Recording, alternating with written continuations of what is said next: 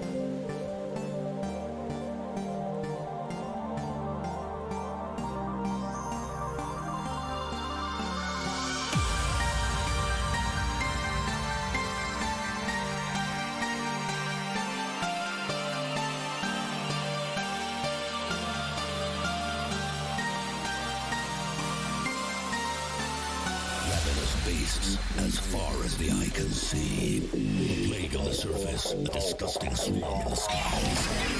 With a crash of thunder, a new demon appears. Unfurling its rotten wings, it lets out a petrifying scream.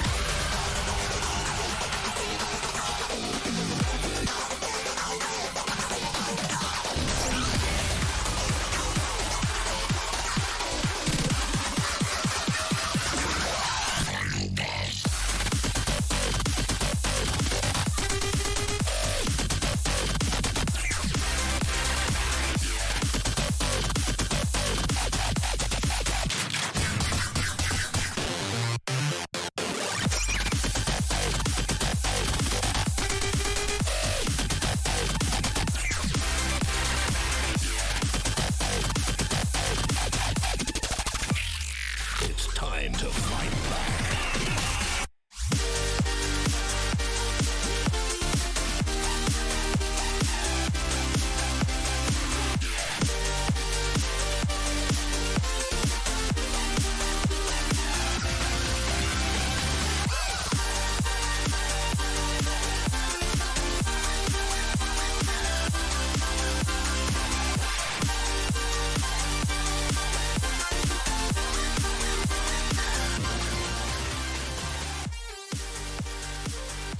All right, ladies and gentlemen, welcome back to Taiko World Cup 2022, the round of 16 weekend kicking off here. I am Beat43210, and joining me for the first match today between New Zealand and the Philippines is none other than Enwolf. How you doing, buddy? I'm doing good. I'm still trying to wake up, but I'm excited for the matches today. Lots of close matches in the loser bracket, mostly. Yeah, this is the first time we're going to be seeing a loser bracket in the round of 16. So we're going to be seeing some very close matchups, or at least much closer matchups, not only at the very top, but also at the very bottom of the brackets. And it's going to be some exciting fun But unfortunately, it does come at a cost of saying goodbye to 8 teams. One of which will be, we will see, New Zealand and Philippines. You have any thoughts?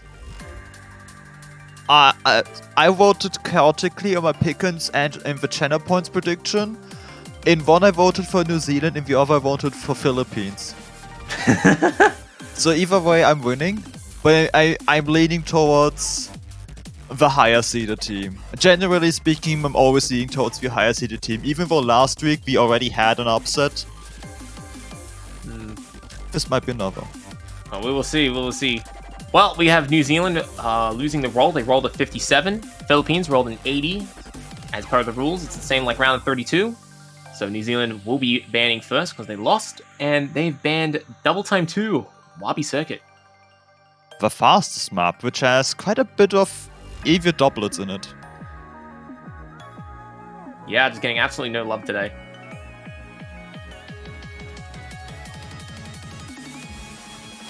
Let's see. What will... Okay. So what will the Philippines ban next?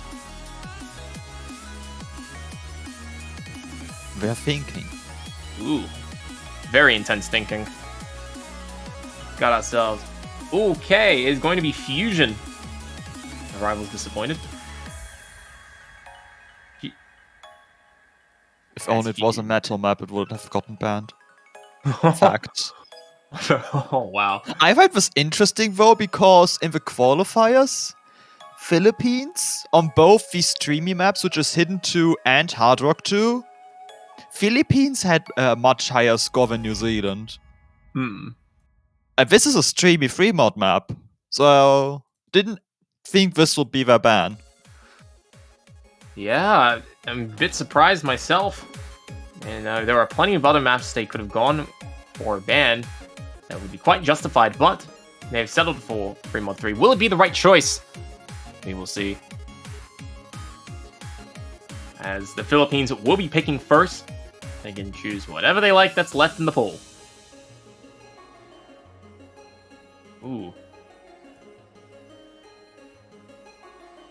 Okay, I'm kind of curious to see where they're going to start. I suspect they're going to start with a no mod. I feel like they want to warm themselves up with a little bit of tech. So you want a no mod 2? Yes. That is a spicy map. It would be a spicy way to start off the weekend, would it not? I would say so. It definitely would be. It's Hard Rock 1. It's Hard Rock 1, which is also equally spicy. It's still tech. Mm-hmm. And very comparable to Hard Rock 1 from the qualifiers. Similar skill set, same mapper. And on that we had Philippines ranking 23 and New Zealand ranking 24. Okay. Well, we're gonna be in for quite a show.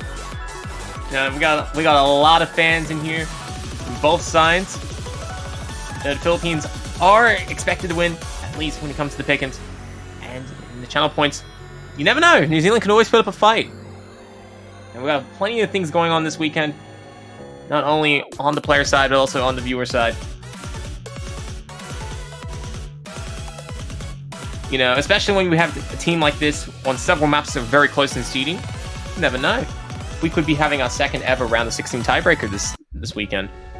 We do want a round of 16 tiebreaker. Well, my survivor chance is definitely one around 16 tiebreaker. So, you never know, but we'll see. We'll see. We have plenty of matches ahead, and we're going to be kicking things off right now with misses. Wait, Pachaco. Okay. That's a curious way to start the map, but if you're going to miss, the first note is the best one, obviously. Of course, yes.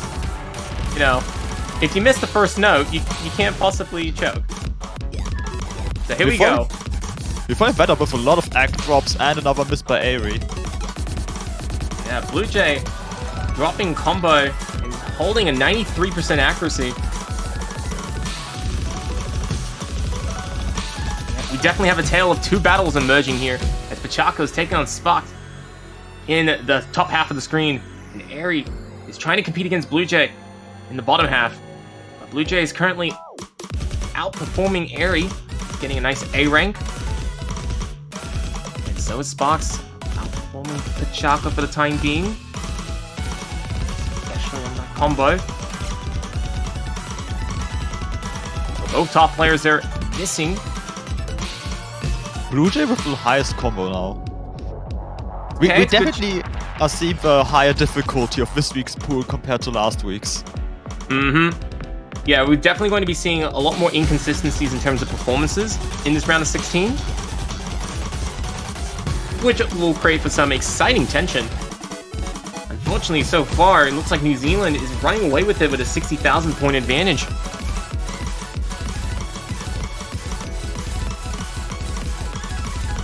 As the song continues to play out, Airy falling behind the pack a little bit, picking up a miss there. But Blue Jays picking up a 6 miss. It's not going to be changing too much as New Zealand will be coming home with the first point. And that's a break point, by the way. That is a nice and early break point. That's a very interesting way to kick things off here. Okay. We'll see how this match continues. Yes. I wouldn't say that the 93% of people that back the Philippines to win this will be scared yet. But being down a breakpoint at the very start is not a good... is not the safest start. Let's put it that way.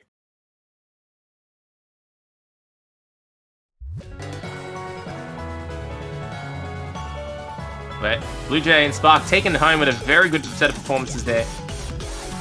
No one getting a full combo, but everybody getting some nice A ranks all around. Now, Do you think we're going to see Hidden at all this match? I want to say yes. When I saw wanna the say showcase, both Hiddens have equally reasons to get banned once a match. You're But right. they're not. You're right, but they didn't. And when they don't get banned, they can get picked. But we are not going to be seeing Hidden just yet. We're going to be seeing Free Mod 1. This future we didn't expect. Mapped by Tetsuke, composed by Camellia. OD of 6, star rating of 6, HP of 6. A lot of 6s everywhere. 2 minutes and 11 seconds in length, and 180 beats per minute. If New Zealand continues to win maps, that's how most picking people will feel when the match is done. That's not a future they expected. Maybe, you never know, anything can happen. Don't count out a country until you're out of maps. And we're going to be seeing how the Philippines can defend against this pick. Maybe this wasn't the start that they expected, but, you know, definitely can be a comeback. I'm curious to see the mod, because this is probably the most mod-friendly map. Out of the mods that aren't banned, anyway.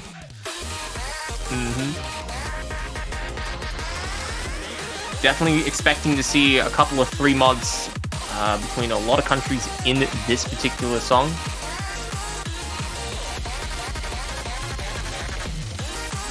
I see see. uh-ohs. Ooh. Okay, we have a symmetrical, aesthetically pleasing 3-mod battle with Sparks and Pachako playing against each other on Hidden and Hard Rock, and Blue Jay and Airy playing against each other on Hard Rock only. So, this is going to be very nice to see. Now, New Zealand did get the better hand of the Philippines. Last map in Hard Rock. Will that happen here?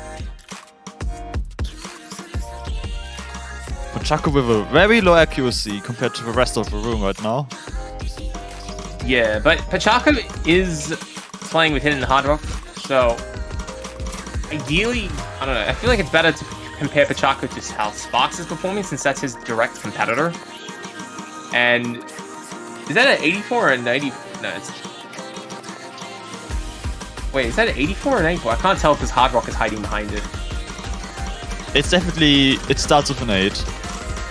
Oh. But that's okay, Pachaka still has a combo going. So, as long as he still has a combo, still catch up to Sparks. Sparks picks up the first miss, and Blue Jay misses back as well, so Philippines will actually have a bit of a combo momentum.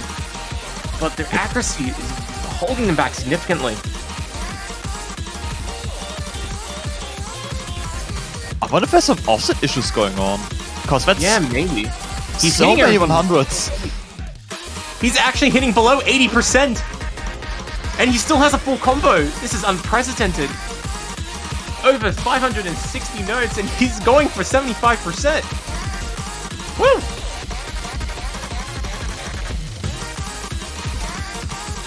I mean, Philippines absolutely struggling to win because of the accuracy deficit. I mean, Pachaco's down 300,000 points because of it. But he is fighting for the 80%. It is an incredibly tough competition, but he is pulling off a rarity in Taiko World Cup. And we also did find a drop, so the combo advantage is much less now. Especially now that the map is done. There's no way. And Pachaco, no, he misses the full combo, no! No, the man was going for 50% 100s and he just missed at the end. Oh, man. We were about to see one of the lowest act full combos in Taiko World Cup history, but Pachaco was just 3 notes, like less than 10 notes from it. It is a heartbreaking and devastating result here, ladies and gentlemen. This is not a future I expected with a D rank nearly full combo. Oh, man. Wait, so would that mean he would get a C rank? Is that how that works? With it? I don't even know. I'm not... Doesn't the full combo just give you 5% more leeway or something? I think... Oh, who knows? Who knows? Oh, man. Oh, wow. Alright, well, Pachaco's about 10 notes away from making history and just did not pull it off. That is unfortunate. But New Zealand's going to be very happy with that. They'll gladly take the second point. And now, Philippines is going to be picking Nomad Run. It's Rainy to Goodbye. Wait, I read this enough.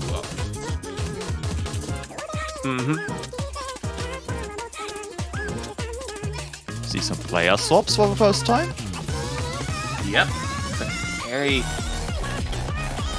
Blue Jay will be stepping out. Scripted Cringe and Zed stepping in.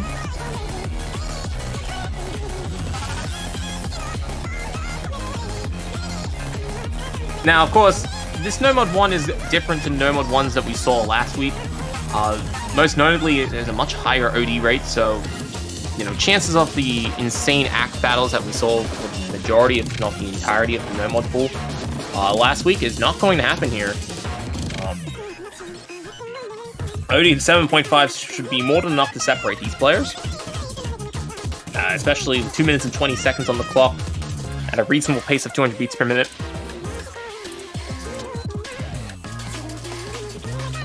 Remember, it's not OD 5.4. Yeah, that's a good thing to remember.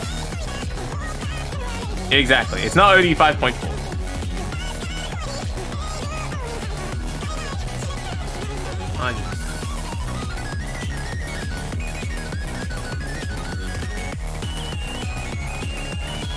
Well, I mean, just because the map has the highest timing window doesn't mean it's the hardest map to play.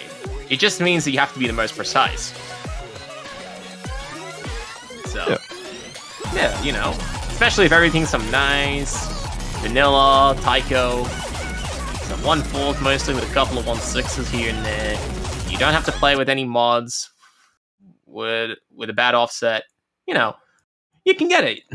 Yeah, this is definitely not the hardest map to hack, even though it has one of the highest ODs in the pool. 100%. That being said, it's certainly going to bring out a bunch more 100s than what we saw last week. Or at least we can hope. Here we go. Music kicking up. Sparks with the early miss.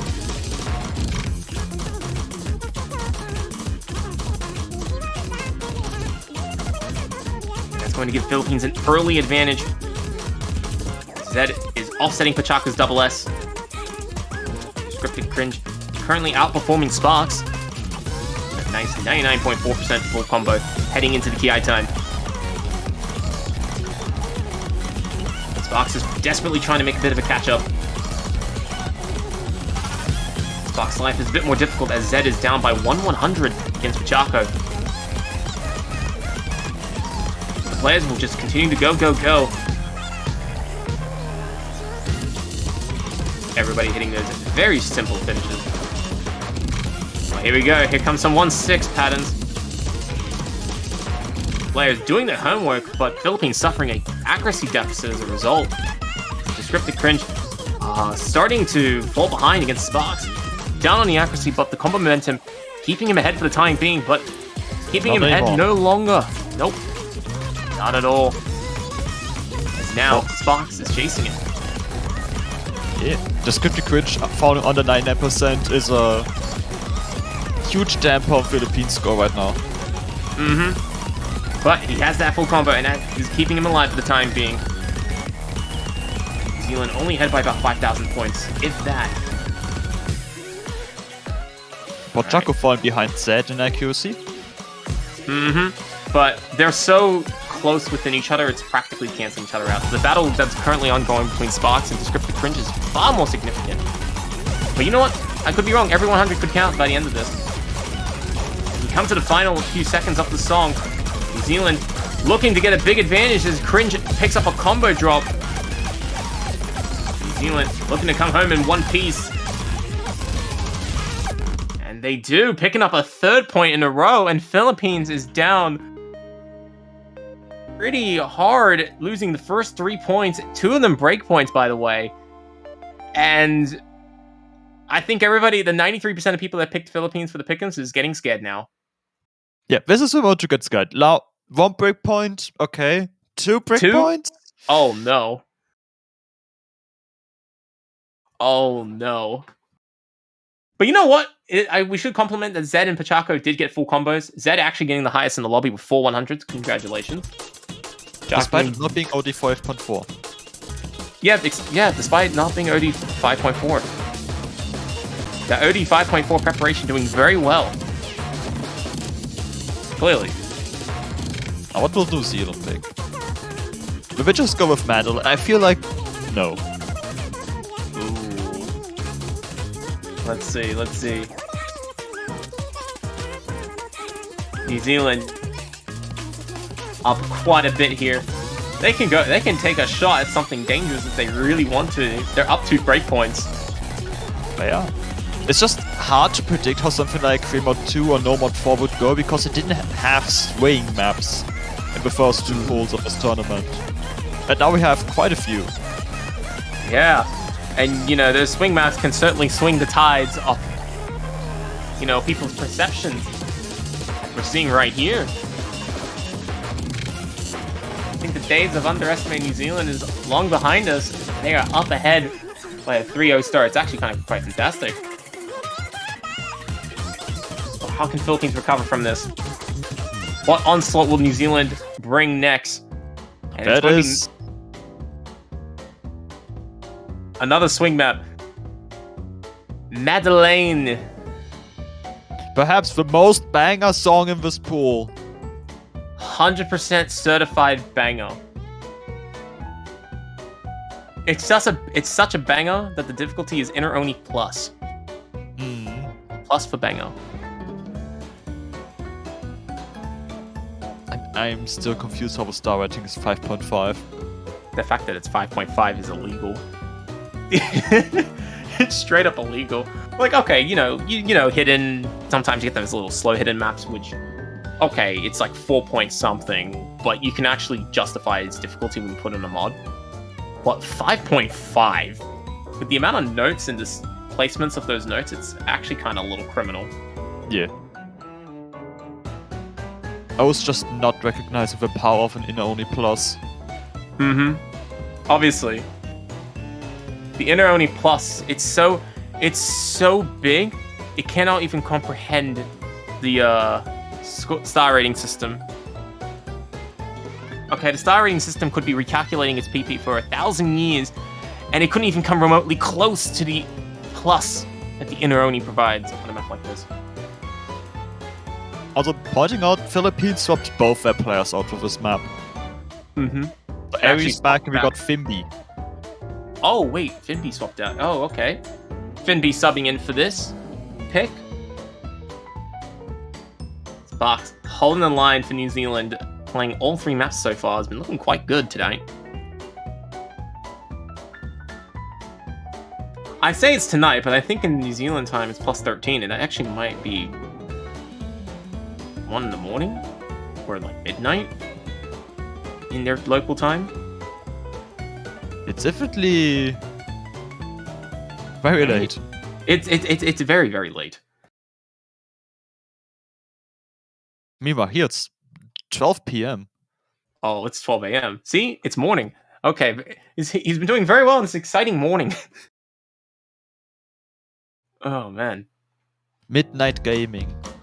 Alright, now here we go. We're going to get started with Free Mod 2, and the mod composition's looking quite different, as Sparks is the only player going with a hidden pick, Blue Jay going with no mod, Finby matching Sparks with hidden, and Airy opting to go with Hard Rock, giving Philippines the mod advantage.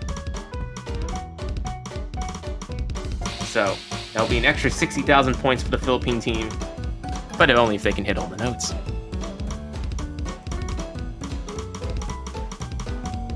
Blue Jay and Airy trading misses with each other there. Looks like Airy's coming off a bit worse. Yeah. And Sparks having a much higher accuracy right now than Fimby, leading by over 1%, almost 2. Yeah, Sparks certainly dominating Finby on this map pick, at least on hidden. But it's still early days, although that miss is a bit unconvincing. But that's good for New Zealand. New Zealand would love to see Sparks continuing to hit this. And Airy trying to do his best. He doesn't have to actually... Airy is actually outperforming Blue Jay on score because of that mod advantage, but it is not enough to close the distance. Airy's going to need a lot more than that, and Blue Jay is going to have to drop the ball quite considerably for the Philippines to come back.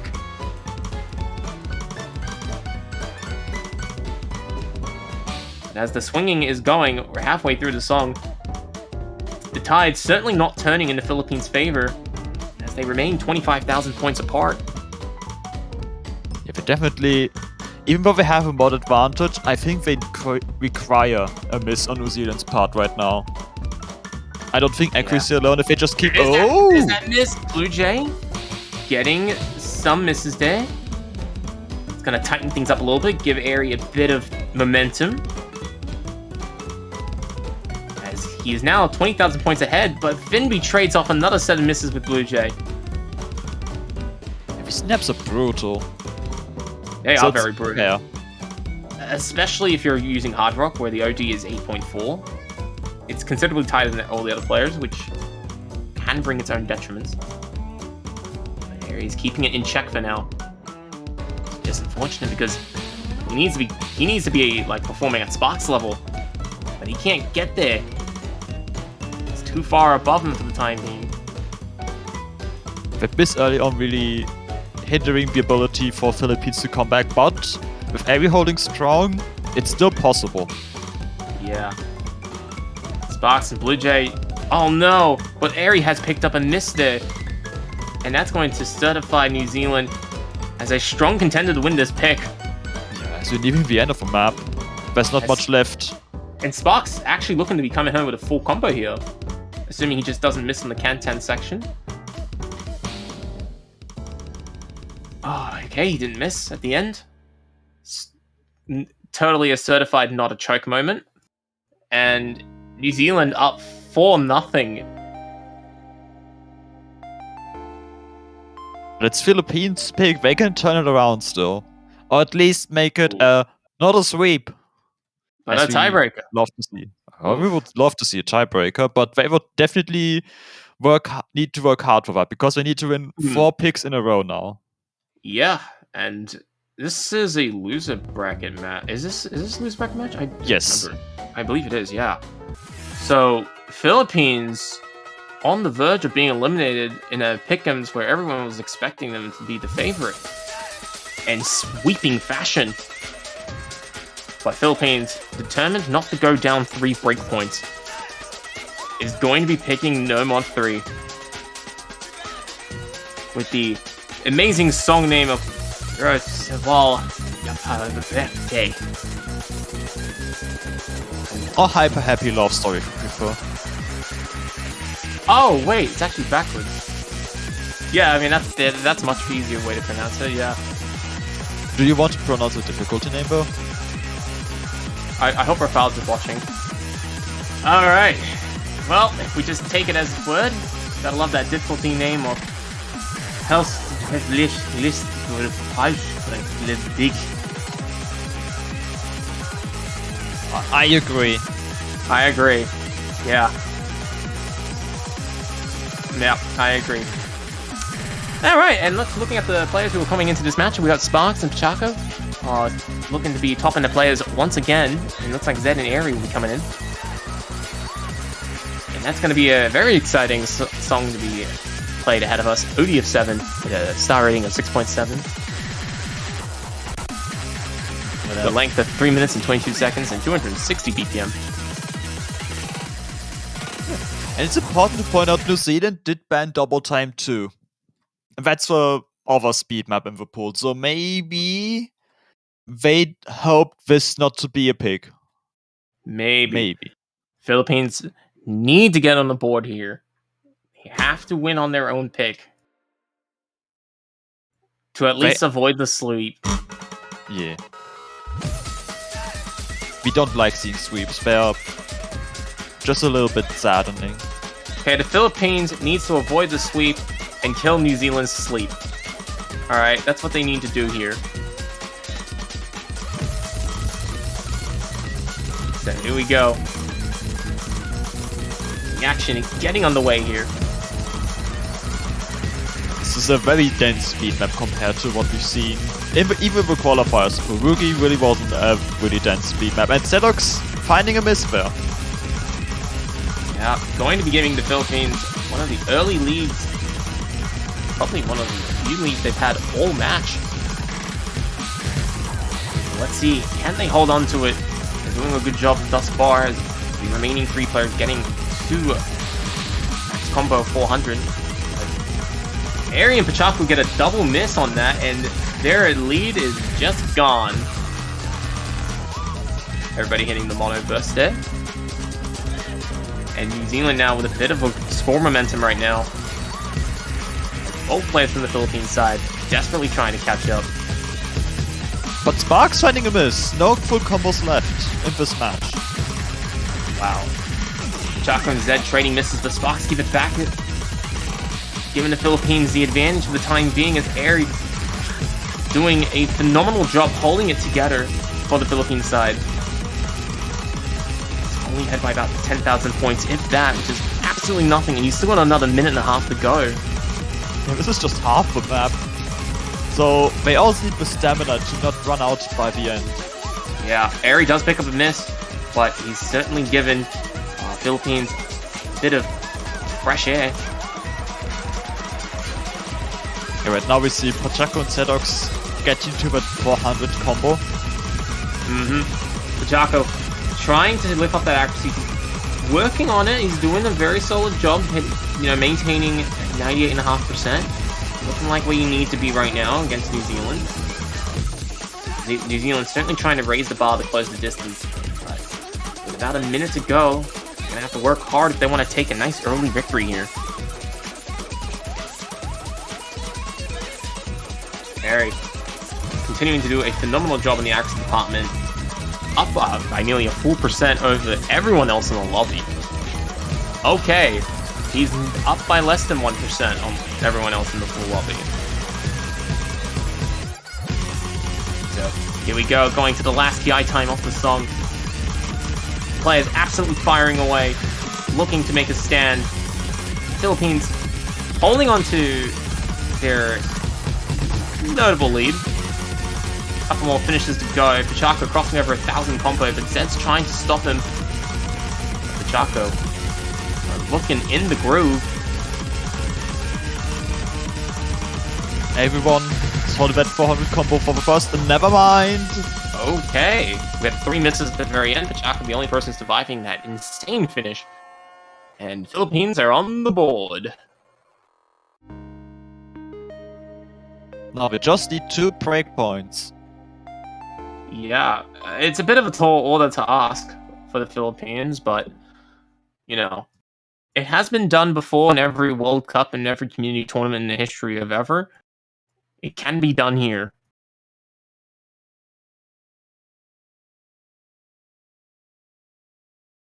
Now, after seeing Madeline though, I'm returning to the question I asked earlier of if we're going to see Hidden. I still maintain my position that the answer is yes. I'm biased, I want to see Hidden, so I'm also going to say yes. Yay! We're in the yes gang. Nah, I should say the yes club. Yeah, we're in the yes club. I'm just wondering about the second player on each team. Well, look, you know, you don't have to be the best player in the world to win. You just need to be better than your opponent. True. And that has worked quite Underrated nicely in mindset. this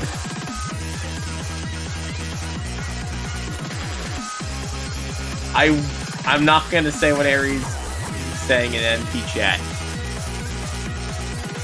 Nope. But what I will say is that we are eagerly awaiting a pick that doesn't come from a man, how do I say this properly? A place where I need to focus your energy, and they're picking Hidden 2. There it goes. And But- Hidden 2. Here we go. The gimmick map from Community Tournament, now in Hidden. Is back with a vengeance. Burnt rice. There's a lot of side velocity changes going on. The rhythm is actually really simple to follow for the most part. And then you have that lower speed section at the end. Man has never been so motivated before in his life, and he is coming out with all that energy now. As we embrace the burnt rice. OD of 6, star rating of 4.7. Map is the polar opposite of Hidden 1. It's a test of SB reading. There's plenty of Hidden and many SB changes, so must be able to train it and play it properly. Now, we do see Sparks and Fimby the lobby, both the hidden players on Madeline. Pochaco did play Hidden Hard Rock on FM1. We know how that went.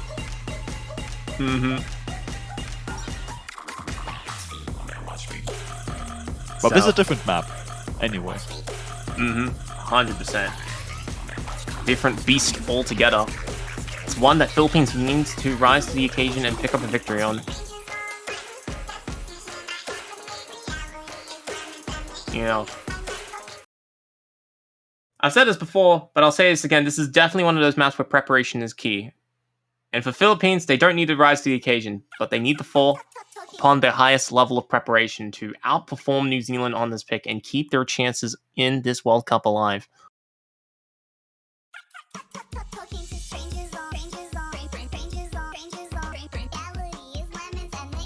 So here we go. Oh, Finby off to an early miss. Quite a few, actually. Okay. We see some ghost tapping strats going on. It's just buffer strategies, 100%.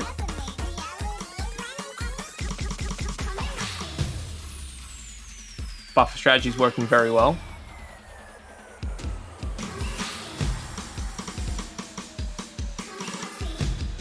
This slow section here. Keeping everybody on their toes, dropping a fair amount of 100s between Blue Jay and Finby, but both sides have definitely done some of their homework.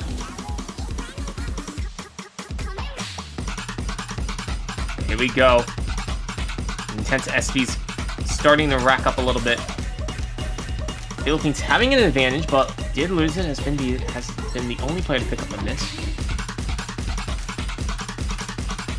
Yeah, New Zealand has the combo, Philippines has the accuracy right now. Oh, Blue Jay picking up a huge drop there. And that's what Philippines needed. Yeah, exactly. And now they just need to build on that momentum. And Finby is actually a combo of 200, which is actually going to help a little bit. Keep the momentum on the Philippines side for the time being.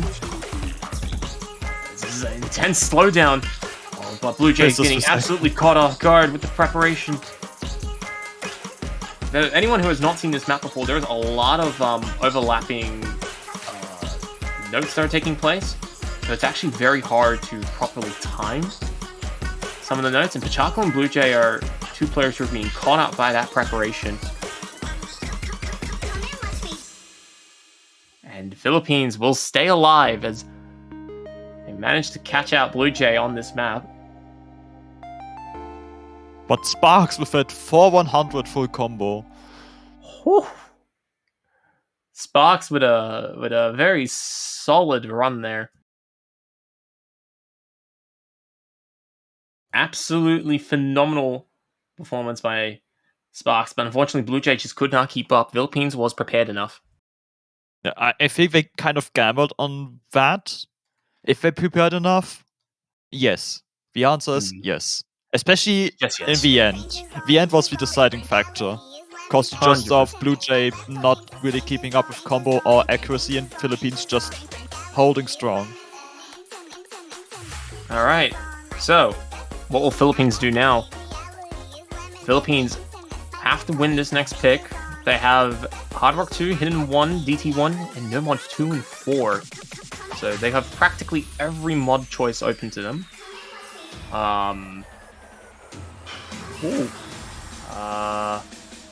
Where did I want to go? Because, you know, it's not easy just to say, let's go with Hidden 1. Because Hidden 1 is completely different to Hidden 2. We're going to Hard Rock. Ooh. This is the faster one, which is just 222 BPM Hard Rock reading. Straightforward patterns, generally speaking. So, yeah, you could say the Philippines channeling in that inner rage, the inner good rage, as they keep their momentum going and they're trying to pull off a bit of a comeback. They've won 2 maps thus far, but this is going to be a big test for them. Definitely having a fair amount of finishes on the song will be a complicating factor. OD of 8.4. Star rating of 5.9. Now 2 minutes in length and 222 beats per minute. Now the question just remains, who's going to be the second player for New Zealand? New Zealand itself. The Matrix has returned once again. Too much power. Well, that is what New Zealand is banking on. You know, if you just stack New Zealand on top of New Zealand, you just get New Zealand squared. And they're hoping that, like, the explosion from the earthquake or folding New Zealand in half will be enough to channel their way to a 5th point. Big brain plays by New Zealand, but will it pay off? They have sent their entire country after the Philippines on this pick. They are holding the line here. Here we go. Alright, here we go. As New Zealand, playing for New Zealand for the first time. Let's see.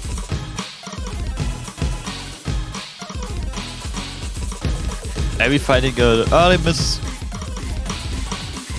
Yeah. Early miss by Airy, but they're winning that back. New Zealand has picked up an early miss. And if your accuracy drops. Certainly. DK stream catching Airy off guard at the very end there. The last note is not a D, that's the evil part. I think that's just what happened. Okay, Spark Pataka trading. Now it's New Zealand with the highest combo in the lobby. Well, combo can only get you so far, but right now it's enough to keep them ahead. Both Philippine players suffering a miss there.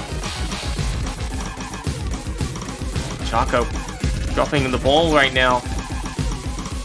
Sparks also trading that back. Oh, but Eri with such a huge drop there. Everyone dropping in that stream or before. Yeah, with how inconsistent the lobby has been, New Zealand's up by 100,000 points, but will they stay up 100,000 points? That's the intriguing question. Philippines definitely needs a solid run from at least one of their players here.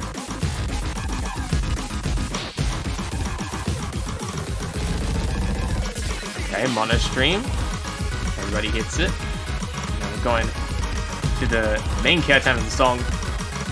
Sparks and Eri trading misses. Well, Chaco and New Zealand are basically equal on combo right now. This is not looking good for the Philippines. New Zealand looking like... Oh man, they're going to be taking this, and there we go.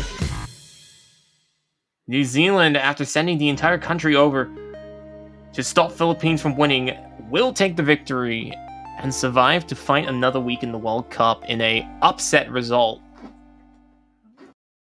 5-2. And they're going to face the loser between Hong Kong and Malaysia. Yeah, that's going to be an exciting matchup. Absolutely solid results by New Zealand. Yeah, which was a good match. 100%. I mean, New Zealand surpassing everyone's expectations, was running away with it nice and early. But Philippines definitely mounting a comeback of 2 points. Unfortunately, the road ends there for them, as Philippines will be the first country knocked out of Taiko World Cup 2022. More will follow during the matches today. What a great start into this weekend, though. This is a showcase of what is to come, especially for the lower seeded teams with the high difficulty of the pool. Yes. Definitely, especially something that is still a relatively new concept of having a loser bracket around the 16. There's definitely a bit of fine-tuning to do. But while that fine-tuning will be taking place, we're going to be seeing some very spicy results from some of these teams over the course of the next 2 days. And we're going to be here capturing every little bit of action for it. And yeah, it's going to be some good times ahead. Hope you all enjoyed that match. The next match will be an hour and a bit from now. It'll be between Portugal and Singapore. I'm excited for that block. Oh man, I'm so excited for that block as well. Unfortunately, I have to sleep. So I'll be subbing out. But Envolf, you'll be around, so it'll be nice and good and dandy. Yeah. Yeah. Europe represent. Europe represent. Maybe not. Well, that will be it for this particular Taiko World Cup match. I'd like to thank everybody for tuning in. And stay tuned, as we have plenty of more exciting matches to be coming up in the next day or so in Taiko's World Cup's round of 16 weekend for 2022. I am Beat43210, and I'll be signing off. What a night. Take care, everybody. I'll see you later in about a bit over an hour.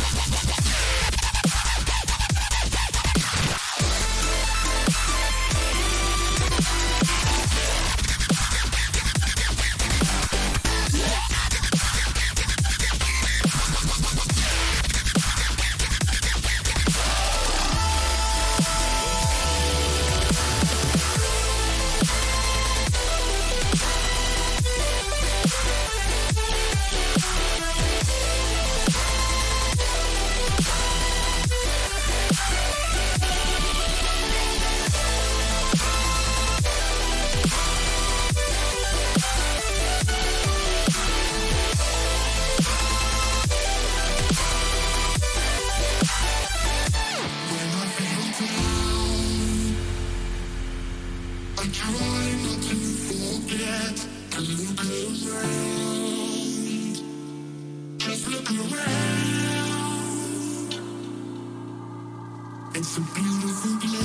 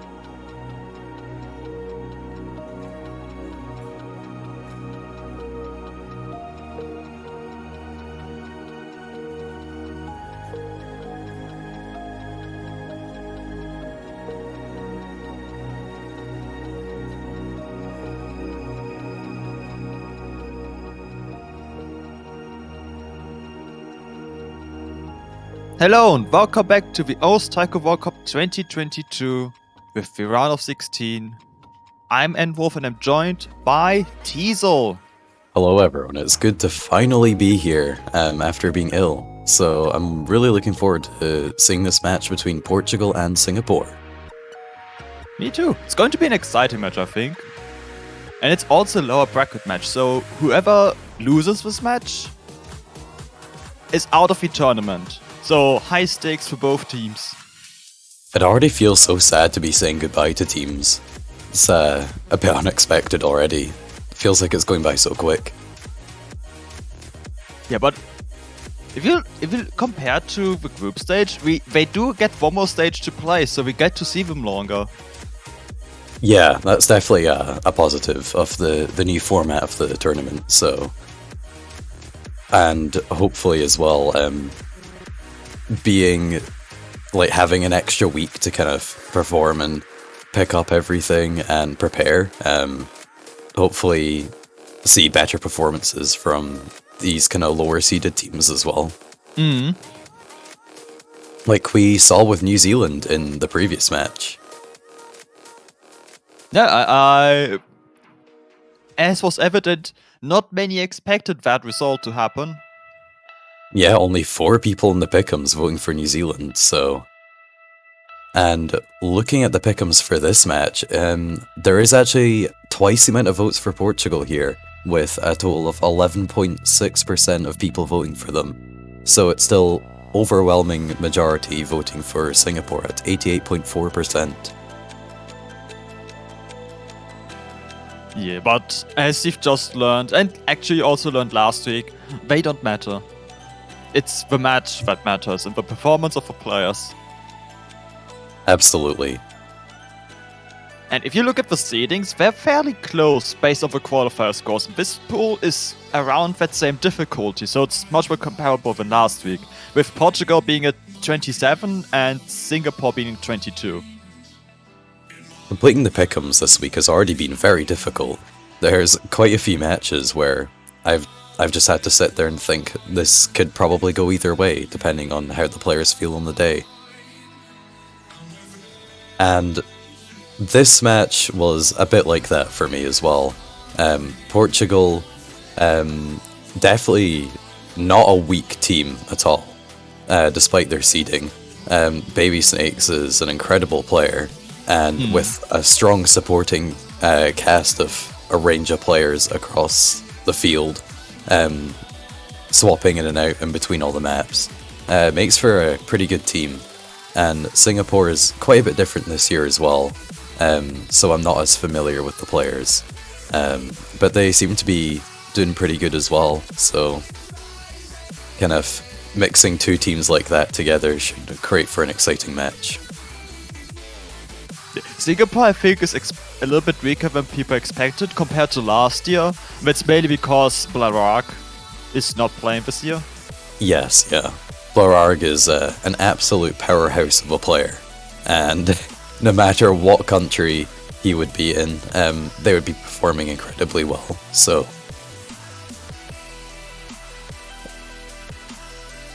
We're still waiting for the rolls to happen. What do you have any thoughts on what could be banned? I have some thoughts. Personally, I think it would be in Singapore's best interest to ban a free mod. Maybe something like free mod 3, because that's the kind of map that Baby Snakes would be able to hit in Hard Rock with very, very good score.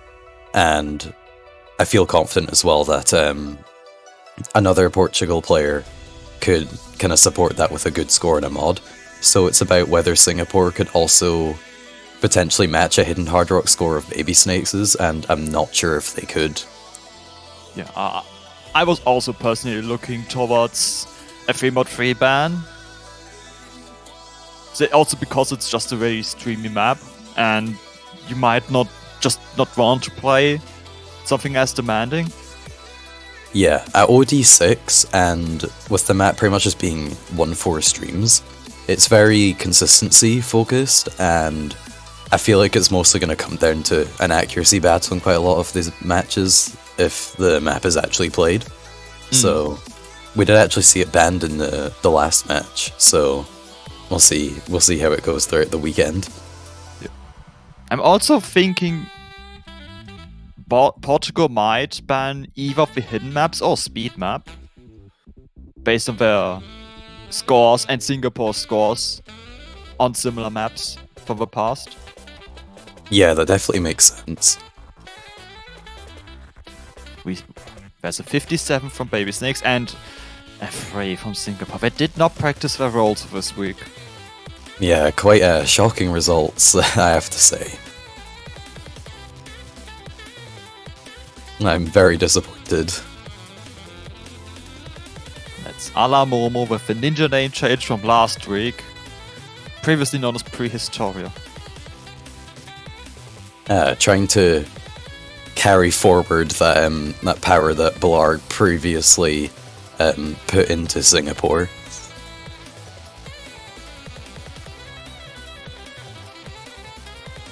Alright, and we're going to get into the bans, so let's see if our predictions are correct.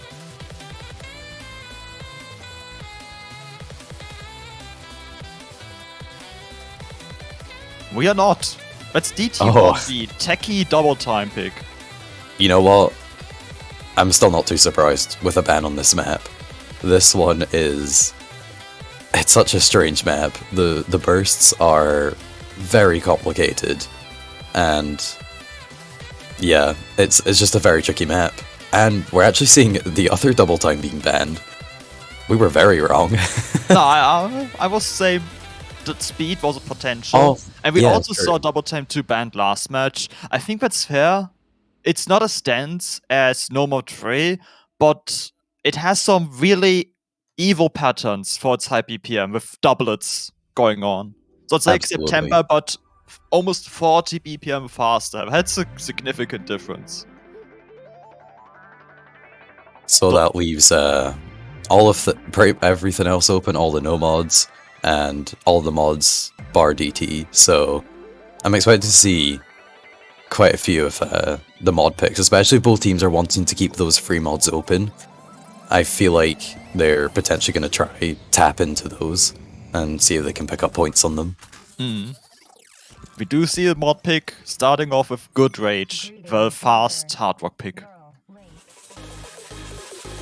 Yeah, after practicing the pool myself, just to run through the maps and get a good feel for what the pool is like, this map is very fun, and the slightly increasing SV throughout the map definitely makes it a difficult reading challenge, but a good one at that.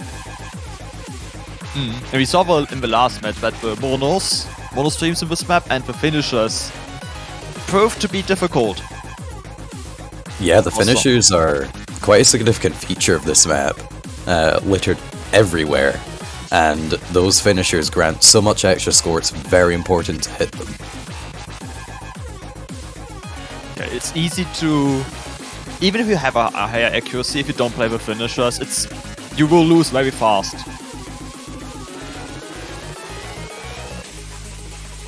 They can... I don't know how much difference they make on this map, but they can be easily 100,000 points, depending on how many you have in your map. It'd be interesting to test that, actually, and see the true difference that the finishers can make. But the lineups that we have for Good Rage is Baby Snakes and Shinzui for Portugal, and Alamomo for and Bob Free for Singapore. And I believe this is pretty much the same lineups that we were kind of seeing last week for like free mods and hard rock picks, if I remember correctly. So we're gonna get into the first map, and hopefully the players put on a wonderful performance.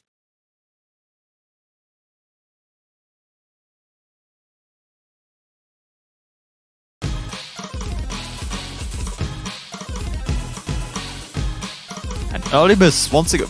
2! Oh, okay. Keeping it interesting from the very start, I see.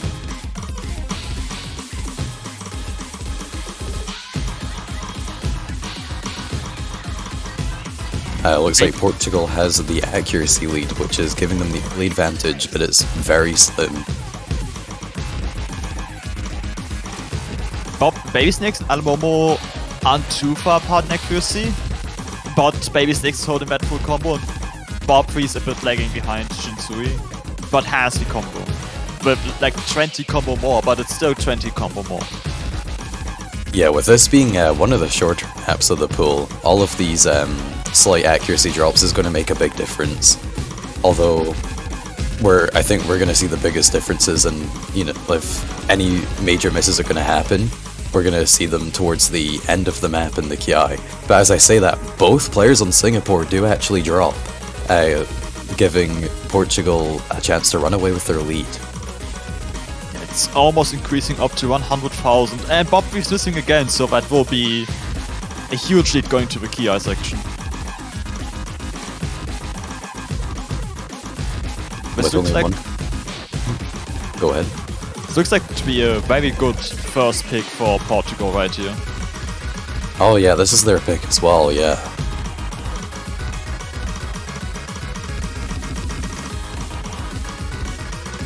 Yeah, just as long as they can hold in this final section of the map, which it looks like they're doing really well so far, this pick will be theirs.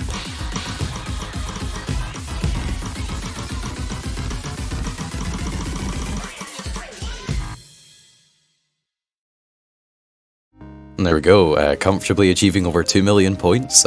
Portugal takes the first map of the match. Baby Snakes with that massive accuracy lead over the rest of the lobby. Very important.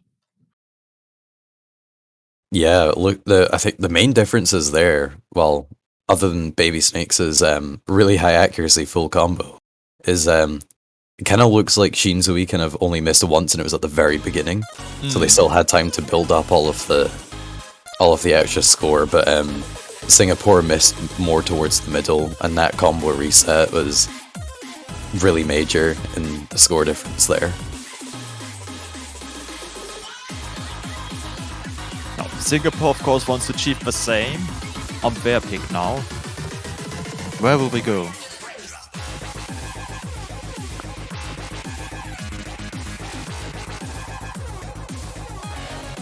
I'm going to be like last match. I want to see Hidden just to see Hidden.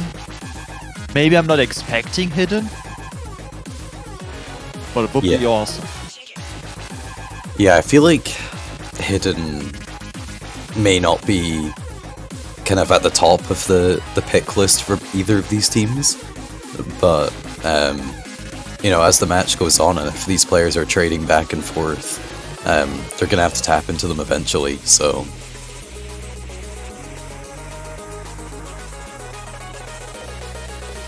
I wonder if we're going to be picking something Nomad first, just to start off.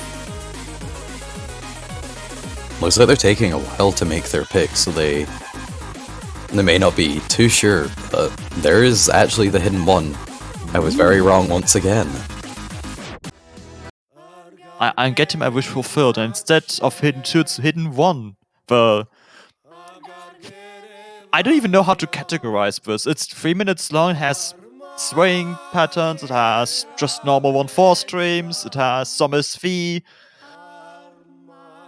Yeah, the mixed snappings as well make this for a very interesting map. It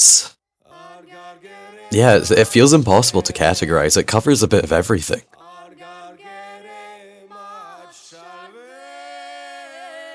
And especially with the slower reading sections, you can't really cheese them. You need to be accurate on the snappings and the reading.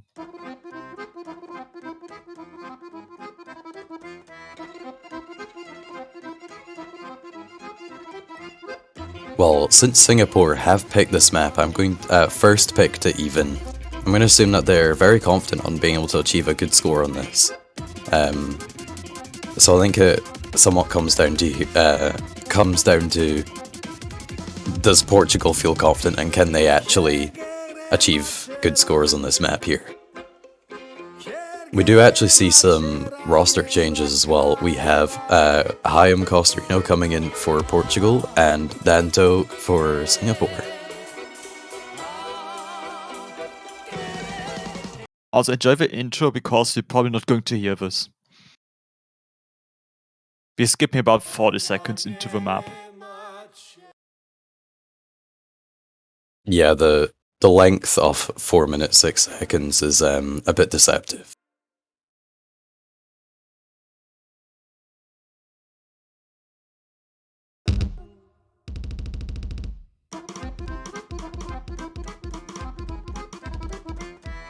Oh, and it's looking like a rough start for accuracy on everyone but Alamomo's screens here.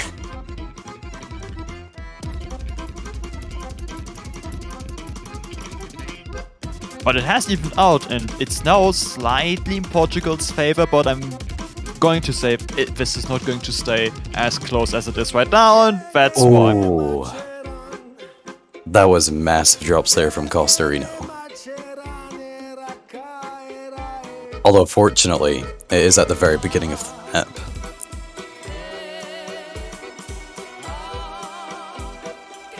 But he follows up with another.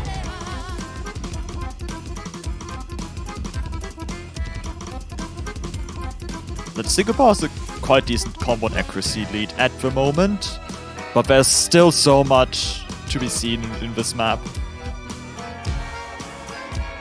Yeah, just a simple misread can make all the difference. Danto picking up some misses there as well, and Alamomo 4 Both full combos gone from Singapore, leaving Baby Snakes as the sole full combo. But the accuracy is keeping them still from not losing that lead. It's not shrinking as fast as I could under normal circumstances. Oh, but with another miss there, it looks like the lead is going to swing back over in Portugal's favour. Oh, but with another miss from Costarino, it goes back over. And Baby Snakes. Danto the only combo on the board.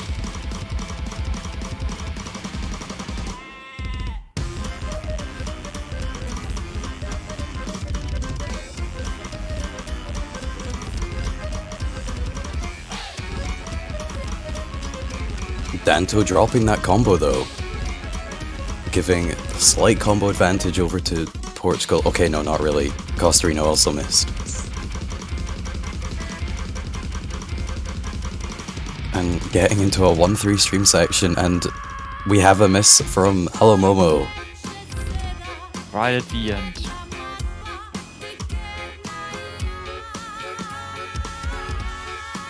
With all the misses, it's really important right now that there's a 2% accuracy lead for Danto over Costarino. That's basically the difference we're having.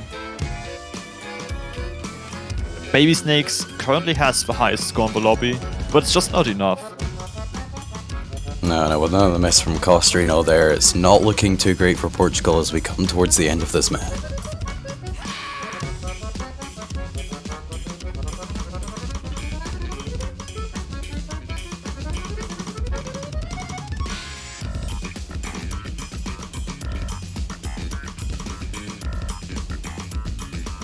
And I think at this point we're going to have to see something catastrophic for Portugal to be able to take this point. I don't think that's going to happen. And that's it. That's the point for Singapore. Tying Both it players back on the up. board. But Baby Snakes did get the highest score. With a single miss. Just falling shy of that 1 million. But very impressive nonetheless. And both Singapore players actually only around 1,000 points difference between them.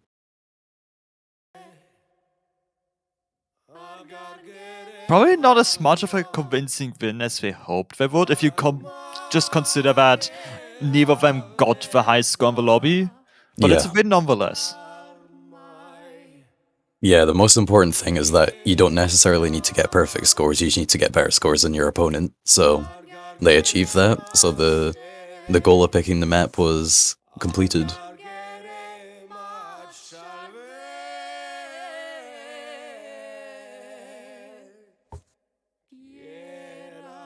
Will we see Hard Rock 1 as a counter pick, or are we going into free mod? I feel like free mod is always an option, especially for Portugal. Yeah, absolutely. And as you said, they're going to go for the other Hard Rock.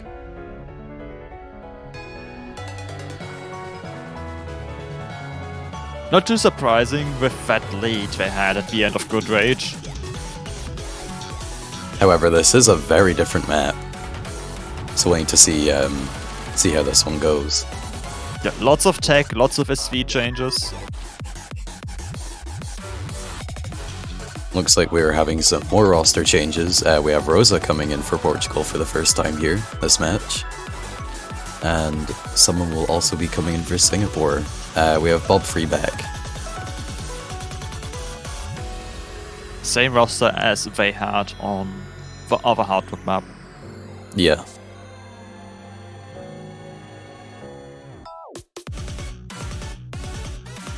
I do wonder how Singapore's going to perform. They did ban the techier double time pick. Yeah, and this map is definitely a bit heavier on the tech side compared to Hard Rock 2, so it's also very interesting to see that they have a different player coming in for the Hard Rock 1 compared to the Hard Rock 2 for Portugal, so we get to see, well, that could make the difference here.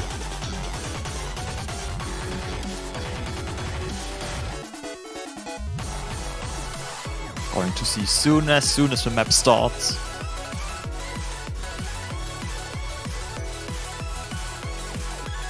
There it is.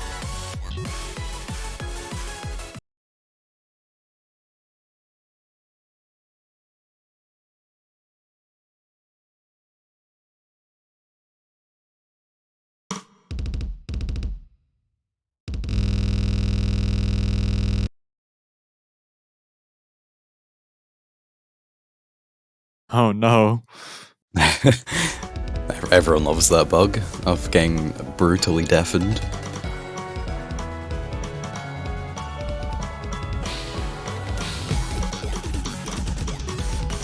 Okay, very early miss from Bob Free.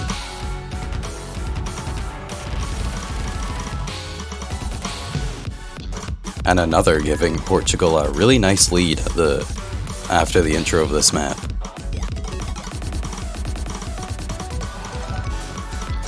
And they very strongly have the accuracy in their favor right now. But it's shrinking. With Rosa finding quite a few 100s in the streams. Still holding onto that full combo though, which is really good.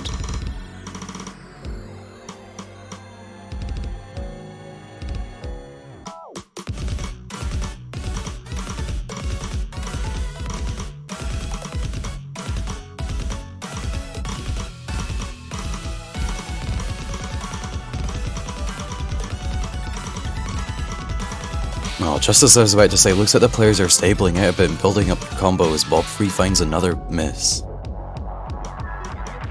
You don't want to be down combo just as we're heading to the next intense section. Rosa also trading that miss. Should be okay though, they have a bit of room to spare here with that score lead. Yeah, Baby Snake's almost a percentage of accuracy ahead of Alamomo right now. With 2 full combos left.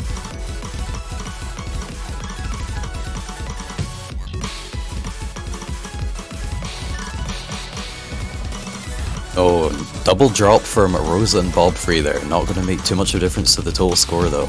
As we come into the end of the map. And that's another 80,000 lead for Portugal on this Hard Rock 1. 2-1. 2 really great full combos from Baby Snakes and Alamomo. Baby Snakes with incredible accuracy. Only 9 100s total. Nice 100 count for Rosa. Definitely.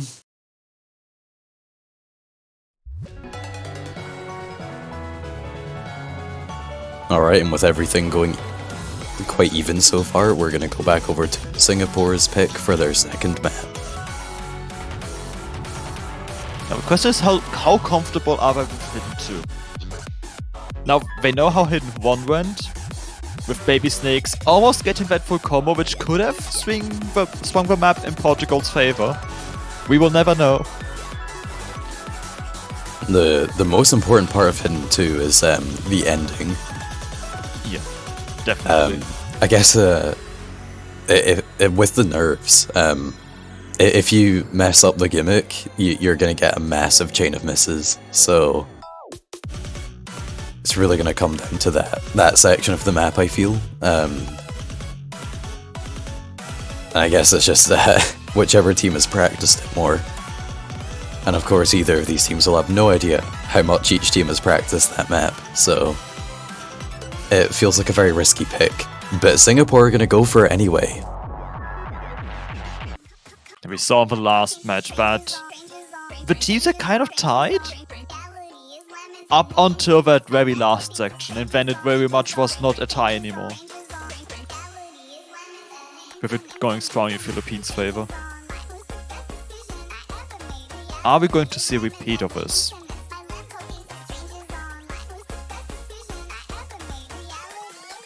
Okay, and some roster changes again.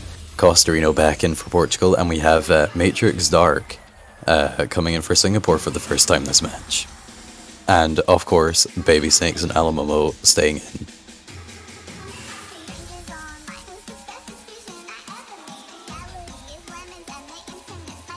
So the thing with Hidden 2 also is, if you treat it like a gimmick map and not a hidden map, I think you can get kind of quite far because the rhythm is very constant for the most part.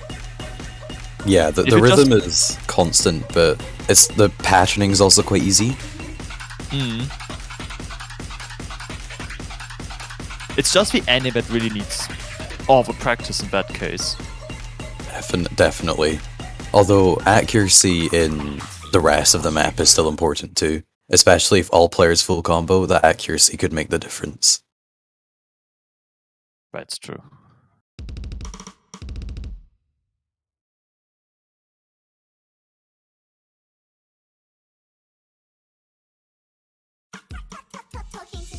We're also adding last week's hidden map into the mix. Quite interesting that Singapore always has a different second player for the hidden map. And in addition to Alamomo. You had 3 different players be the second player now. Huh. Interesting. I guess really depends on the map itself then.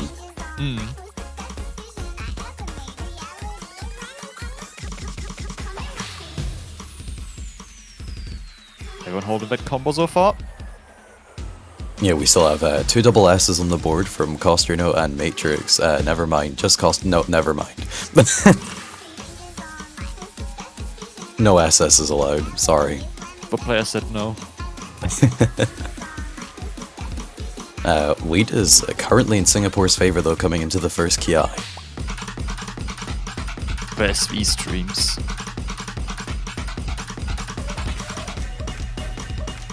I think on the stream, it looks harder than it actually is. Yeah, the SV is still deceptively fast though. Although thankfully due to low density of the notes, it's not too difficult. Yep, and everyone's still holding that combo with a slight accuracy lead for Singapore.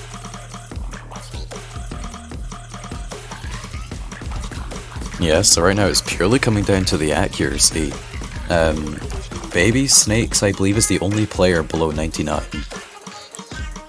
And we're in the gimmick section of the map now, and everyone seems confident in hitting it so far.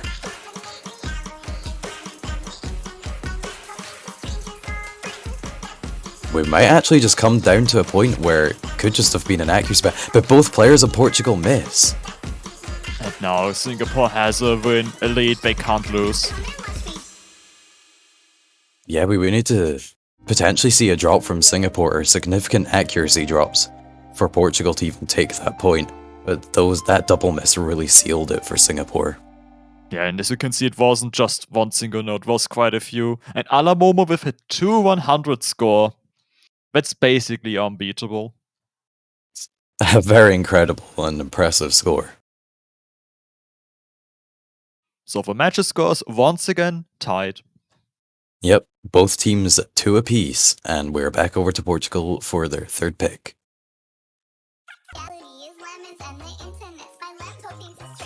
Now, we are out of hard rock and hidden maps. Neither team can continue their picking strategy, so we have to dodge into no mod and free mod.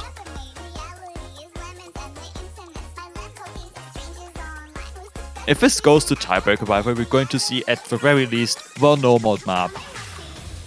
If it will be more than that, we don't know. I would assume we're going to see no mod Trevo, unless Singapore doesn't feel comfortable on it. But based on Portugal's speed map ban and last match, no mod 3 would seem like a choice that could happen. Yeah, especially because both teams have been very into picking the hiddens and hard rocks. I think that going into the free mods is also a very likely possibility.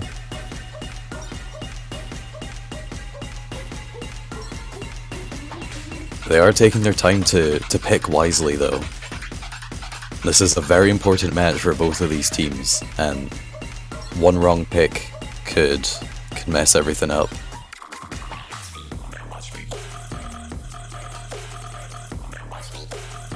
Oh, it looks like everyone is confused about who is picking.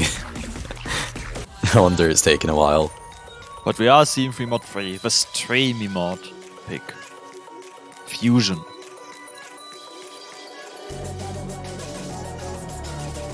Three minutes long, 200 BPM. This map I personally feel is very comfortable for modding. So I'm expecting to see a lot of mods coming out from the players. It's neat that we have this now. In qualifiers we had a stream map in both the hidden and hard rock pool qualifiers. Now it's stream mode, now you can just choose what you want to play on this streamy map. This is the only free mod map we didn't see last match because it was banned. I'm personally expecting to see a hidden hard rock from Baby Snakes, but I don't know if we'll see a hidden hard rock from Alamomo. It's possible, but they may choose to go with a single mod and play it safe. That's possible. We did see it pay off in the last match with New Zealand on Mandolin, only picking hidden and no mod.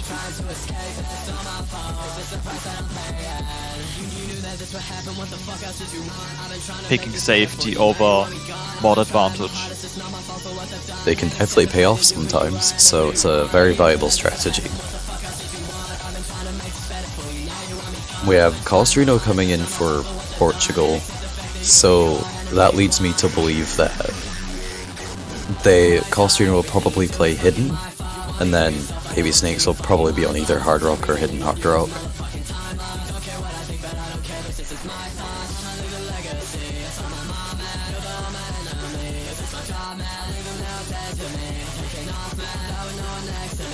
And just to clarify, for free mod, the only available combinations are no mod, hidden hard rock, and hidden hard rock. And a team can't pick the same combination of mods. So you can't have 2 hidden or 2 hard rock, for example. So no flashlight is allowed in free mod. Here we have them. Baby Snakes and Alamomo both have hidden hard rock.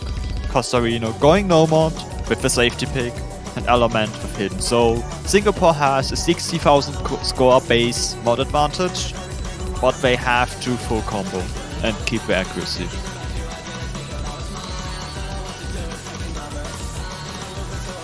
Yeah, so they are naturally going to have a minor score lead, but as you say, they've got to keep that up with the full combos and accuracy to keep that. And so far it's actually swung over to Portugal's side briefly.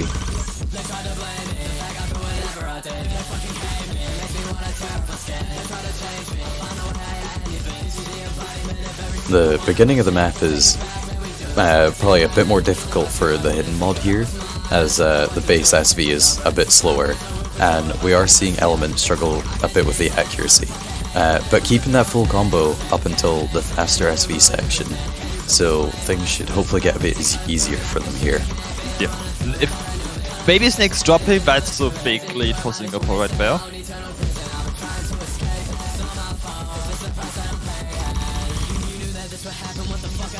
But we also haven't seen the streaks yet. Yeah, there's still a decent bit of map to go, and the scores are less than 15,000 between them, so... And there we go, Alamomo finding the drop as well. Both hidden hard rock players now not full comboing.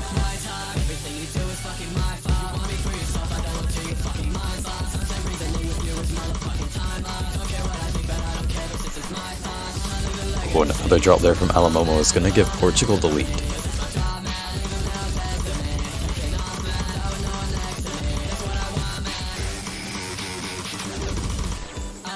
Element also dropping. Ooh. Now, mod advantage matters less. If no player drops, I think Portugal now has the win. Never mind. Baby Snake's dropping, however, Costarino still with a very high accuracy full combo.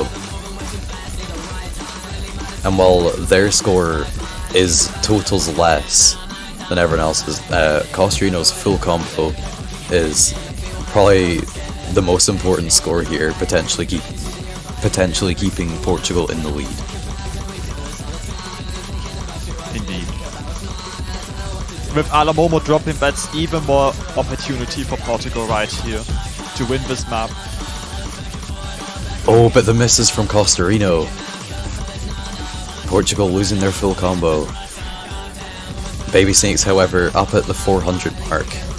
And with more misses coming in from Alamomo right at the end of the map here. This is looking like Portugal's win here.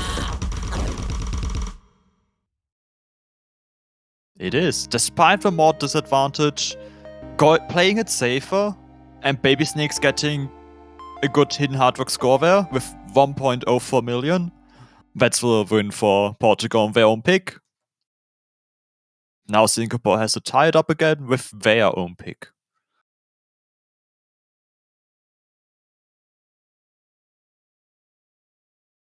Yeah, so after seeing the results of FreeMod 3, Singapore may potentially think twice about going into FreeMod 1 or FreeMod 2. However, they do also have the knowledge that they could potentially keep a mod advantage on either of these maps.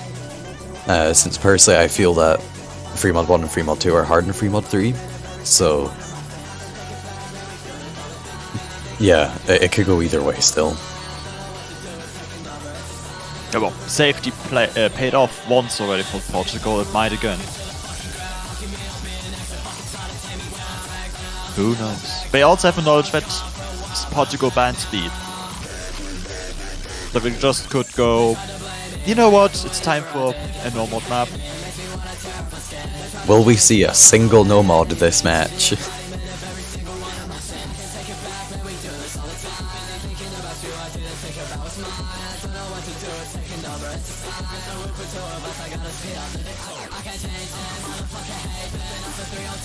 I think there is Hyper Happy Love Story, the speed map.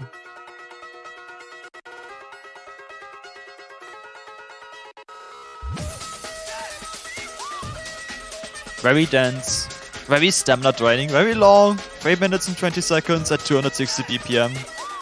There are a few breaks, but there's also a lot of dense sections. Everyone loves a good bit of Erod Saval, Rev, however you're supposed to say that, and I don't think I'm going to attempt the difficulty name.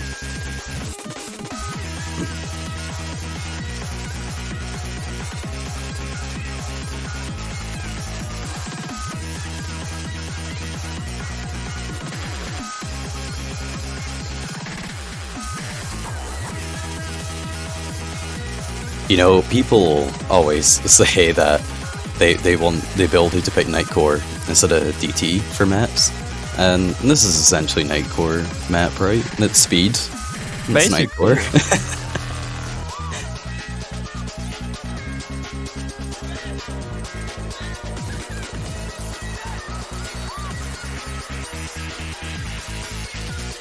I'm very interested to see how this goes.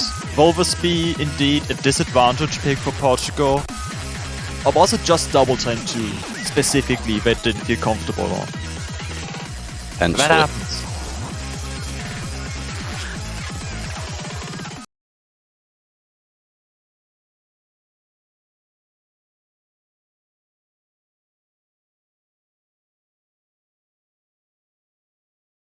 Here we However, have the first map with no mods.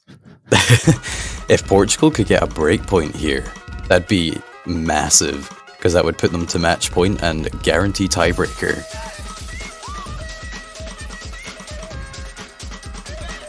Or flat out victory. But we do want to see the tiebreaker. And so far the matches, the teams did a good job winning their own picks. Relatively comfortably. On the Survivor in the TWC server, 22 people are depending on there being a tiebreaker this round. And so far it's looking pretty good, it could be this one.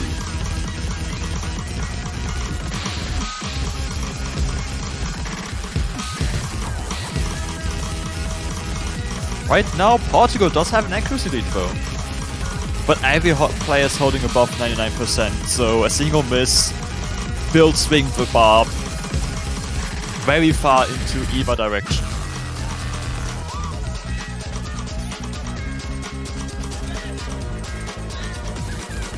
I'm actually wondering if the Singapore players are playing the finishers. Because I feel... Ooh, Shinsui finding a miss! That lead is going to go on to say, never mind, LMO were trading. Quite a bit more as well.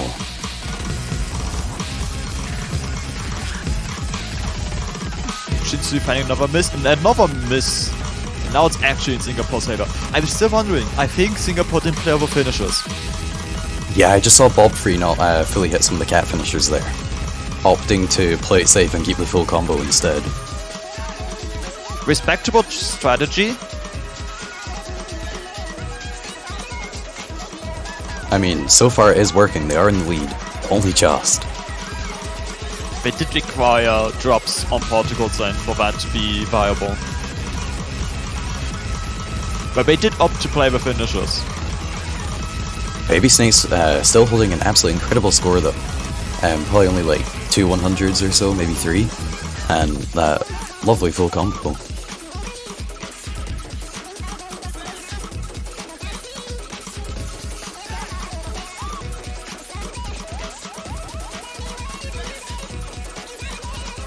We got about 1 minute left of dense speed sections. I wonder if any of the players are getting tired yet, particularly Baby Snakes and Alamomo, this is their 6th map of this match. But it's Shinsui finding another miss. Not the ideal spot to be missing going into the final KI. And Picking also up missing another- that cut mono.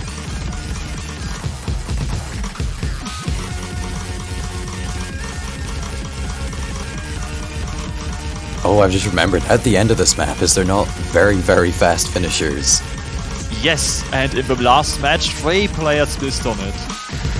Let's hope the players remember. Seems like they pretty much did. Shinzui picking up another miss right at the end though, and Singapore will be taking this point. Very good pick from them. 54,000 score lead. Baby Snakes with the highest score in the lobby though. Well, score's tied. Each team gets 1 more pick. That's confirmed, set in stone. Will we see a 5-3? Or will we see a tiebreaker? I think we're at the stage now where we can start a bit of tiebreaker hype. I think it's fair, yes. Next question. Are we going to see mods on the tiebreaker? Oh, that's a different question entirely. Unlike last week's tiebreaker, it's much more friendly towards mods, and players are going to need every advantage that they can get, so we could potentially see them. But the only way to know is if we get there. We have to. We must. I know I put 5-3 on my pick'ems, but that's solely because I just forgot I didn't put tiebreakers. Oh, my pick'ems have gone awful. I put 5-0 for Singapore. Yeah. I am publicly admitting I had not that much faith in Portugal, and looking back on it, I don't know why. Portugal proved to be very strong on their own picks, at least. They're still performing pretty well on the picks that aren't their own, just unable to match Singapore's scores. That's the word. Granted, Singapore were picking like hidden maps, and if you're not too comfortable in hidden, there's not much you can do about that. It's just very interesting to see how close, generally speaking, the Singapore players are to each other on their picks. They're on Portugal on their own picks too, but on the other team's picks, Portugal just kind of has Baby Snakes being top performing and the second player mainly falling behind. So that despite Baby Snakes generally beating the Singapore players, they lose the map. As we're seeing here, no mod has been abandoned once again, and we're back to free mods. Free mod 1 this time.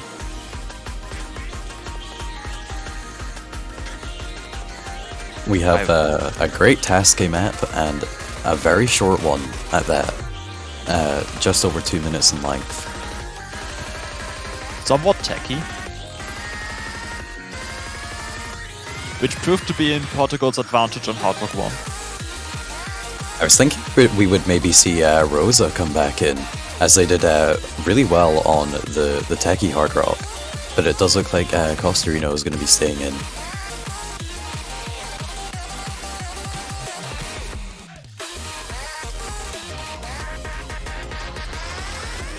Could be the comfortable normal play again. High accuracy, full combo and stuff. I'm wrong. Okay, yeah. We've Costarino actually on a mod this time, which I wasn't expecting too much. So both teams have equal mod advantage here. So no bonus score for either side.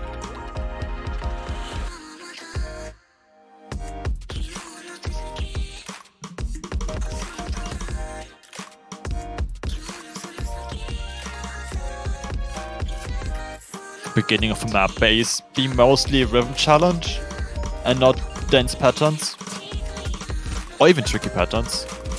Does look like it is catching at a few players. Yeah, the rhythm being hard to catch for the Portugal players specifically. Yeah, Baby Snake's all the way down at 93% accuracy. Yeah, but all of them almost started falling behind while Portugal catches up and they have a very tiny lead.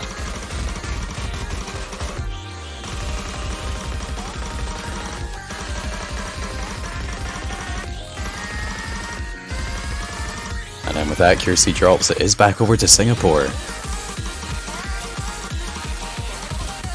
But the lead is so small. Yeah, it's just a few 100s. I was very scared on the streams to see a miss, because quite a few players just got multiple 100s in a row. That's mostly something that happens right before the miss, and I'm almost missing. Yeah, I was gonna say, a miss is gonna immediately flip over the score. And it didn't really change it that much, and Costarino's miss has now given Singapore a decent lead here. And with more misses, Singapore is looking pretty comfortable right now.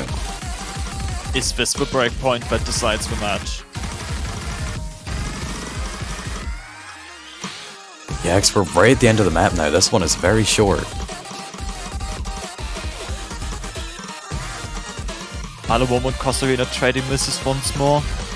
The score looks like it's wanting to move over to Portugal's side, but we just don't have enough time, I don't think.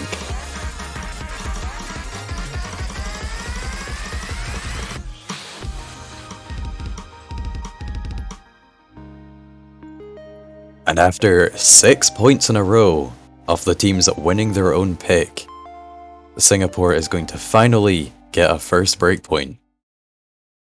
Very important breakpoint, because now they have one pick left. And if they pick something, maybe they hit something that they're really comfortable on for this moment. We have two very nice full combos here. Bob Free with the Hard Rock FC with really nice accuracy. And Baby Snakes almost actually reaching that 1,060,000 score with the Hidden Hard Rock FC.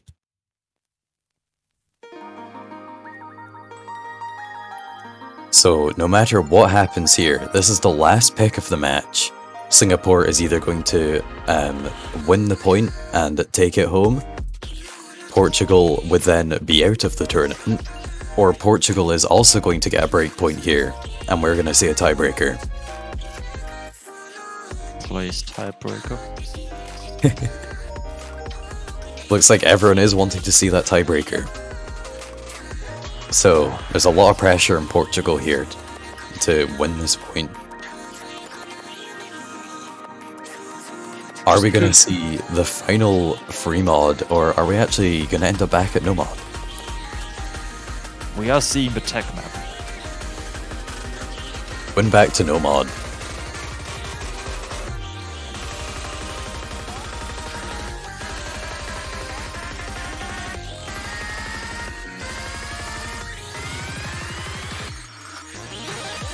This map is as a tech map, quite difficult compared to the other maps in this pool, I feel. Not extremely difficult, like it should be in the next pool difficult, but it's very easy to pick up misses throughout this entire map. Some of the patterns are very interesting, so... And then you've got this one's going to be a bit of a... Yeah, this one's going to be a bit of a roller coaster, I think. Yeah. I'm expecting this to go back and forth quite a bit for some parts of the map. Trading misses.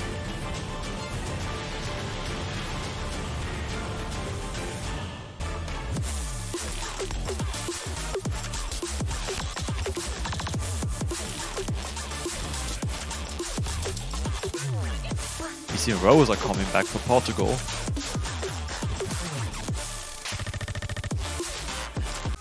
Yeah, with Rosa's performance on the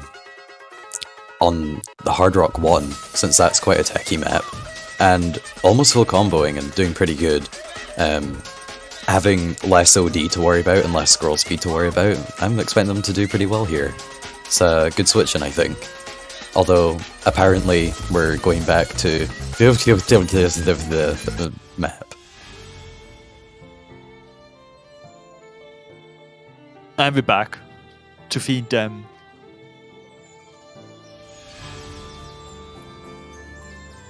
Yep, never mind. Back to no mod 2.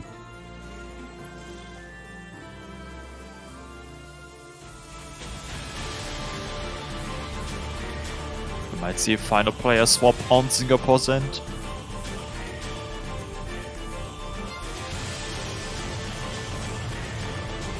I had the possibility of Element joining.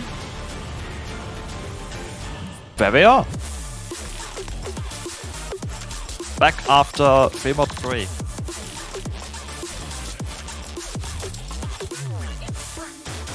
Alright, it's all or nothing here for Singapore, so we'll hopefully get into the map soon.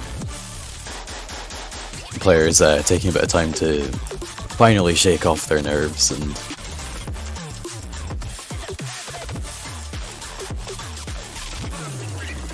but I guess since we can spare a few seconds, never mind. I was gonna say, we have banners.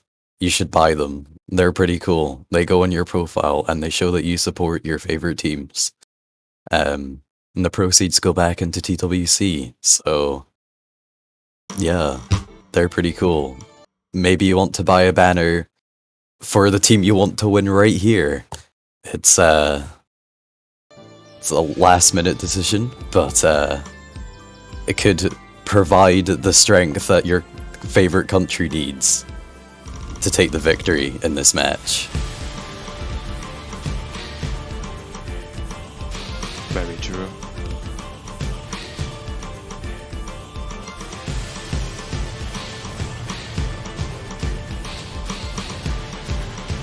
Feel too afraid to say anything for this map.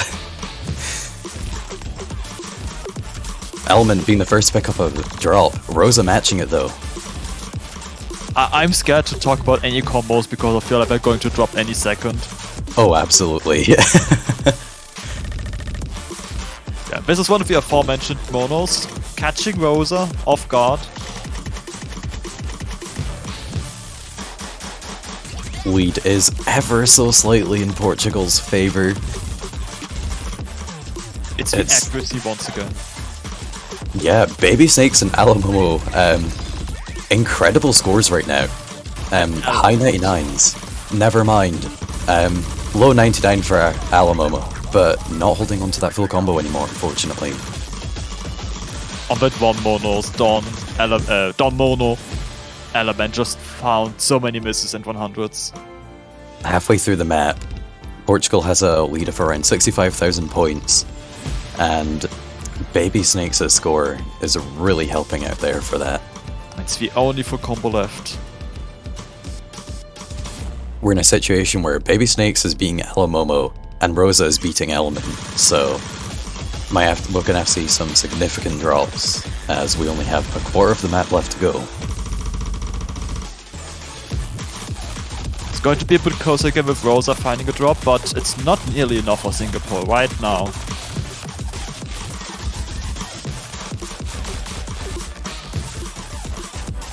And we're getting really close to the end.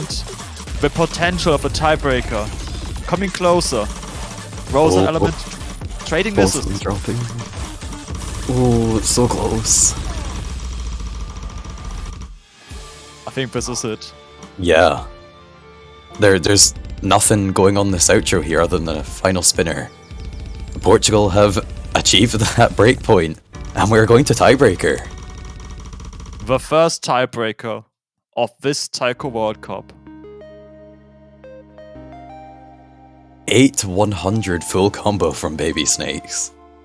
And very close behind, 11-100, one miss from Alamomo.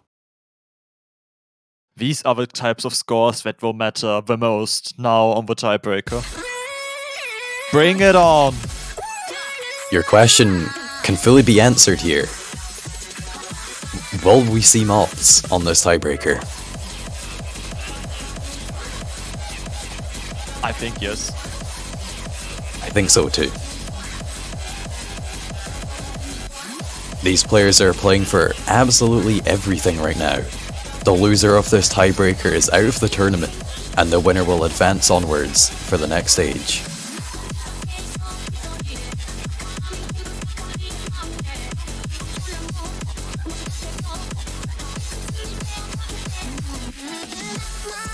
The winner of this tiebreaker would then be facing the loser between Japan and Chile.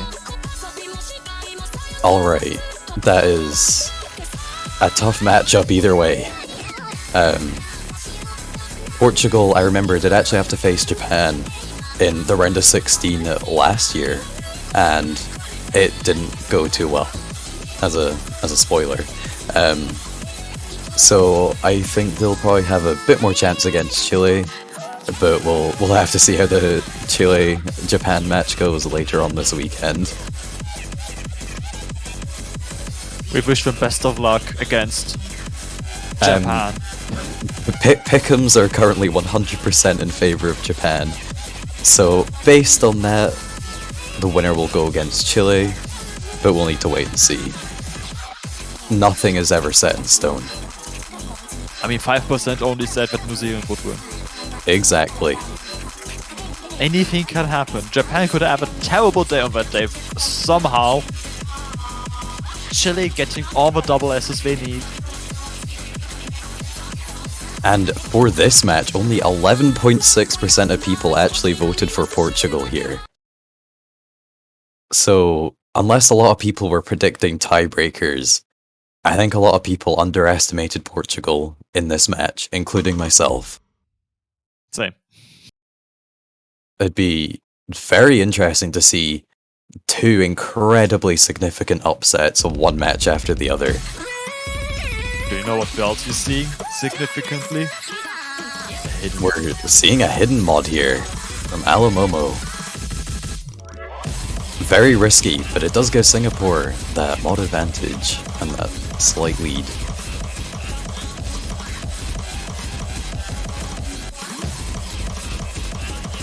It's probably fair to say they feel comfortable playing this with Hidden. Because it's a very risky pick to go Hidden on the tiebreaker. Absolutely, but it could make all of that difference. Right now it does, with Element falling behind accuracy, but Alamomo being strong enough with this Hidden to keep in the lead against the double S of Baby Snakes and the 99.7 of Costa Rica. I would not be surprised if accuracy drops are the result of nerfs here. I mean, this is your potentially last match in the Taiko World Cup 2022. I would be nervous. With how incredible both of these teams are performing, I'm kind of shocked that we are going to be having to say goodbye to one of them after this. A quarter of the way in, that is looking like it's going to be Portugal. Getting into a bit more of a technical section, lots of 1-6 patterns. Everyone's still holding.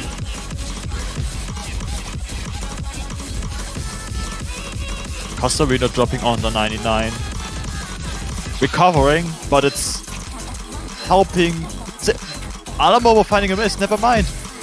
Oh, Costerino bit everyone. Everyone missing. We're basically back to the status quo before the misses. Same lead. Oh, this is still so close to call though. The accuracy Costerino suffered. Yeah, Costerino did have another combo reset, but still holding up that accuracy. And Baby Snake's back up over 99. Both the Singapore players at 97 right now, but they have both the combo advantage generally and hidden. Yeah, that Alamomo being the player in the lead at the moment, so that hidden is still paying off.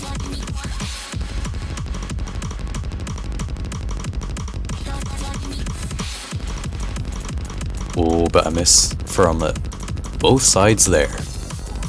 Alamomo missing being a bit more significant than Costerino's. But another miss from Costerino is giving a bit more of a score advantage here to Singapore. Around 25k difference now, with only 1/4 of the map left to go.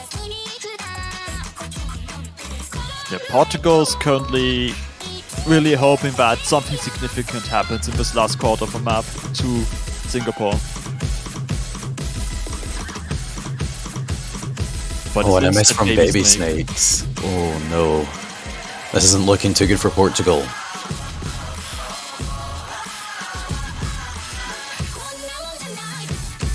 It's a 40,000 lead right now. All Singapore need to do is hold on to their combos and accuracy, and this win is theirs.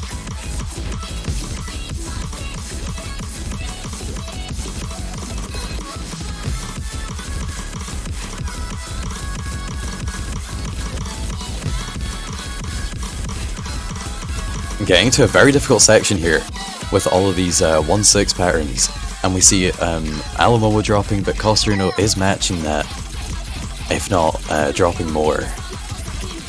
Yeah, we see Element with a really large combo finishing the map.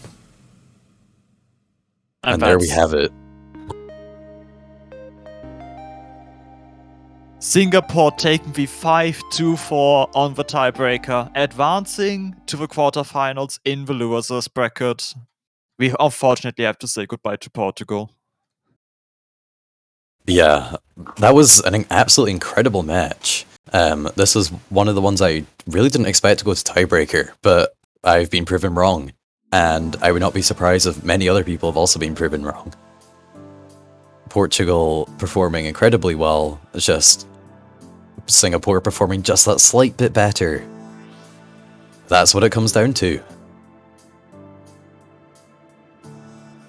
Wasn't much of a difference, but that final tiebreaker decided it. Also parallel, we have Netherlands vs Switzerland starting. Double time 2 getting banned once again, and hidden one Kung Fu Chavre. Sorry, all French speakers. It's fine. I'm sure there'll be some German later on in the tournament, hopefully, and you can flex with that instead. We got a qualifier, Morgenröte. Oh, there we go. I'm happy for more in an actual match. As mentioned before, Singapore's advancing against the loser between Japan and Chile. And now we're going to switch matches to Netherlands and Switzerland.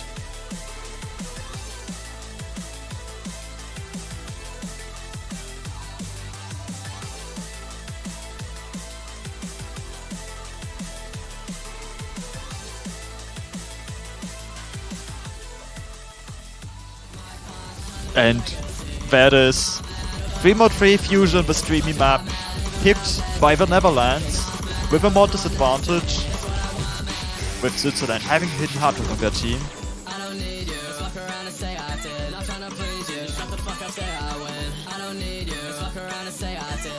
Okay, so we will be having a bit of a caster swap over.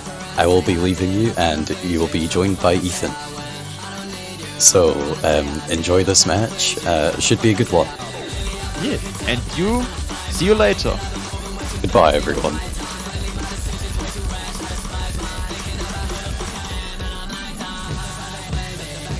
And hello, Ethan. Hello, and looks like we already started with the first map of this match with Netherlands versus Switzerland.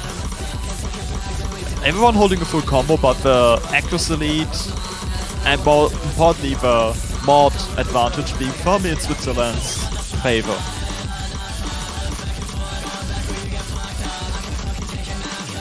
Yeah, despite there not being any misses, this is quite a big lead. Going into this last section now. Someone's gonna need to drop for Netherlands to take this point last second. Just as I'm saying that, the map's already wrapped up, actually. Oh my goodness. 4-way full combo on Fusion. A 4-way full combo, and the accuracies were pretty similar all around, kind of. Just the mod advantage really helped out Switzerland there. Mm.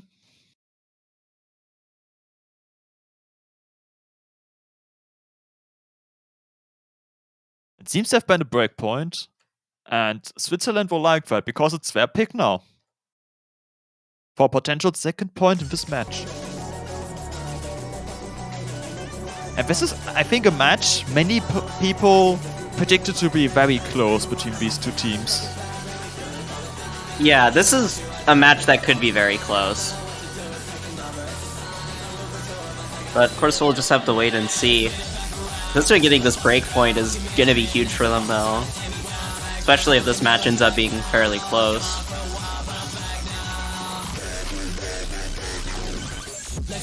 Also, just to quickly chuck this in the losers bracket, this is just seed-wise the closest match we have. Netherlands at seed 25, Switzerland at 24. Oh dang, so yeah, it is. I didn't even look at seedings, but yeah, just even seeding-wise, this match is also really close. Looks like... Hyper happy love story coming out as pick from Switzerland after Netherlands banned the speed double time. A common strategy we've seen the last two matches, where double time 2 was banned and then subsequently no mod 3 was picked by the other team. In their advantage.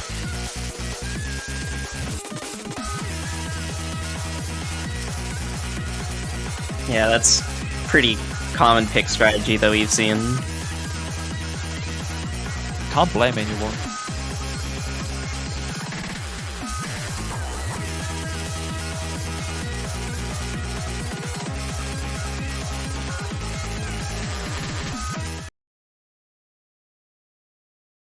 The players are going from one long map to another. 3 minutes of 260 BPM dense patterns.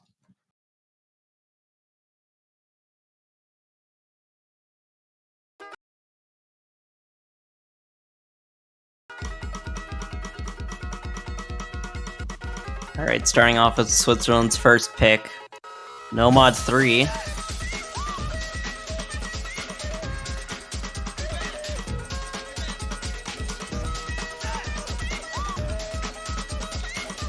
Gucci dropping a few 100s at the beginning. Probably just getting adjusted to the OD, because this is OD 7.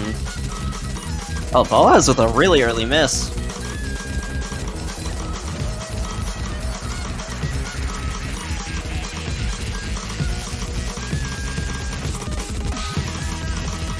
Tree also missing. No more full combos on the side of Netherlands already. And Switzerland just holding that double S on Wii. 3347, 3358. Basically having a 100% accuracy. 100, that's all they have. Oh, Wii is going to drop their full combo, but yeah, Cookie Tree is really struggling on this section. And it's only one full combo left up of the first KI, with a 60,000, almost 70,000 score lead for Switzerland already. I can see why they picked this. Yeah, this is a really strong first pick from Switzerland. Although, as I say that, some players are picking up some misses on the side of Switzerland, but nothing is really changing. Yes, everyone Cookie Tree is really struggling on this.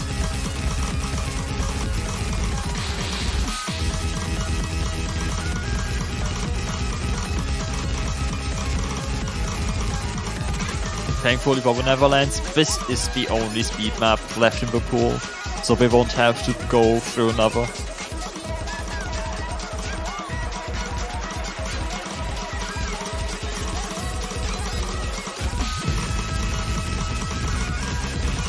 The lead is over 100,000 points.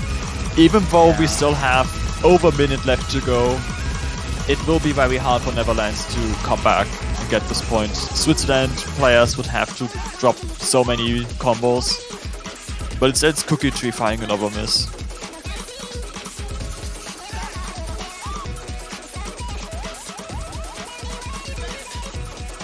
Yeah, it's looking like it's going to be pretty hard for Netherlands to have a comeback into this map.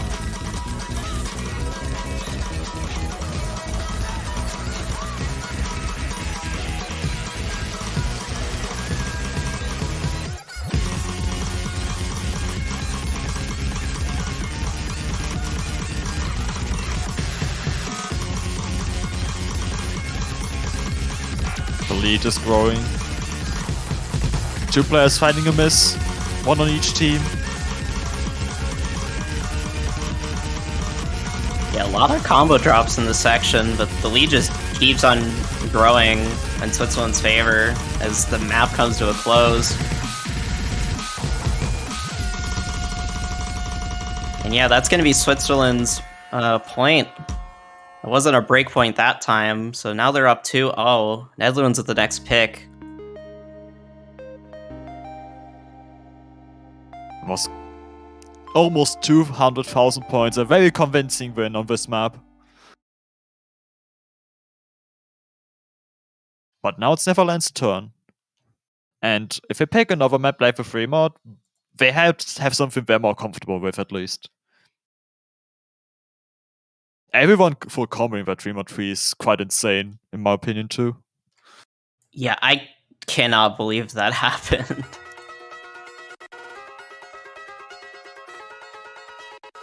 Everyone's making Fremont 3 look like easy, like what the heck?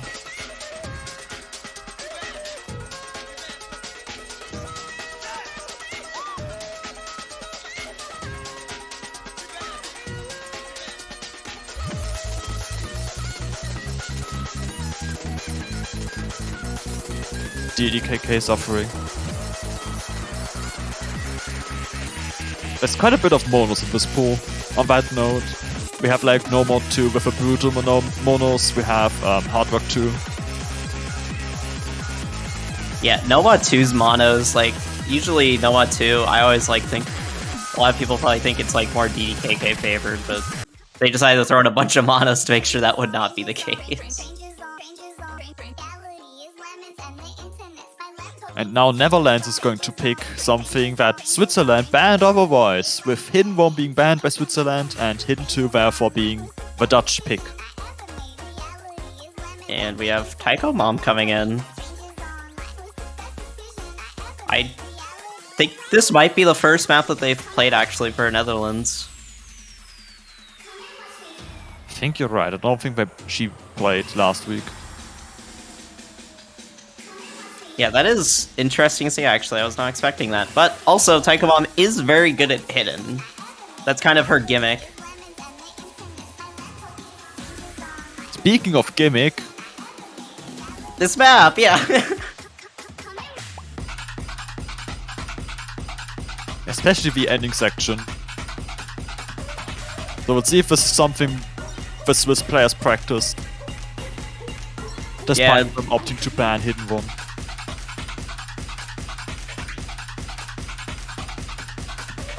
Yeah, that SR, you might like think of like 4.7 star, it's like, okay, that's kind of low SR, but don't let the SR fool you on this pick. This pick is really brutal with hidden.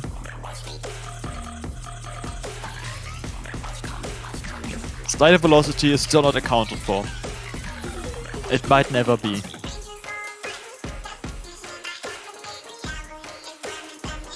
Prepare to die. Alright. Alright.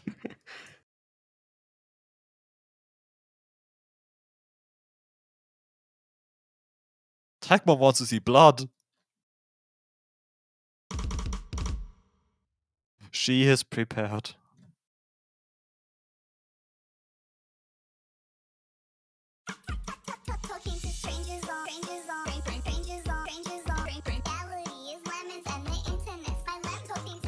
Pretty excited to see how Taiko Mom does on this pick, actually.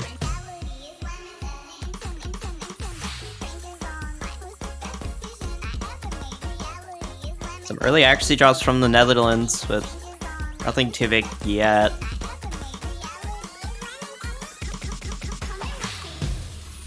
Yeah, the beginning probably matters the least on this map. It's not like it doesn't matter. Oh gosh. Already picking up a miss on this slow section. Will that be a bad omen for the end? We don't know yet.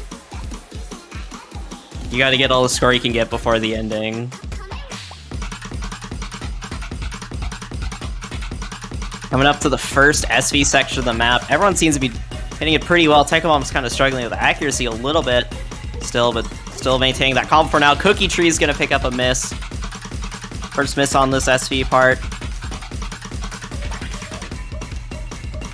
Just extending Switzerland's lead out even more. But Zero is gonna pick up a miss just as I say that. Now things are gonna start closing in just a little bit. And now the rhythms are getting trickier. And this map, it's already on like the second half of the map. Taiko Mom pick up a miss as the slowdown comes up. No players tripping up the gimmick section just yet. Oh, just like you say that though, Zero is gonna pick up some misses on it. But it's not yet enough for the Netherlands. Yeah, I don't think it's enough. This might be another break point. Oh my gosh, wait there. Okay. Oh, what? What? No way! No way! What? Zero, no! No! No, that did not just happen. No. Oh my god. What? 1,201 points? What? It just flipped over on literally the last 5 notes. What? Oh my god. I can't even, like... That was... not the future we expected. Oh my gosh. Netherlands. Oh, dude. When they watch the VOD, they're gonna... I did not think it was gonna flip over. I don't think anyone expected it to flip over. There was multiple 20,000 points on Switzerland's side, then just snap 1,000 for the Netherlands. Winning their own pick. Not a sweep. Not a sweep. Oh my...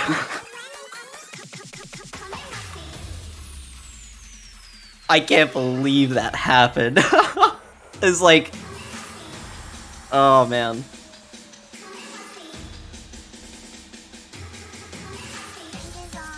And now it's Switzerland's time to pick once more. That is really unfortunate for Switzerland, but that is so great for the Netherlands. Oh my gosh. They really needed that point. If Switzerland got that break point, things would have started looking pretty bad for the Netherlands. Yeah, but we always love it when we have a match not be a sweep, and especially thanks to a map like this. Yes, oh my gosh.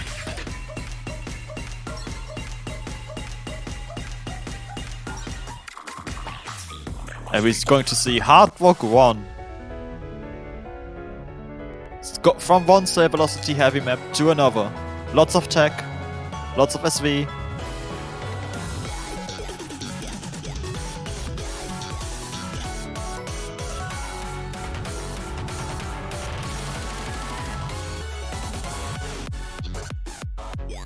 Taiko Mom leaving with a 100% win rate. Yep, Taiko Mom with a 100% win rate in TWC. She will now retire her TWC career with a 100% win ratio. Now, Boaz is going to be coming in. Yep. Boaz and Cookie Tree look to be the main duo for the Netherlands for this match. And pretty much the tournament. I'm going to play HR as well. That's cool.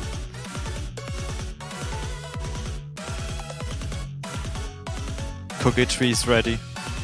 You get a treat if you win. We see we and 3347, 3358 back on the Switzerland team.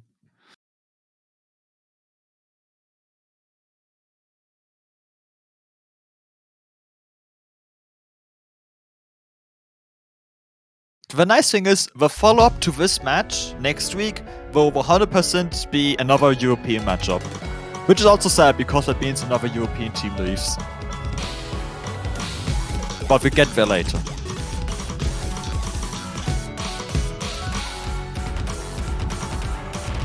Very least 2 European teams means that likely I won't have to wake up at like 4 a.m. to cast the match, so I'll take it. True. Same here. And we're seeing a lot of accuracy drops on the Dutch side in favor for Switzerland. Both teams are under 99.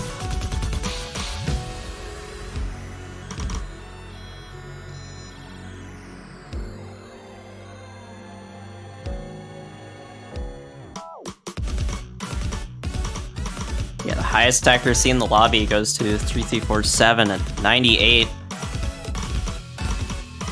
Wii catching up. And yeah, it looks like Ui's also catching up to their accuracy. Cookie Tree and Buzz are still kind of struggling, although Ui does pick up a miss. But then there's a little bit, but not really too much of an accuracy drop to change things a lot. The lead did shrink by quite a few thousand points. It was at near the 100k mark, but it's back to roughly 60k. They can't do that again. They want to Oh, some misses coming up to 3347.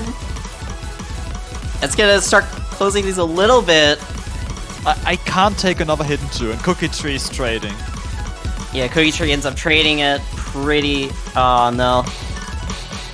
Yeah, it looks... I don't think another hidden 2 will happen here. The score difference is just a little bit too much. Looks like Switzerland has it in the bag, unless they just stop playing or something. And yeah, that is giving another point for Switzerland. 3-1. Was with the only full combo though. Not the high... wow. Nearly the highest score, but there's a 200 point difference. Oh, that is unfortunate for Boaz that they're not the highest score technically, but gosh, what a nice full comp from Boaz there.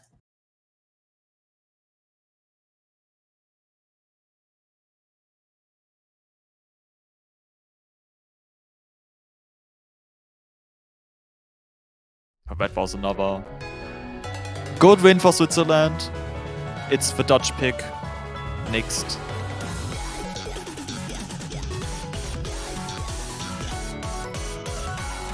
Where will we go? Fremont? Kinda risky if we can't match Switzerland in terms of mod advantage. Double time 1 doesn't seem like a popular pick, I'll be honest. I think it's going back to no mod.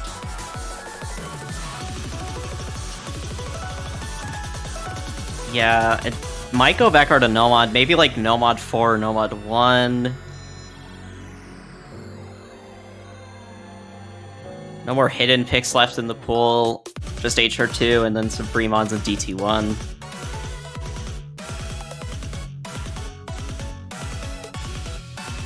I'm going to point this out for consideration in case the teams are listening in. We haven't seen No Mod 4 or Double Time 1 played in a match yet. We also haven't seen Double Time 2, but that's because everyone bans it. Yeah, DT2 is one of those skill sets that I feel like a lot of teams either can do very well or they can't do, and they just don't want to play it, so they just ban it. Yeah, it's not nearly as dense as No Mod 3, but it has these double patterns, which are just very difficult to hit with the high BPM. And we're going to see the tech map fiend them.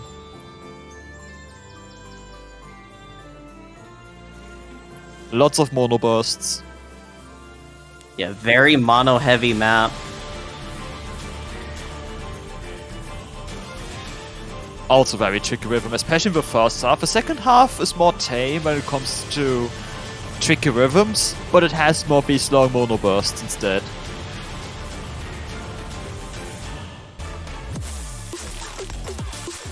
Yeah, so depending on your skill set, some parts of this map might be harder for you than other players, since the later half target's kind of a different challenge than the first part.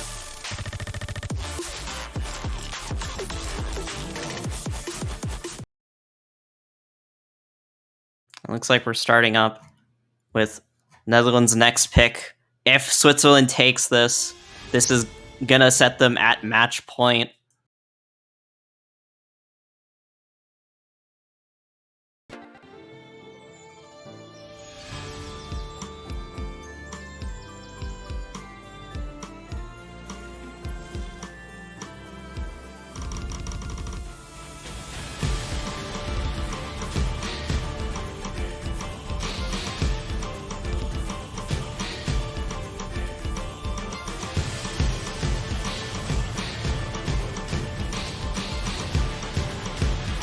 We have a tight start so far, but it doesn't mean anything. Yeah, that is going to change very quickly, and yeah, some accuracy drops coming in from the Netherlands, although Ui is going to pick up a ton of misses. Cookie Tree's going to follow up, but Ui dropping way more misses than Cookie Tree in that. Netherlands take an early lead. Ross dropping on the mono. Oh, that's going to flip things over, I believe. Yep, it's going to go right back over to Switzerland, but it's still very close. Oh my god, everyone except Boaz dropping on that. Boaz holding on to keep the lead in favor of Netherlands.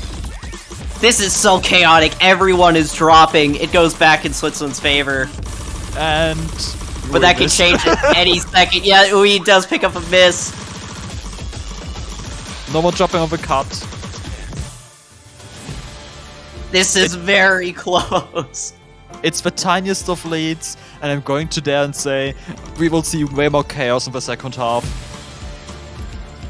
Nothing is set in stone.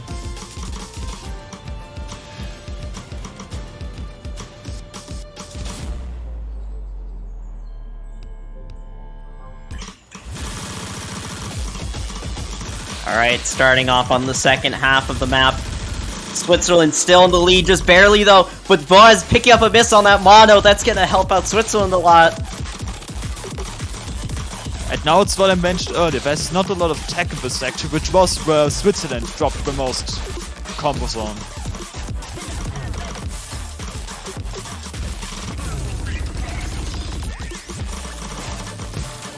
Oh, miss from Cookie Tree. We're starting to get towards the end of the map, and this is looking like it's favoring Switzerland. Yeah, there's and yeah, nothing that's... left. I was just about to say, I think the map ends actually at this point. Oh my gosh, that was very close to the end. Where Switzerland was just able to start holding their combos. And yeah, that's going to be match point for Switzerland. This is a losers bracket match, so whichever team ends up losing this match will get knocked out of the tournament. And this is looking really scary for the Netherlands, as now they need to win every single map in this match to remain in the tournament. And on top of that, it is Switzerland's pick now. Oh yeah, that is right. That is... Dang. Yeah, this is quite scary for Netherlands. And they can go anywhere. They can go hard rock or free mod, I feel like. And that's quite a few good options open for Switzerland.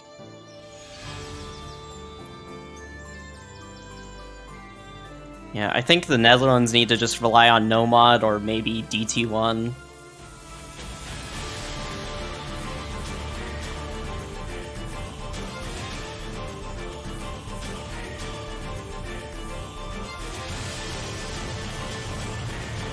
Apparently the script actually had Switzerland lose this map, but unfortunately Switzerland abandoned the script.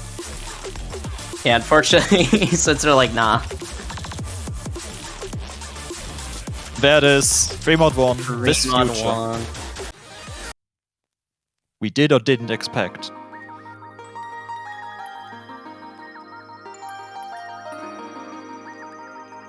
Now, Netherlands, I believe, they just had 2 mods on their side. I wonder if they'll have a hidden hard rock for this map, or if they'll keep up with just 2 single mods.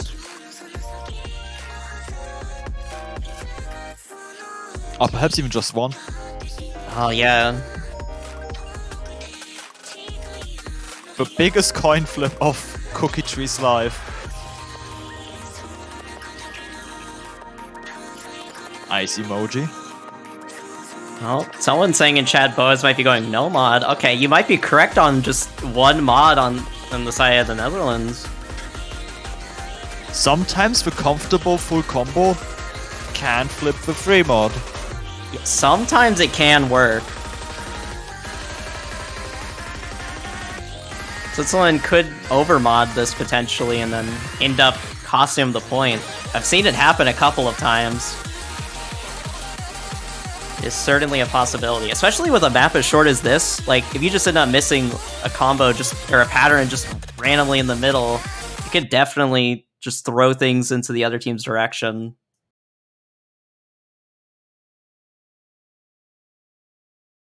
But it looks like we'll be seeing kind of the same mod combo as Free Mod 3, I believe. Hidden Hard Rock from Wii, 3347 going with just HR, and Cookie Tree and Buzz single modding with Hidden and HR, respectively.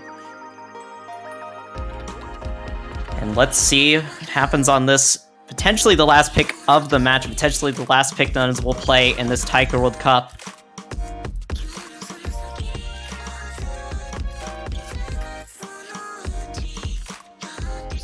It's the early accuracy advantage for Switzerland, also thanks to the hidden hard on Wii. Yeah, thankfully for Switzerland, for Wii, he doesn't need to actually like SS or have any crazy accuracy. As long as they keep up a full combo with somewhat okay accuracy, they are pretty comfortable.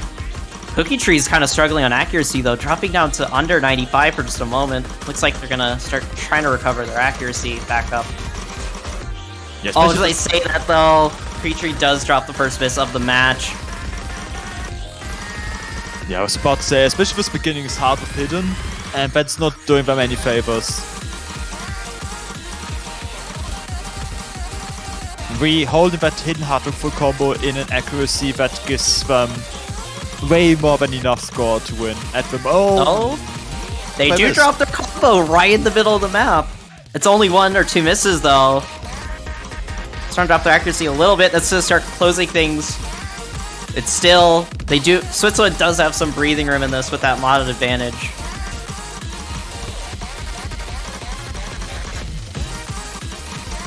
Oh, and the miss from Cookie Tree.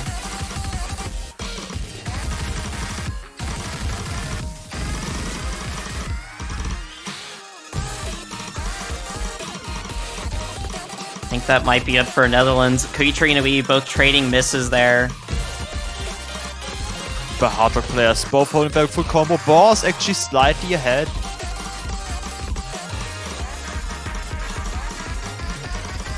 We're holding on strong enough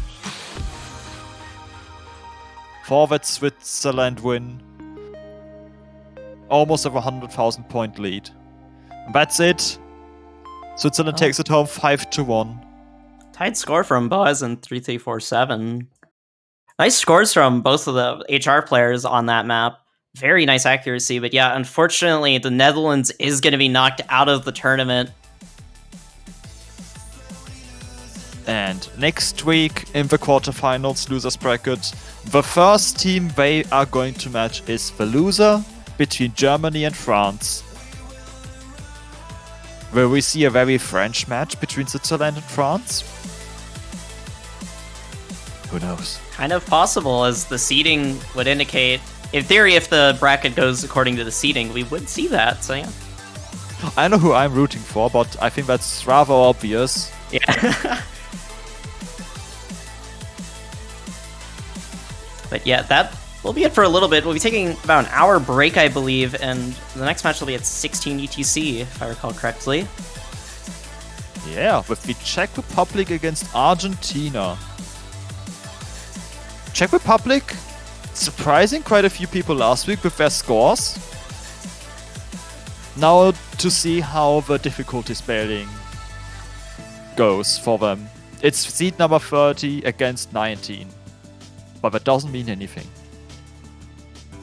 Yeah, seeding, it can mean that a match could be closer, it could mean that a match couldn't be close, but you never really know till the match actually gets played. Especially since the pool is still a bit lower than SR'd than the qualifiers pool. So a lot of teams might still be kind of comfy on these SRs compared to what the qualifiers star rating was.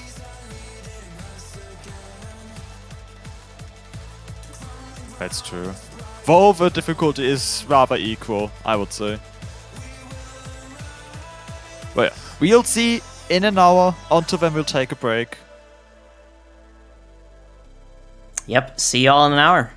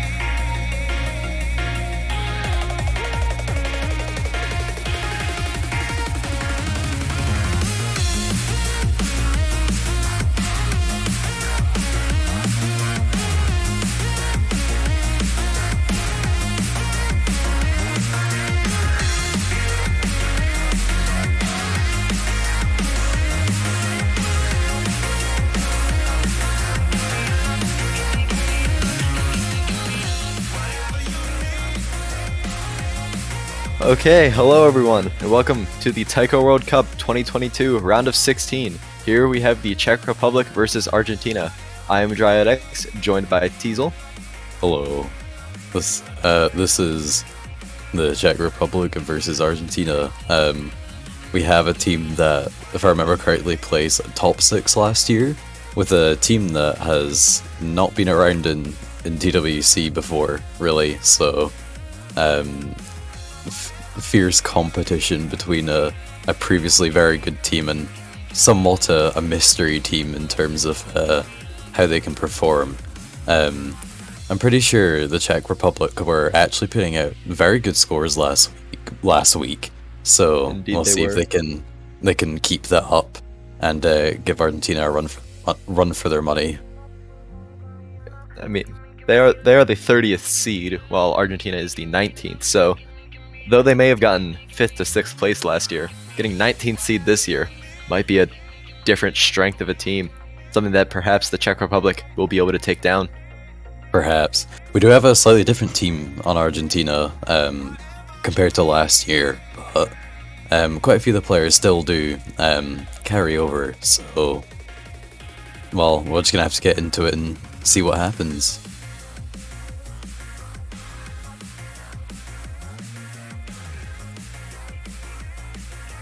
So the players will probably be getting into their roles and picks and bans shortly.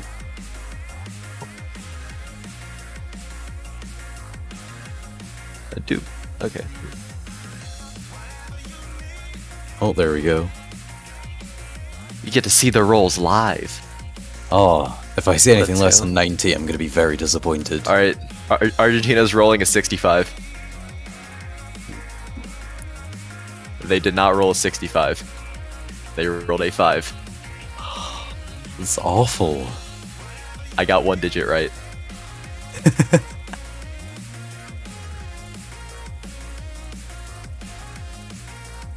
What are they doing? I did not see the Czech Republic's roll, sorry, but Did they roll? I don't know. But apparently it was lower than 5, That's as the Czech Republic does appear to be banning first. that is impressive. They rolled a 2. Oh my god. So, though Argentina tried quite hard, Argentina did win the roll. Well, clearly that means that neither of these teams have practiced their rolling at all this week, meaning Which that means all it's an even match. Yeah, all of it has gone into practice of the pool. So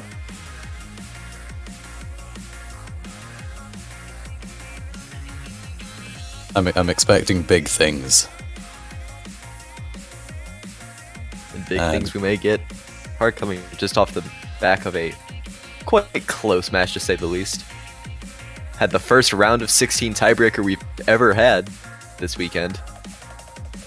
There was one last year as well. Was there? Yeah, it was Alright. Germany, Singapore. How did that happen in round of 16? I don't know. We do see DT2 being the first ban from the Czech Republic. Oh, it was a winners bracket match last year, so it's a bit more understandable. Even so, Looks like- nuts to see that in round of 16. Looks like both these teams are taking their time a lot with deciding what they're banning here, which kind of suggests they're maybe not the most prepared. Nomad Or they 4, just haven't where did discussed you this. fall? Being the ban. All right, okay. Discussing bans is always quite difficult sometimes. True. You know, you get some players that are really good at certain maps that they really like, but it's only one of your players, not 2. So you kind of just have to ban it. And Nomad 1, it's rainy to buy will be their first pick. All right, going with something on the simpler side. Consistency, a bit of 1-6, nothing too crazy. OD 7.5 though. Can be Yeah, quite just difficult to not that, maintain actually. accuracy.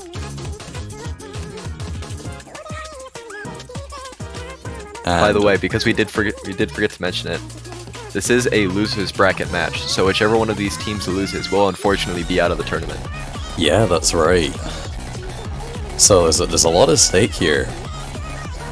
Czech Republic will definitely want to be winning to continue on through the losers bracket for their first proper GWC, and Argentina are going to want to uphold the standards that they set last year and keep on moving through the losers bracket. So it's a lot to play for here. I'm just saying, could you imagine it being your country's first time in TWC, and you make it through past round of 16? That'd be very good, yeah. Very impressive as well, so Czech Republic is the one to do that. I believe. Talking about believing, let's see how many people do actually believe in the Czech Republic. 3 votes out of 69 on the pick'ems. I forgot to do my pick'em, so they would have had 4. But then we wouldn't have had 69 votes. So Yeah, so you win some, you lose some. 95.7% in favor of Argentina winning this one. I mean, if you just take it purely based on seeds, then that would certainly make sense. 19 Absolutely. versus 30th. However, the argument can be made that New Zealand, they won their match. Portugal, they took theirs to tiebreaker. Can the Czech Republic uphold this a lower seed domination that has been prevalent throughout the round of 16 so far? Okay, and here we go into the first match. Salaman and Tora for the Czech Republic, and Doodle and Axer for Argentina.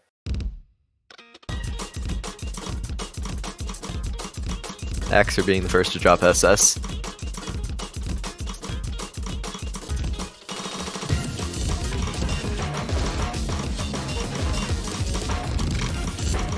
Ooh, Axer actually finding some misses on some of this 1-6. Just off to a bit of a rough start. Just the first map nerves, they always kick in. Yeah. It is quite early in the map, so it's not the end of the world. Once we hit 400 combo is when these misses start stacking up. For sure.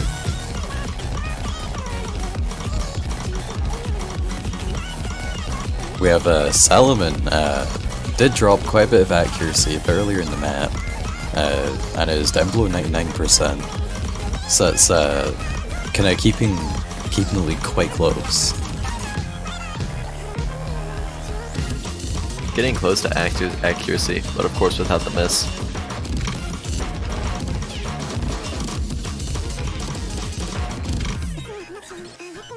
Everyone holding through that section, but there's only about 1/100 or so between the scores. Yeah, it's getting really close. Doodle still holding quite strong throughout this map. 99.7 accuracy.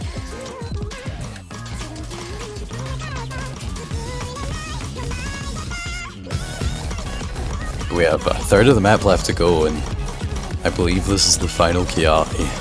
And it's still so incredibly close. Actually, switching over to Argentina's side. Salomon's accuracy drops, as well as Tora dropping almost below 99 now. Starting to really stack up against them. Oh, Both players on the double top miss. missing. Does look like Argentina is coming out on top from that, though. There's still a little bit left. Something could still happen, but Tora being the person to break. Salomon breaking as well. If Argentina holds strong here, at this point is theirs.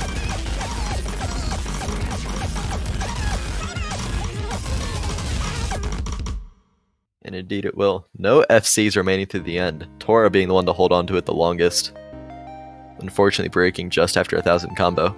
Axer, after the mess up at the beginning, did hold really strong. 2100's 5 misses with the highest overall combo. Not too much to worry though for the Czech Republic, as that was Argentina's own pick. And we will be going over to the Czech Republic's pick now to see how they respond.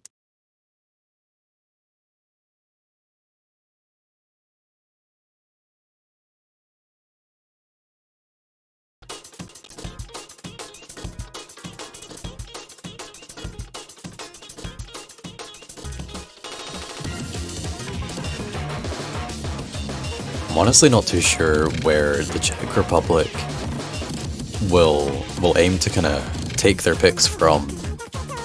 They did ban DT2, so I don't imagine they're going to be picking Nomad 3. Yeah. But other than that, once you none start of the getting to maps these later, once you get to these later pools, these speed maps Yeah. start to get really fast. Sure. I mean, I say later pools, this is the second bracket round, but Getting a bit ahead of yourself. am I though?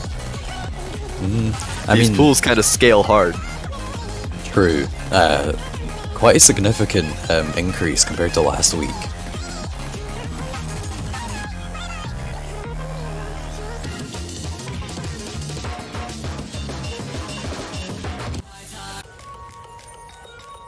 Fremod 3 Fusion will be their selection. Going for the streams.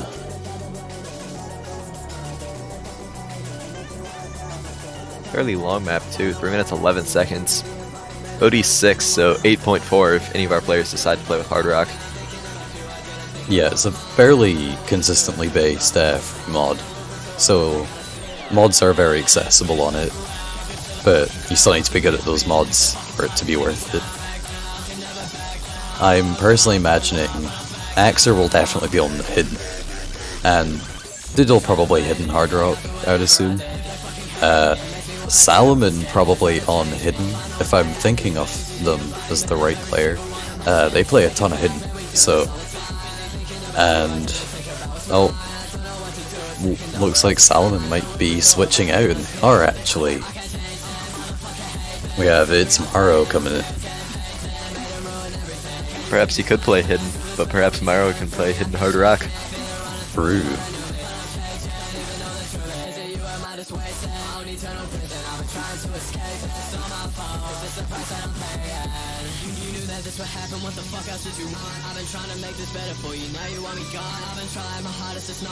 Yeah, unfortunately I just don't know the Czech Republic players well enough to kind of predict where they're gonna go. I can't remember terribly much of their match against Germany. I just remember basically all of the maps were close, which is scary for a 3 versus 30 match. Yeah. Let's see.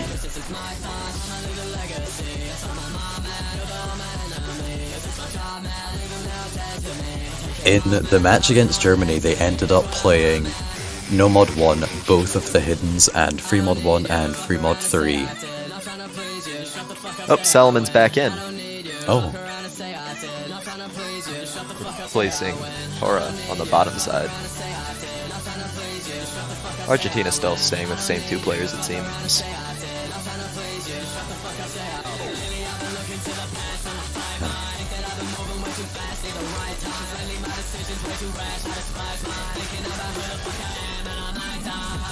alright, hopefully we'll be getting into the map soon. Yeah, these free mod maps always take a little bit longer to get into with both player substitutions as well as picking the mods they want to play with. But should be getting in just a few seconds.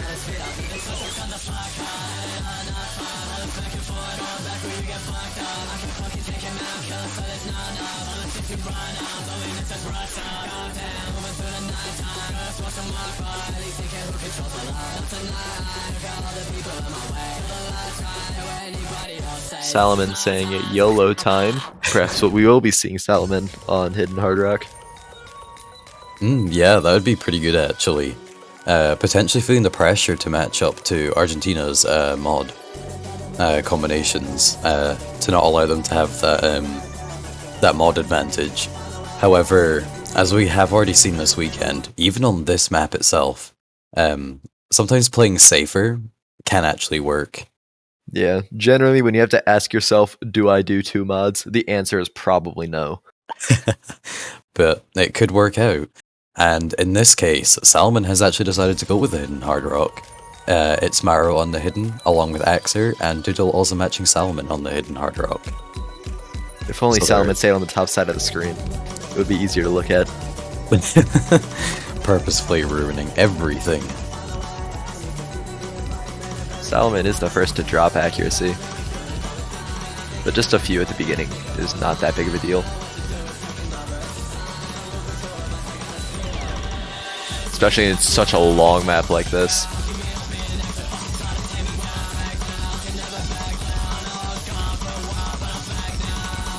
Doodle picking up 100 as well as Axer.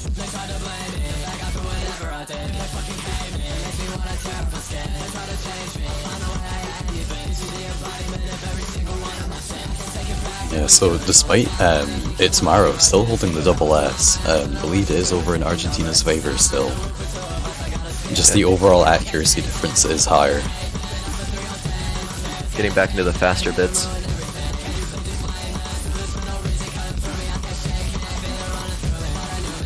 Ooh, Salmon picking up a fair amount of misses. Dropping below 98.5. More misses as well. It's going to give Argentina a pretty decent lead here. And they're going to see those misses as the scoreboard pops up in this break. 30,000 point lead now.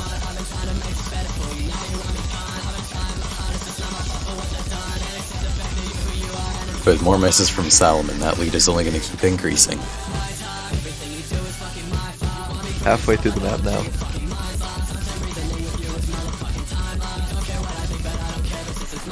Salmon just struggling a bit too much to kind of keep up with the hidden hard rock.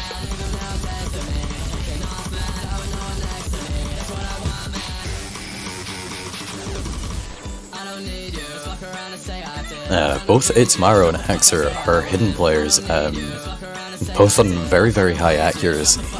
It's Maro being the highest accuracy in the lobby with 99.75 now. And Doodle on the hidden hard rock still in the FC, above 99%.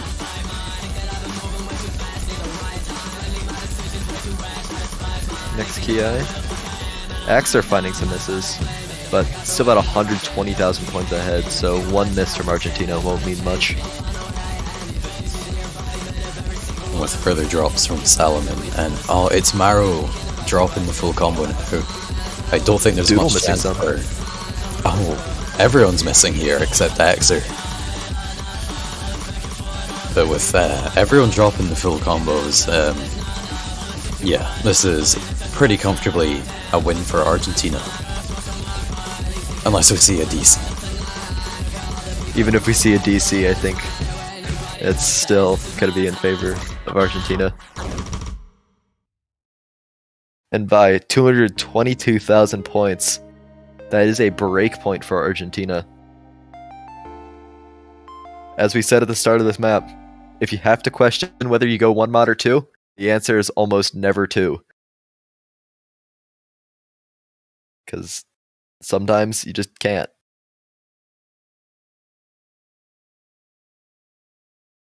Doodle admitting to sight reading this with an one misplay, very high accuracy, so that's very impressive. Mero only with 8 100s, 4 misses. Yeah, I just saw that before the scores disappeared. I think it was one or two more misses than Axer got, but with less than half the 100s. Yeah. But the hidden hard rock play from Salomon really, really hurt the Czech Republic's chance.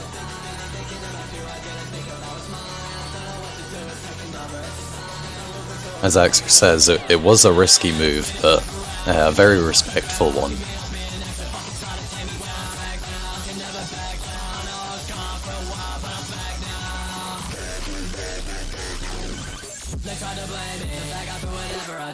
Did this song just use the Steam notification sample? I'm pretty sure it just did. I can't say I noticed, but I wouldn't be surprised. Considering I do not have a Steam notification, I'm going to assume it did.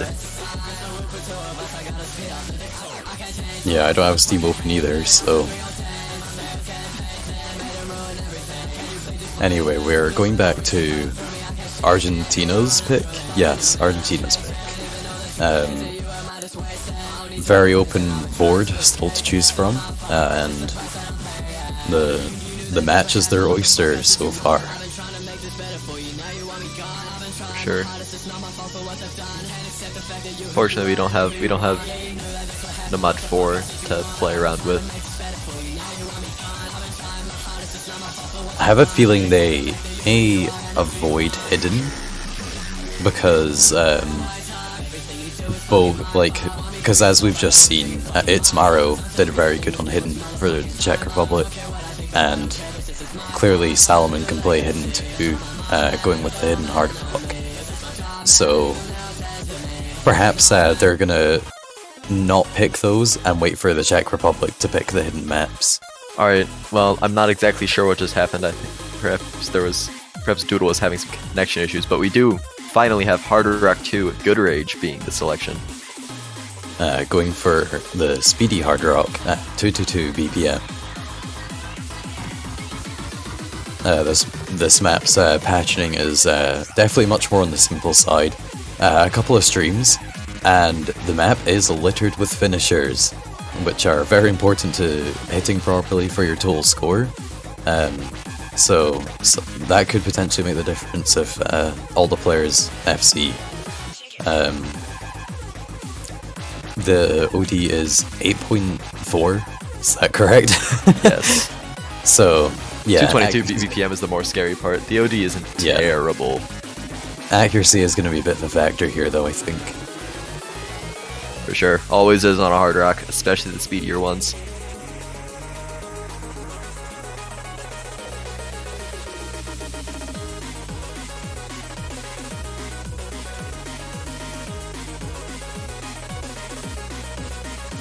Alright, we didn't see the Czech Republic play any Hard Rock last week. So, this is our chance to see what they can do and hopefully surprise us. They might have ended, if I remember correctly. That is not a good sign. But Although that would have also been because they were against Germany, and Germany is a very, very strong mod team. Absolutely. I'd be terrified as well. We actually have a swap in on Argentina's side. Axer swapping it for Ingrid. Ingrid is a pretty solid Hard Rock player. Seen her on mini leaderboard. Yeah, definitely seems like a sensible swap. We've been here long enough that the song has looped. Let's go. But here we go, into the map itself. This is the reason to hear it one more time. This is the reason warm-ups got removed. Really is, unfortunately. Just pick faster.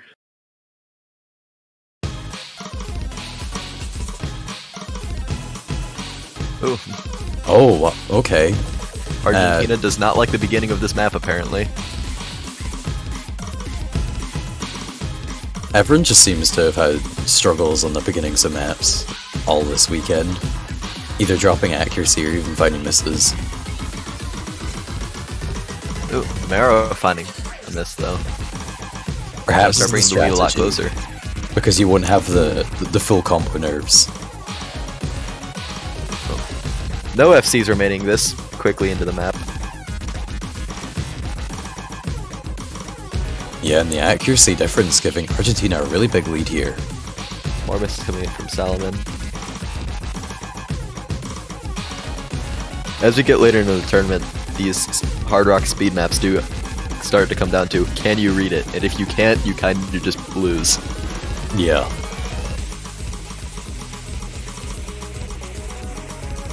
Even now we're getting to a stage where, 222 rather, isn't exactly the easiest to read. If you're not comfortable too much with Hard Rock, then this map is already kind of difficult for you in reading. It's really going to affect your accuracy and makes it so much easier to misread a pattern and just gather a chain of misses. Yeah, I know whenever I'm playing higher BPM Hard Rock that I'm not comfortable with, it basically does just come a reaction time on every note, and it's very easy to mess up. But as we come towards the end of this map, Argentina are absolutely running away with this lead. 250,000 it seems. Both of the players holding really, really great accuracy. Doodle, despite the early misses, recovering to over 99.5. Yeah, and both Argentinian players, I believe, only with the misses at the very beginning. It's 3 Maro. 100s, 3 misses from Doodle. It's Maro also having a very impressive accuracy considering they also had 8 misses. Yeah. 8 misses, but 19 100s compared to Ingrid's 23. But those misses really start to rack up, especially if they're not all in one spot and they kind of scattered throughout.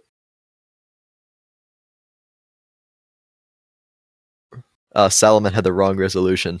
That does in fact happen. Yeah. It can be harsh. deadly.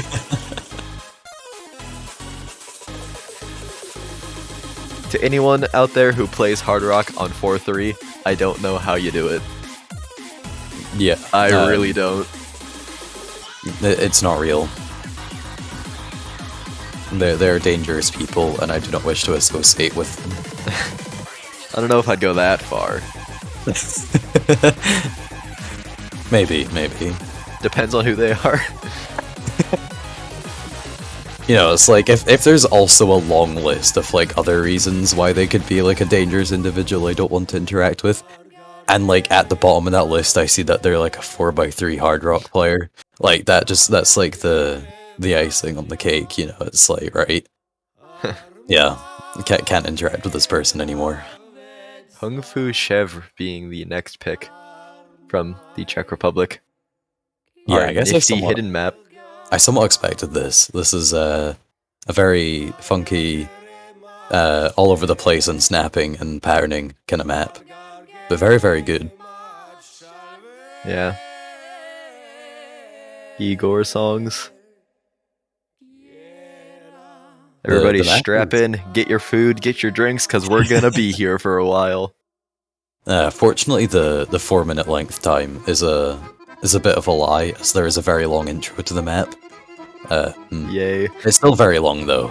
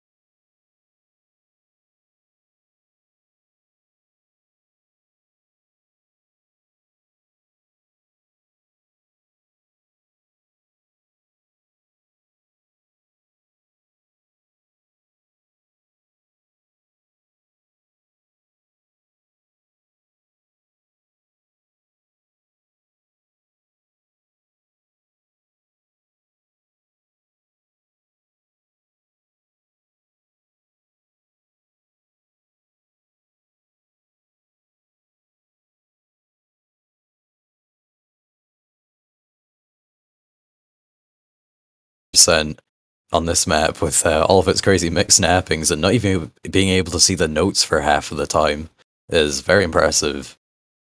At 1,027,000. Doodle as well, getting the same amount of non-300s.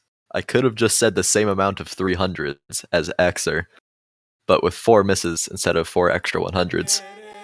And noticing there quickly, It's Maro actually had the least amount of 100s. Similarly,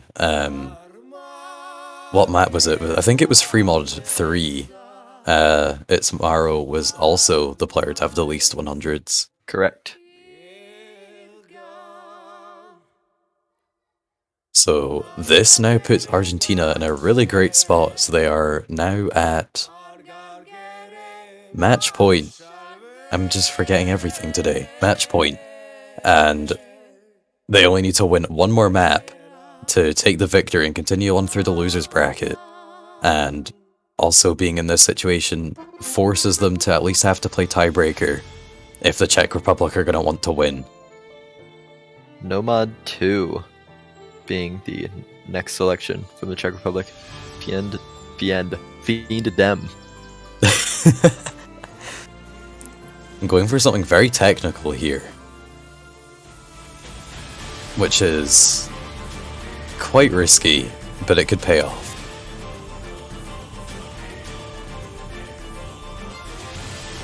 This is going to be have to be the first of 4 maps that Czech Republic are going to need to win in a row to get to the tiebreaker. Or we've been lied to. I don't know why my mind said the Czech Republic had the next pick. They didn't. Oh. It's Argentina's pick. And they picked Hard Rock 1, Illusional Flashback, the other nifty map. This is also just like the other tech map, so... This is tech, but with hard rock, so it's even more painful. Or easier, depending on who you are. And by who you are, I mean depends on the SV. I've definitely found some tech maps easier with hard rock, and then some are very much harder. No, this one's harder.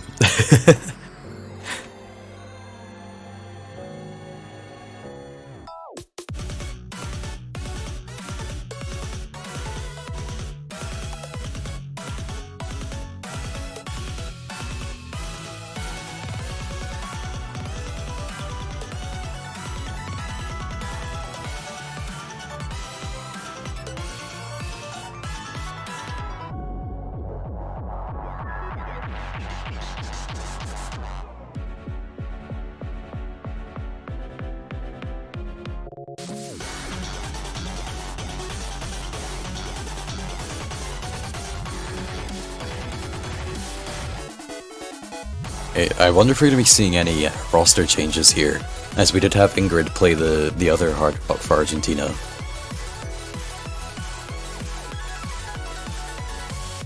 So far it does look like Axer is staying in though. Yeah.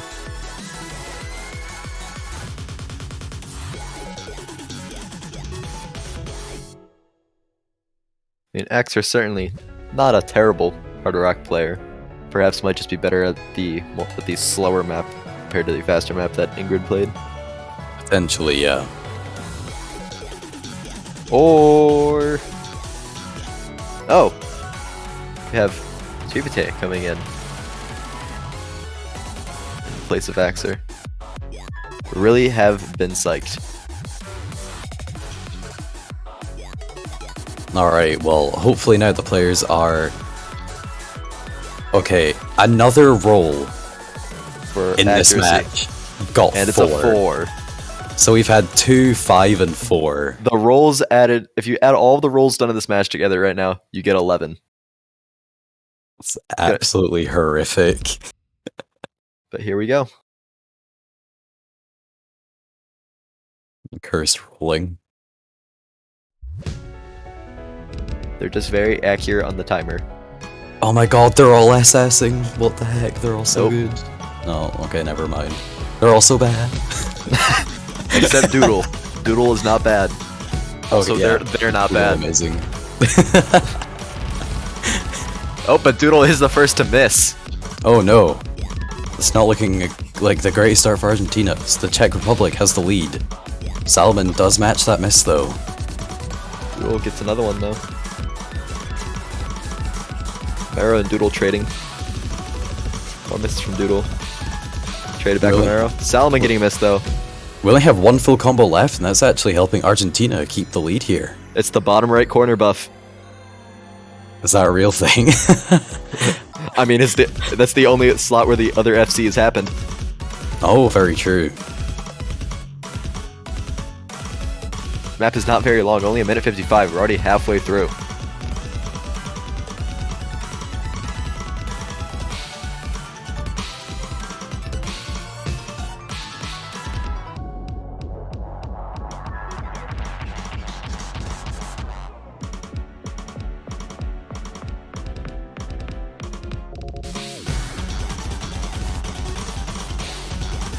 Alright, getting up to the faster sections now. Doodle. Oh, Doodle with a miss though. The lead is trying to pull its way over to the Czech Republic, but Argentina are still managing to hold it. They still need to keep their full combo. That's what's keeping them in the lead here right now. No, but Marrow missing just before the end. That does indeed doom the Czech Republic. Argentina winning this match 5-0, with the second FC of the match being once again in the bottom right corner, but this time from Atrivite. The 33-100. the bottom right buff. It's real. It's real. So that does mean Argentina will be moving forward in the lower bracket. Well, unfortunately, the Czech Republic's stay in TWC has come to an end. It's always very sad to say goodbye to teams, but it's been very exciting to see the Czech Republic be able to form a team this year, and would absolutely love to see them come back next year. For sure. Maybe they'll be able to come back and get the revenge on Argentina, and perhaps even Germany. We'll see. That'd be one heck of an arc, wouldn't it? Come back Definitely. next year to take down the previous third-seeded team. Okay, so our next match we have for you will be Costa Rica versus Turkey, coming in about 19 minutes from now. Still have the same casters, so we'll see you then. You can't get rid of us. We are eternal until we are not. So until then, cheers.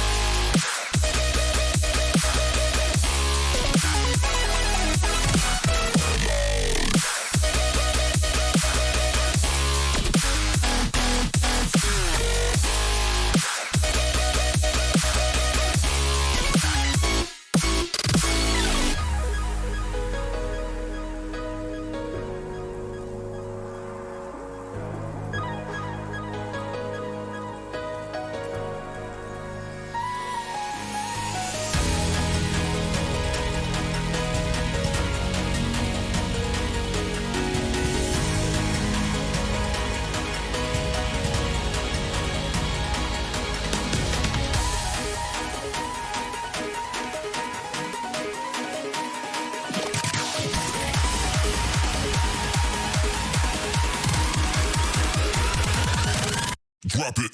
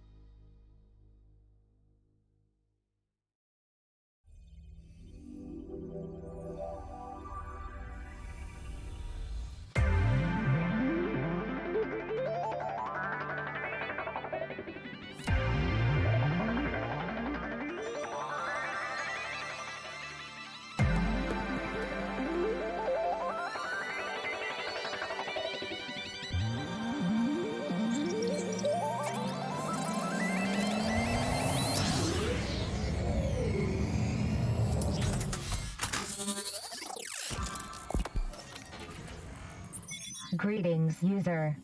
Neural link established. Ready for takeoff.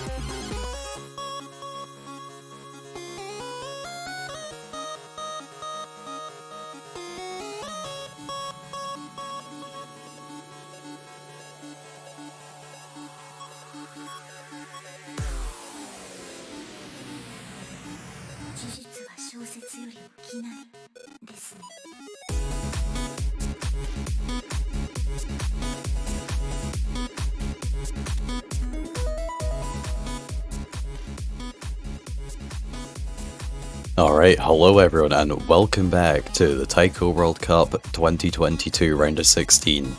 This stream is going to be featuring Costa Rica versus Turkey. Two very interesting teams here, as they're not full rosters. We have Costa Rica only featuring three players, with Turkey having 5. I am Teasel, once again, joined by Dryodex. Yo, what up? Alright, cool. So this is another loser's bracket match, and so we will be saying goodbye to one of these teams yet again. And looking at the chat, I'm finally seeing something that I want to see. Good rolls. We have a 95 from Costa Rica and a 97 from Turkey.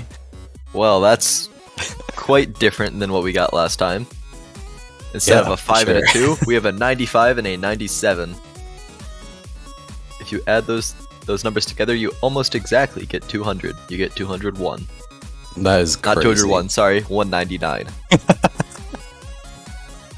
I can't math. Anyway, so with that, Costa Rica will be banning first.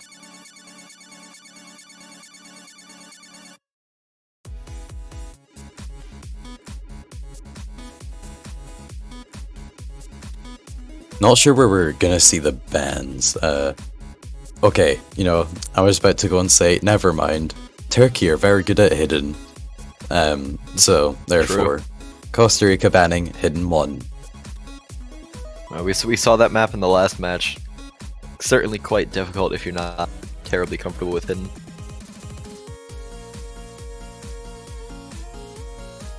Not too sure where Turkey may go though. Potentially just ban one of their weaknesses rather than one of Costa Rica's potential strengths. Yeah. Generally, I feel that's where I normally lead with my personal bans. I normally like to ban what I'm bad at than what the other person's good at. Mm-hmm. But also, those generally tend to be one and the same, because I literally cannot play double time in the slightest.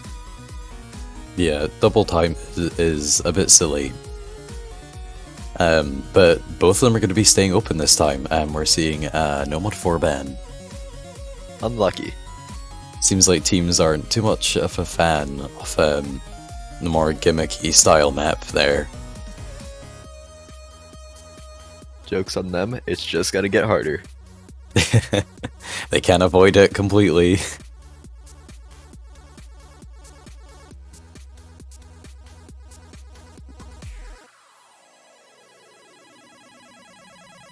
Looking back at both of these teams' matches from last week, Turkey had a really great time actually, scoring 3 points if I remember correctly off of Australia, which were a very decently highly seeded team. Costa Rica unfortunately getting matched up against the US and getting fully swept. So hopefully Costa Rica will be able to potentially take a couple of points off of Turkey and show us what they're really capable of. Normally I try to pronounce these song names. You're not getting this one out of me. Normally I at least try. I'm not trying for this one. It's the funny Nightcore Taylor Swift song. Believe it or not, that these songs are, I guess, more common than you would think. Like, they're just like American pop songs being Nightcore-ified and then putting some like, I don't want to say breakcore, but that kind of stuff over it. Very intense. I think matchcore is the term I'm looking for. Probably. That kind of stuff. I mean, to be fair, I guess it is. I guess I'd say I'd see them at just a little bit of a less frequency than I'd see it with like Japanese songs, so I guess it's not that weird when you think about it. But it is always weird to hear a song that you've heard not like that, and then be put into a mashcore song.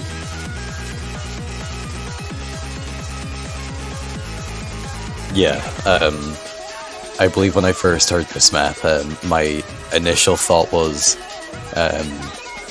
this mapper always maps songs that are at frequencies only dogs can hear. That is a Xavier moment. Yeah, pretty much.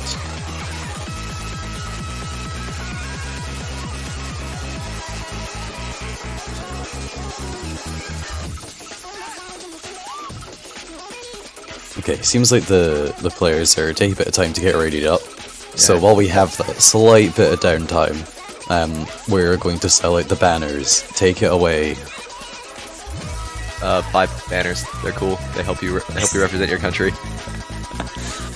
Or the country of your choice. Or the country of your choice. That is also You're not true. limited. You can choose any of the 32 countries that made it through the qualifier stage. Hey, you can go show your support for Costa Rica or Turkey right now for the low price of, I think, $5. Yeah, that money immediately translates into power and support for the country. So whichever team you want to win, go spend all of your money. Banners, even though you can only buy one.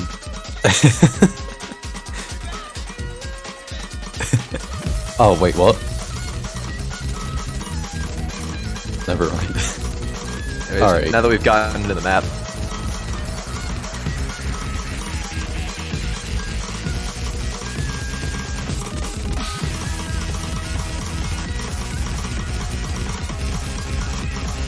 Alright, Turkey taking the lead so far, pretty much entirely through accuracy. Hotman struggling a wee bit, falling down to 97s in accuracy. Every other player staying in the high 99s though. Some of these finishers can give some people a bit of trouble. Nice little mono.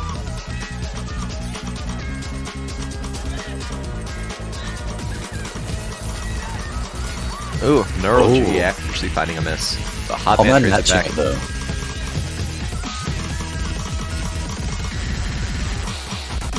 Map is also kind of long, by the way. 3 minutes 22 seconds. Oh, Costa Rica players missing. Only one FC remaining now. Yeah, Bruco's still with the 99.85 and climbing.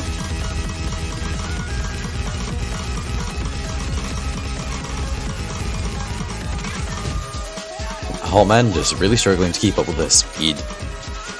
Yep, that 1.6 can be quite difficult to hit this speed.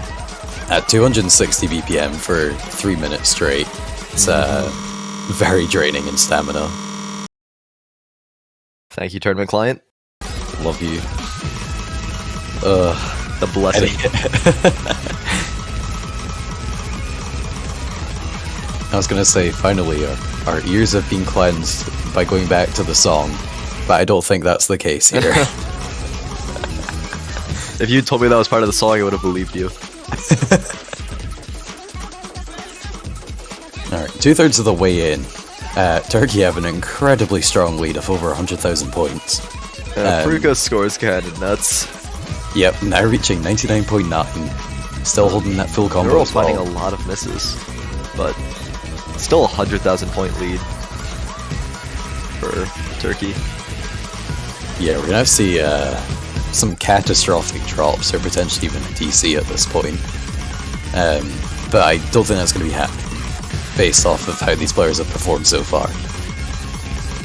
There is significantly increased SV at the end of the map, which may catch out some of the players, but I still don't think it's gonna make a big enough difference.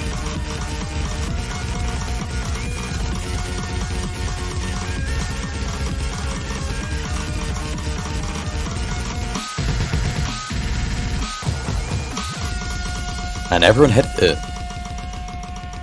Somehow. And that will be an extremely impressive FC from Fruko. 5 100s. We also playing quite well. Just 10 100s, but with one miss, unfortunately. Still, 980k on a speed map like this is nothing to scoff at. Absolutely. Hotman struggling a little bit more here, picking up quite a few more misses throughout the map, but not too much to worry because that was actually Turkey's pick, and Costa Rica now have the opportunity to fire back with their own map that they will have a score lead of over 100,000 on. For sure. It can get a bit difficult when it starts getting to some of the more difficult pools for teams with fewer amount of players because if you ever played a rhythm game, you know that sometimes you just get a mental block. And if one of your players on a team like Costa Rica happens to get a mental block on a song, that leaves now only the other two players who have to play it. And that's disregarding skill sets as well. That's just assuming everybody can play everything. So yeah, having more players is definitely a huge benefit. But it's not everything. We've seen some incredible teams in the past with only 2 or 3 players for sure, making like significant contributions to the team, and they're getting very far. So it's not the be-all and end-all. 100%, yeah. But when you start getting more out there picks in terms of just random things, it can definitely be difficult for some people who get caught off guard. Hidden 2. Burnt rice will be the selection from Costa Rica. Interesting option considering they banned Hidden 1. However, this is... The majority of the map is very simple snapping, very simple patterns, but we do have that gimmicky section near the end that is very difficult, especially kind of sight reading or not putting enough practice into it. So they are potentially hoping here that they can full combo at the end and Turkey picks up some misses. Yeah, not a terrible strategy. You have Solo coming in for Turkey. Yeah, the roster change here.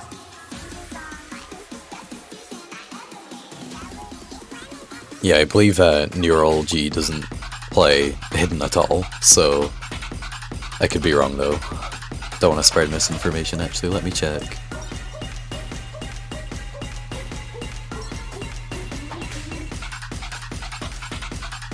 Okay, yeah, looking at their top plays, it's entirely Hard Rock and Double Tongue.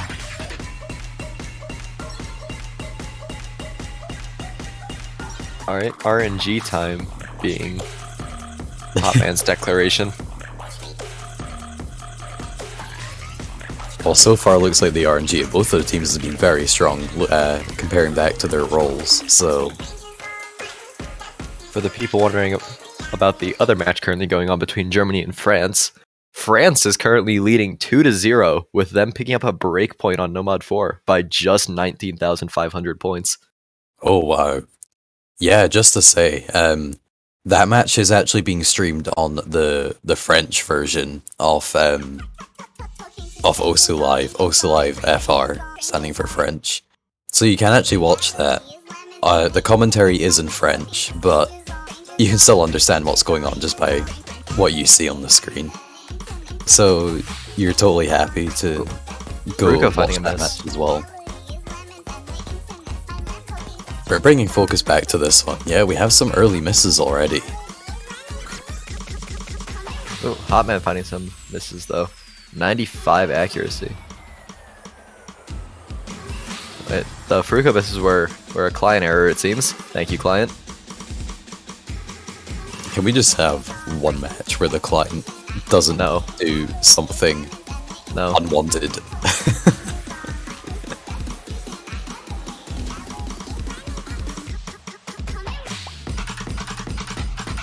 Alright, getting into these cut SV streams.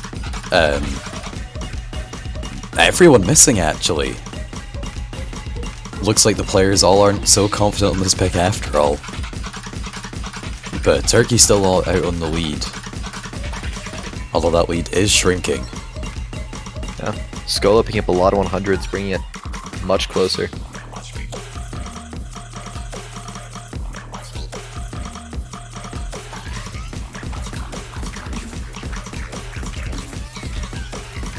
Yeah, with this map being so short, we're at the end already. Coming to Farouk actually finding some misses. Pushing the lead over to Costa Rica for now. If Costa Rica can hold this... But Pui misses! More misses from Hotman as well. Does that count as a curse? I think that does.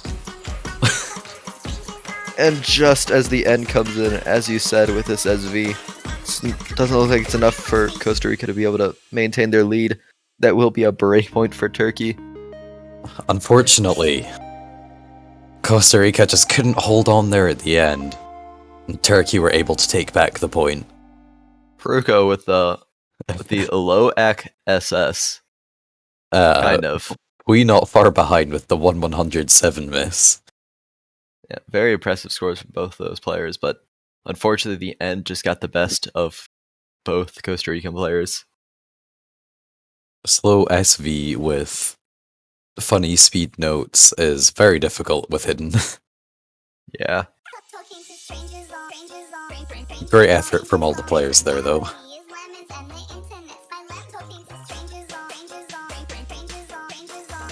This makes a great breakpoint for Turkey, though, and they're going to be looking to turn their lead to a 3-0 with their next pick.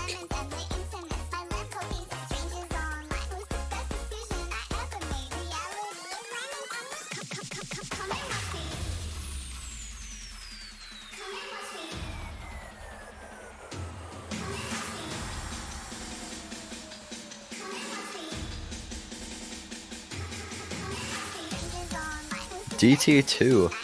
Lobby Circuit will be the selection from Turkey. Well, no mod 3 speed worked for them, so Yeah. DT2 speed should also theoretically work for them. Seems like a very reasonable pick.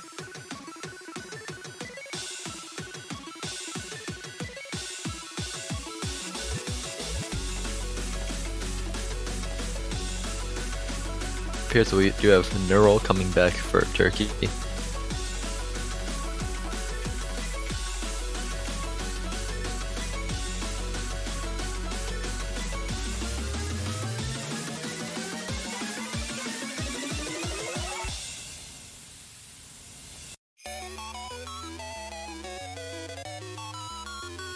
Song does kind of go hard. We stand Tanjiki. For sure. Why are the players talking about Nightcore? Please don't say you're playing with Nightcore. I hate Nightcore so much. No, we hate the core. I think it is actually against tournament rules to play with Nightcore, though, for some reason. I know some tournaments Probably messes with client. Maybe. I know some tournaments as of recent have been making it so that the role winner gets to choose if the double time picks are played with double time or Nightcore, which is quite interesting, I guess. It's a extra victory for winning the role. But here we go into the double time pick. Turkey or at least three of already us. cheating with their There we go. 927 bonus score. 927,000 bonus score, rather.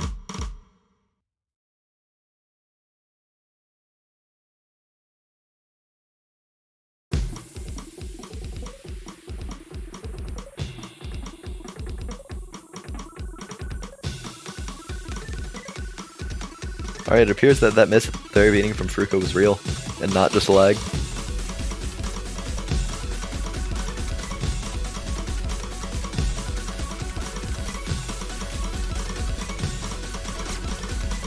A lot of players struggling with accuracy, but Hotman being the first to miss. Outside of Fruko's miss on the second note, of course.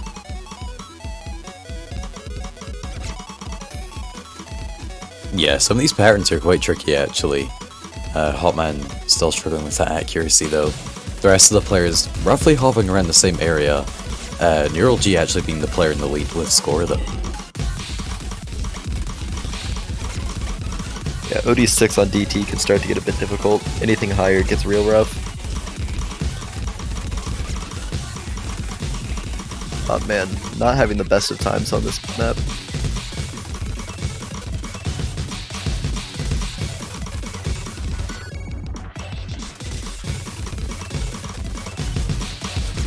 Yeah, Turkey with an incredibly strong lead here.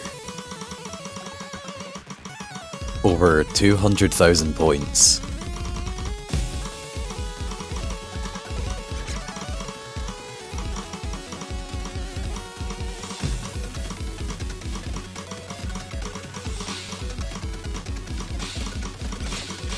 And building up to the final Ki, I don't really foresee Costa Rica being able to catch up.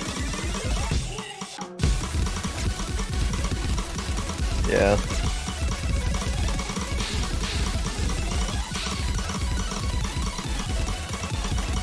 By the looks of it, Neural-G has actually dropped quite a lot of back. Still holding that full combo though.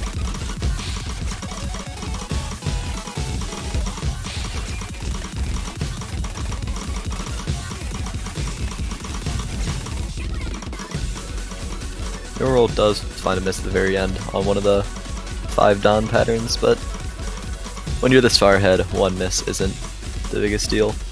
Yeah, it's score is not in danger of switching around at all, and Furuko finding a miss right at the end as well, leaving Pui Bookmarking. as the sole full comboer. 34-100 as well. So, honestly, only 2,000 points behind Furuko, with Furuko getting the miss at the beginning and the end. Very, very strong score there, indeed. 3-0 now, heading over to Costa Rica's pick. Meanwhile, on the other match, France just lost their own pick of Free Mod 3, setting it 2-1 for Germany. They lost by 4,200 points. It seems like a very exciting match is going on there as well. Both teams have practiced a lot for it. It's the European showdown.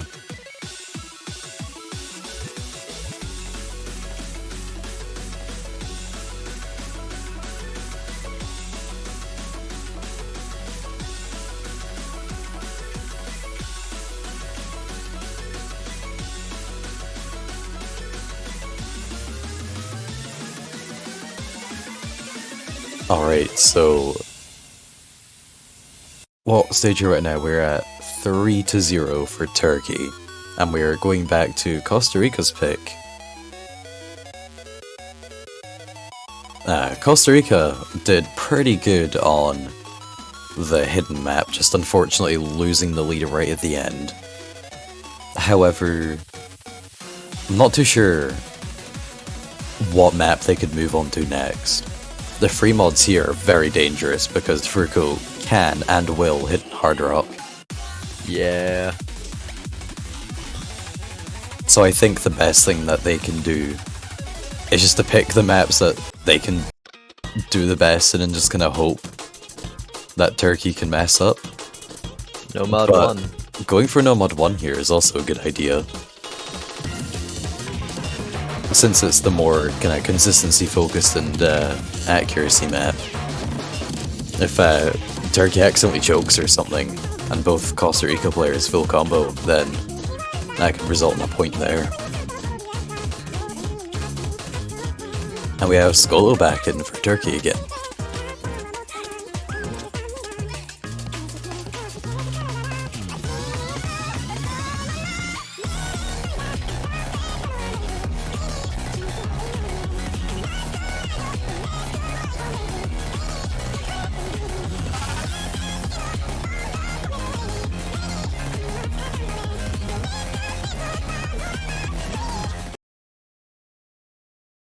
Okay, here we go.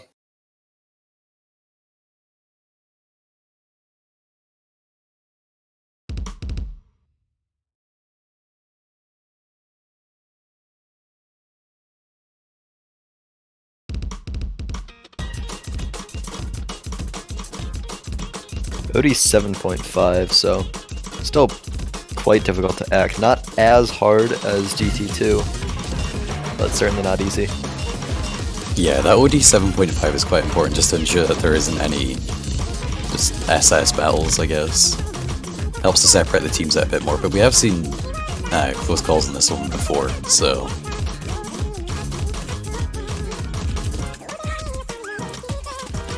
And so far, it's slightly in the lead for Costa Rica. But only by about 1 or 2 100s. New York's starting to get to some of the more difficult parts. Yeah, the real parts of the map is when the 1-6 patterning comes in. And we have Hotman picking up the first mix. And switching the lead back over onto Turkey's side.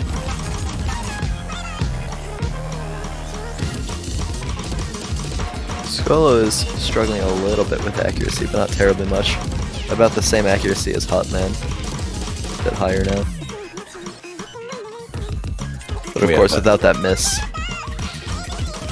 Yeah, the other thing that's keeping Turkey in the lead is Furuko's double S. Yeah.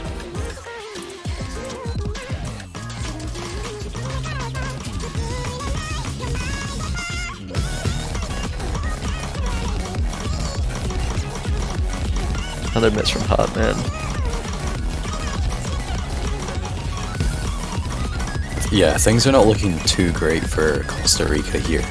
The lead is slowly pulling forward in favor for Turkey, but it's still within reasonable limits for Costa Rica to potentially take this back if Turkey has some big drops. It's gonna need to be some real big drops. Furuko does drop SS.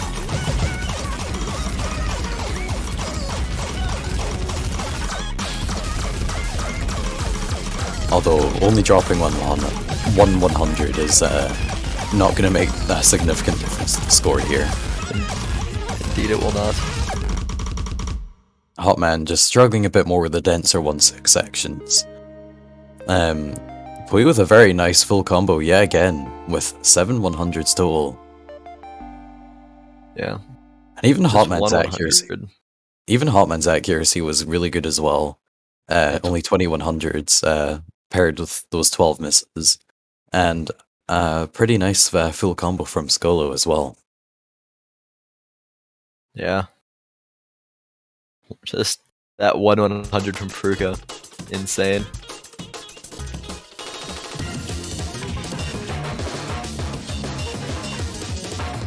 Alright, so this now puts Turkey into a match point situation. They are only 1 point away from winning, and no matter if Costa Rica is to win, tiebreaker is forced. So Turkey have the first pick here of the next potential 4 maps, and they have gone for Free Mod 3, which is probably very scary for Costa Rica. This map is quite accessible to mod, and we're definitely going to see 3 mods on the side of Turkey. So it just depends on, will Costa Rica decide to try match those, or will they play a bit safer?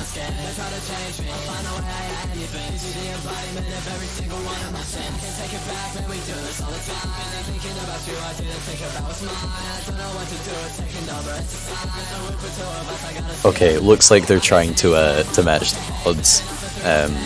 With Hotman saying "Go big or go home" in the chat.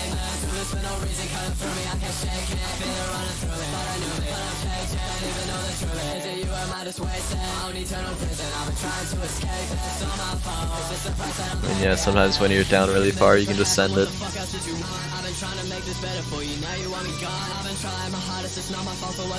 Yeah, as you full send it and just kind of hope it works out. Yep. Yeah, Hotman double S is here.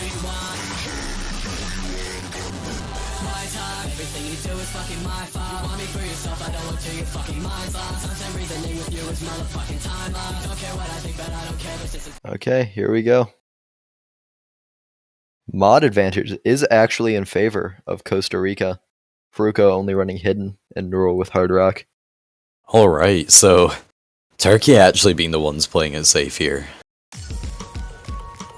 That's interesting. I wouldn't have actually expected that. Especially after hyping up multiple times that Furuko would definitely be able to play hidden hard rock. Essentially what this means is that if Hotman and Furuko were to both FC, Hotman could get 2% accuracy lower, and he would have the same score as Furuko. So as long as Hotman remains above 98% accuracy, his score is theoretically untouchable. But he does find a miss. Yeah, Costa Rica essentially have an extra 60,000 score to work with here. Although so far, Turkey are ever so slightly in the lead.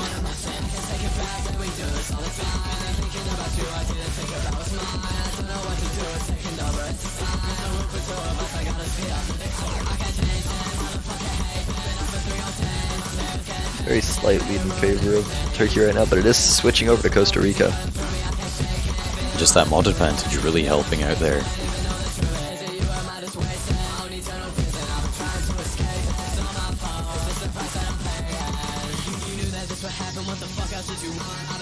The real big change is gonna occur when the streams come along. Yeah. Furuko's still SSing, by the way.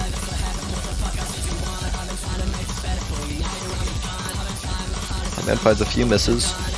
Gets back on. Score is still very, very close though. Only about 3,000 points between the teams. Man finding a lot of misses in this section though. Yeah, the streams can be quite difficult to read with both hidden hard rock. Furuko did drop SS, but only 1/100 it seems. The Furuko special. Oh no, that's one missing.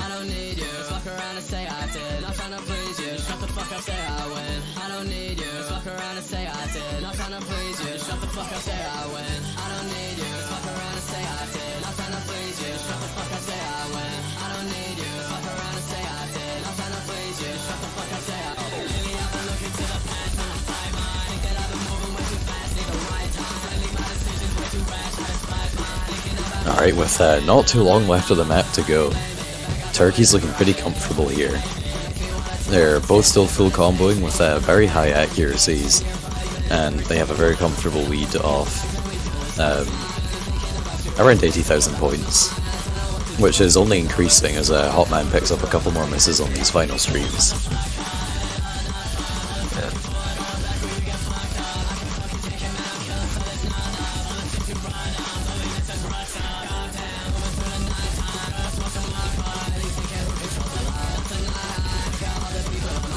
Sometimes when you're down, you just need to try to send it for a final Hail Mary pick. But unfortunately, Costa Rica could not find it. Neural G finding a miss on the final spinner. Let's go. So that will be a 5-0 victory for Turkey, allowing them to advance through the lower bracket. While this will unfortunately be the final time we'll be seeing Costa Rica in this tournament. Costa Rica picking up a really great performance, dishing out really wonderful scores. But Turkey are just such a formidable opponent, especially in these like lower stages, just because of how strong their players are. So we will be looking forward to seeing them next week. But once again, very well played to Costa Rica, and we really hope that we can see you again next year.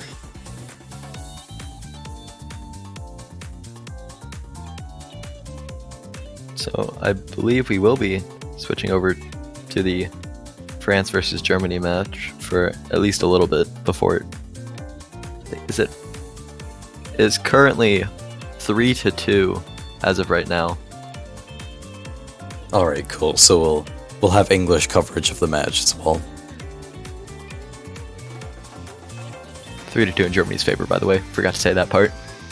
Okay, so France got a really good start, and Germany now crawling back, clawing their way back, getting 3 points in a row.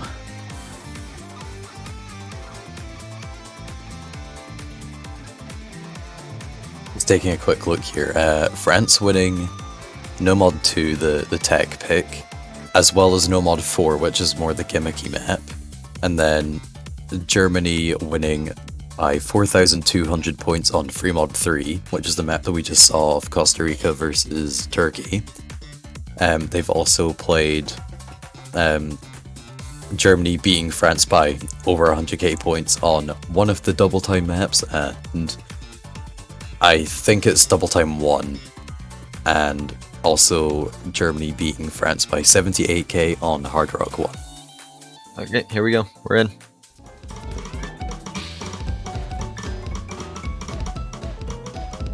And as we come in, we do see Raunchy finding a miss. This is for mod 2.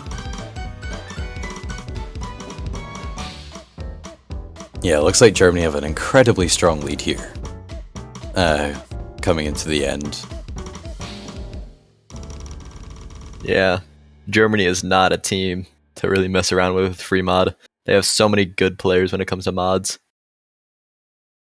The client is messing up a bit because we joined into the match at the end, so technically none of the players were in passing HP, but all the players passed. Don't worry. That was Germany's point.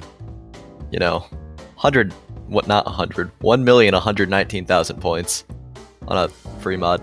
Kinda nuts. It is breakpoint now. Not breakpoint, sorry. Match point for Germany, but it is France's pick. France's final pick, actually.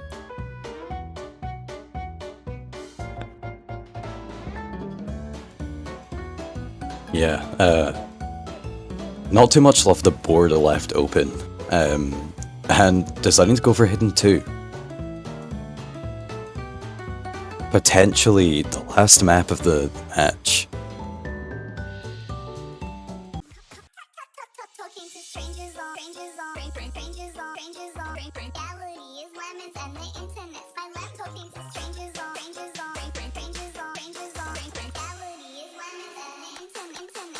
France wants to continue forward. They do need to win this map.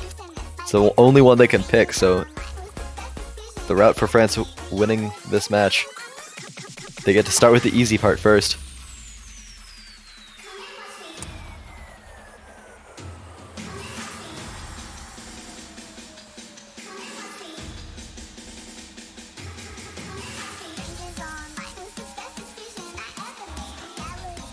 Okay, yeah, we have Kolf switching it, and looks like Germany are deciding to stick with what they've got. Makes sense. Mew is certainly a very, very strong lower SV hidden player. And Minakuchi can just kind of play everything. Minekuchi, rather. That's how the name is pronounced. I guess like the only thing you could really be surprised about is perhaps not seeing Martin in for Germany, but very true. These two M players on the side of Germany still very strong in their own right.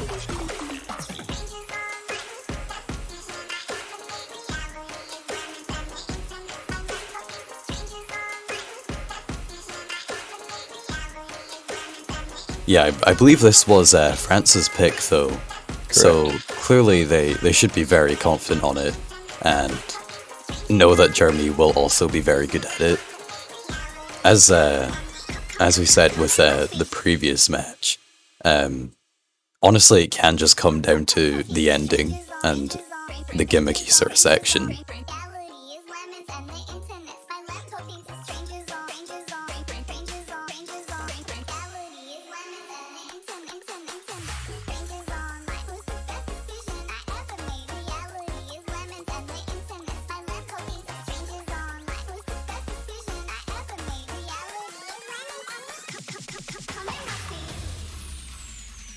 Okay, looks like we're going. The client does not want us to go. Still having our bottom left player on free mod 2.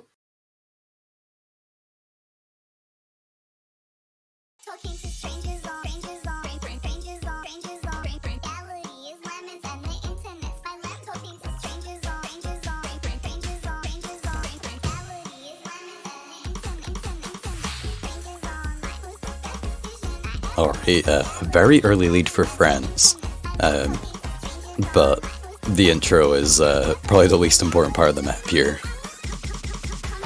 For sure. Although at the same time, this is a very, very short map, so all these 100s here and there will make the difference potentially if all the players full combo.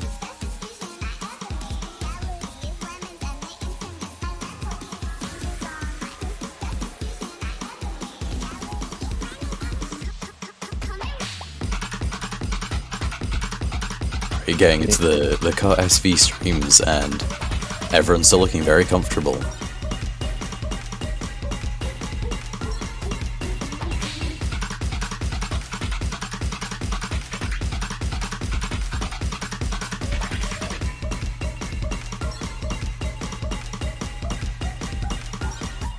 We still actually have Mew double S'ing.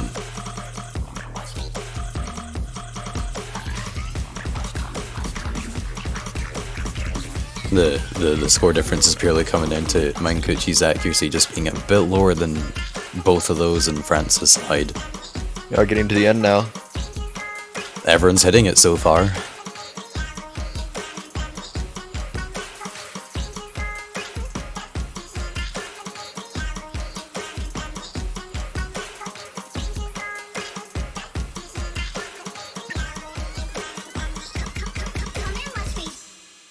And France does hold on, winning by 8,600 points. The double S from Mew.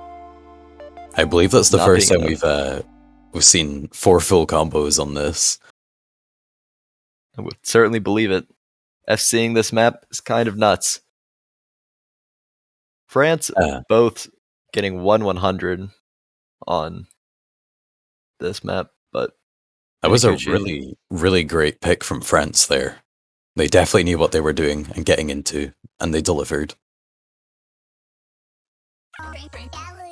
So we're now actually at the section, or in the situation now, where if France wins the next pick, we go to tiebreaker, and if Germany win, then they take home the victory here, and move on through the winners bracket. Yeah, but it's Germany's pick, so it's not the easiest for France.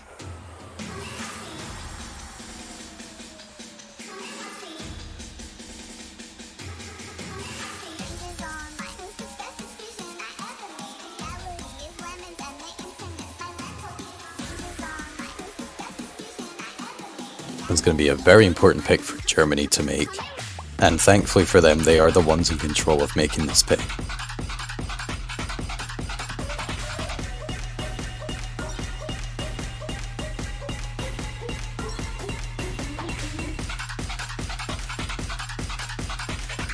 I don't have much left to pick anyway. We have 2 no mods, a DT, and a free mod.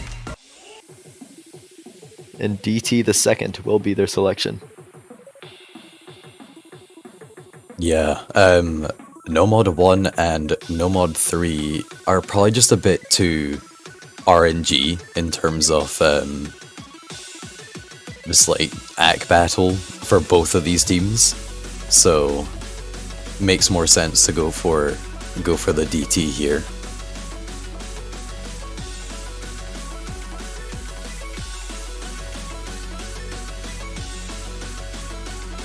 And we do see some roster changes. We have FRZ coming in for Germany, and looks like we will be having Akitai coming in for France.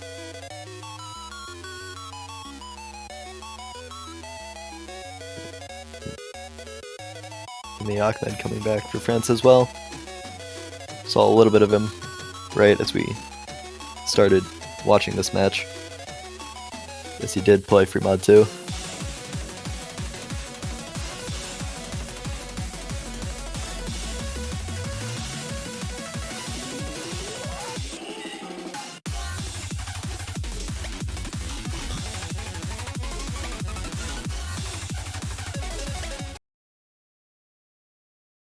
Okay, here we go.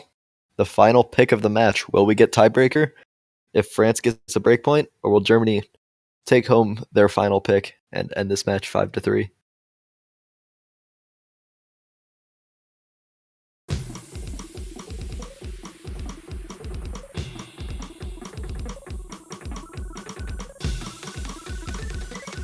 Everyone picking up quite a few accuracy drops already. Intro. Yeah. As we said, it is OD6 with DT, so it's not necessarily that easy. Yeah, I think at that point you're already pushing up to around OD10.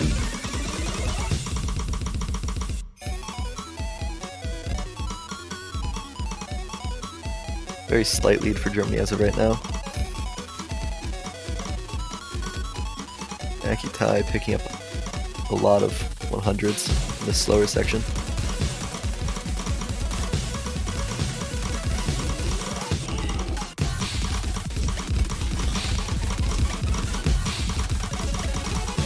Alright, Germany slowly building up a good lead here. Still very restricted though. France are putting on an absolutely amazing performance as well.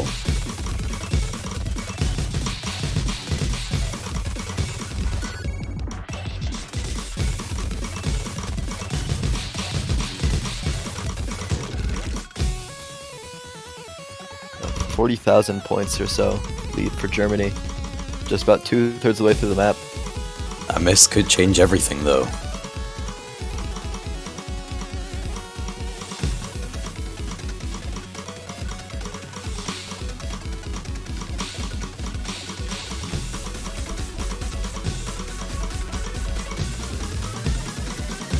Building up to the final Ki, everyone's still looking very, very strong.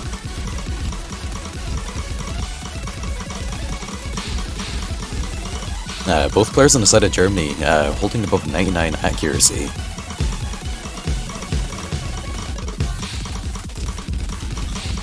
Still a fair bit of the map left, but yeah, the density really, really harsh in this section.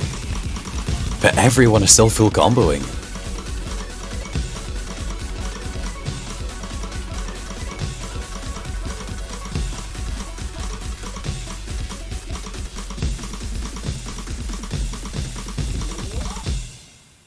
and as we do come to the end of that match, even though it's a 4-way FC, that is Germany taking home the victory in the end. 28-100 between the two of them. Unfortunately, no tiebreaker. Absolutely incredible performance from both of these teams. These scores are could easily, even from France, the team that lost here, they could very easily have beaten many other teams. Especially remembering that Germany was the third-seeded team, and France managed to take 3 points off of them and be able to contest them fairly well in the others. Kind of puts forth a very scary prospect for France being the losers bracket for some of the teams that are also down there. Yeah. But a massive congratulations for Germany. They're going to be continuing on through the winners bracket and potentially dominating further teams yet to come. Yep. France is not gone yet. They could still go quite far in the losers bracket, and after a performance like that, I expect they do. Yeah, I fear for their upcoming opponents. Yep. Our next match that we have will be Mexico versus Italy in about 2 hours. So we have some time. Very similar flags, so hopefully things don't get too confusing. Oh boy. Unfortunately, neither of us will be with you for that match. So I believe this is the last time either of us are on for the rest of the day. Yes, yeah. So we will both be back tomorrow, though. But there is still plenty of matches throughout this entire weekend. So, yeah, definitely stick around, keep checking back, and buy banners. Woo! Alright, well, see you all later.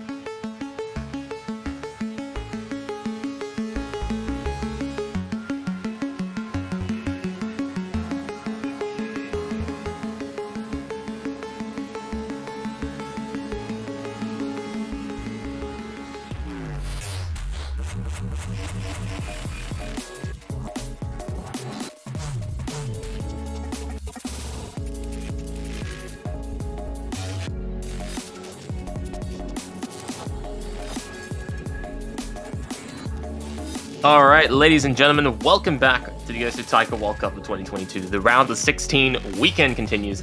I am Beat43210, and joining me today, none other than Incandescence. How you doing? Hello, I'm doing quite well. I'm excited. I was surprised to see that that Italy lost to Finland. Not very surprised to see this matchup I was expecting last week. I remember expecting to see Finland and Mexico. Unless we see Italy, two very similar flags, almost the exact same one. Oh no, it's gonna be hard to keep track. Nah, I'm kidding.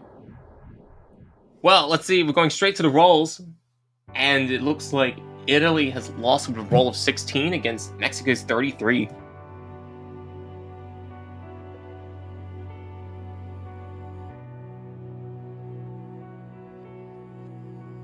And they're going to be banning No Mod 1 right off the bat. Mexico is going to be banning Hard Rock 2. Interesting choices. Italy feeling a bit more confident in the mod pools. Mexico taking out Hard Rock 2. Respectable decisions.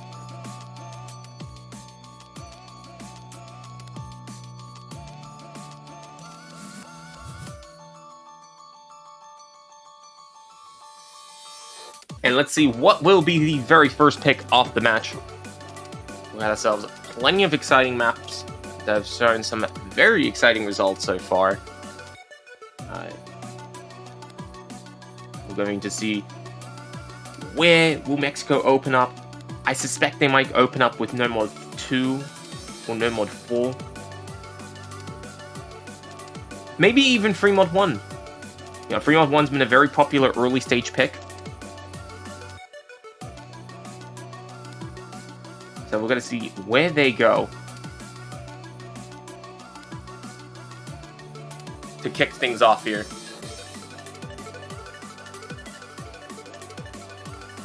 I do apologize, I'm just in the middle of waking up.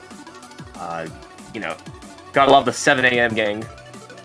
It's clearly the objective time to start a very bright day in the Taiko World Cup scene. Sorry for the short silence, I was dealing with some audio issues, yes. I expect since Mexico's going to be picking first, it's going to be tough for them to... Yeah, I was going to say it's going to be tough for them to beat it on mod picks. I think it's going to be a pretty risky general pool to be dipping their feet into any of the mod picks, quite frankly, with the exception of Hidden, because Mexico does have some strong hidden players. But I did expect them to pick a no mod. They're going to go with no mod 3. Ah, yes, No Mod 3, our favorite song. Apparently, the song title is actually backwards.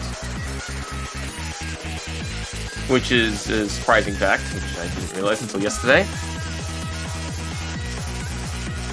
Absolutely a banger song. It's been a very popular choice. For anyone that doesn't know the name, it's Hyper the Love Story. Yeah.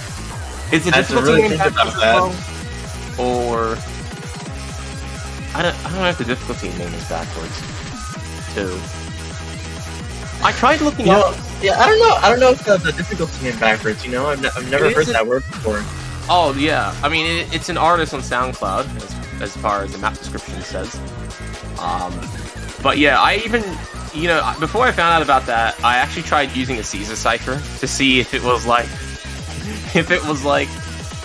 rotated or something. Like I had to do a bit of decryption to figure out the difficulty name. Like what's the word I'm looking for? Like what they're called. Like a cryptic. Yeah, but there's also like words that are like just jumbled up letters, but you can like monograms. I think is what they're called, right? I suspect so. My English is very terrible. I didn't do very well in high school in English, so my literature understanding isn't that strong. But yeah, a little bit about the song itself, though. Outside of the unique name, it has an OD of 7, 6.7 star rating, 3.5 minutes in length, 260 beats per minute. Definitely quite a step up from Save the Queen Exterminate last week.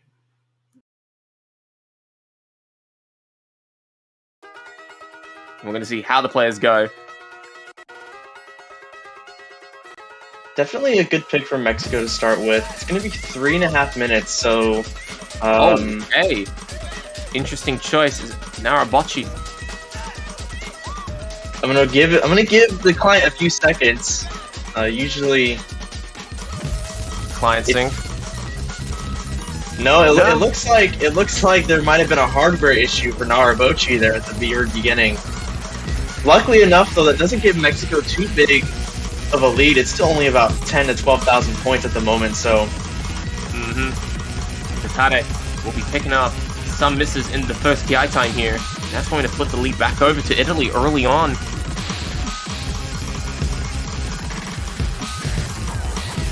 We got Ollie doing very well at 98.6%.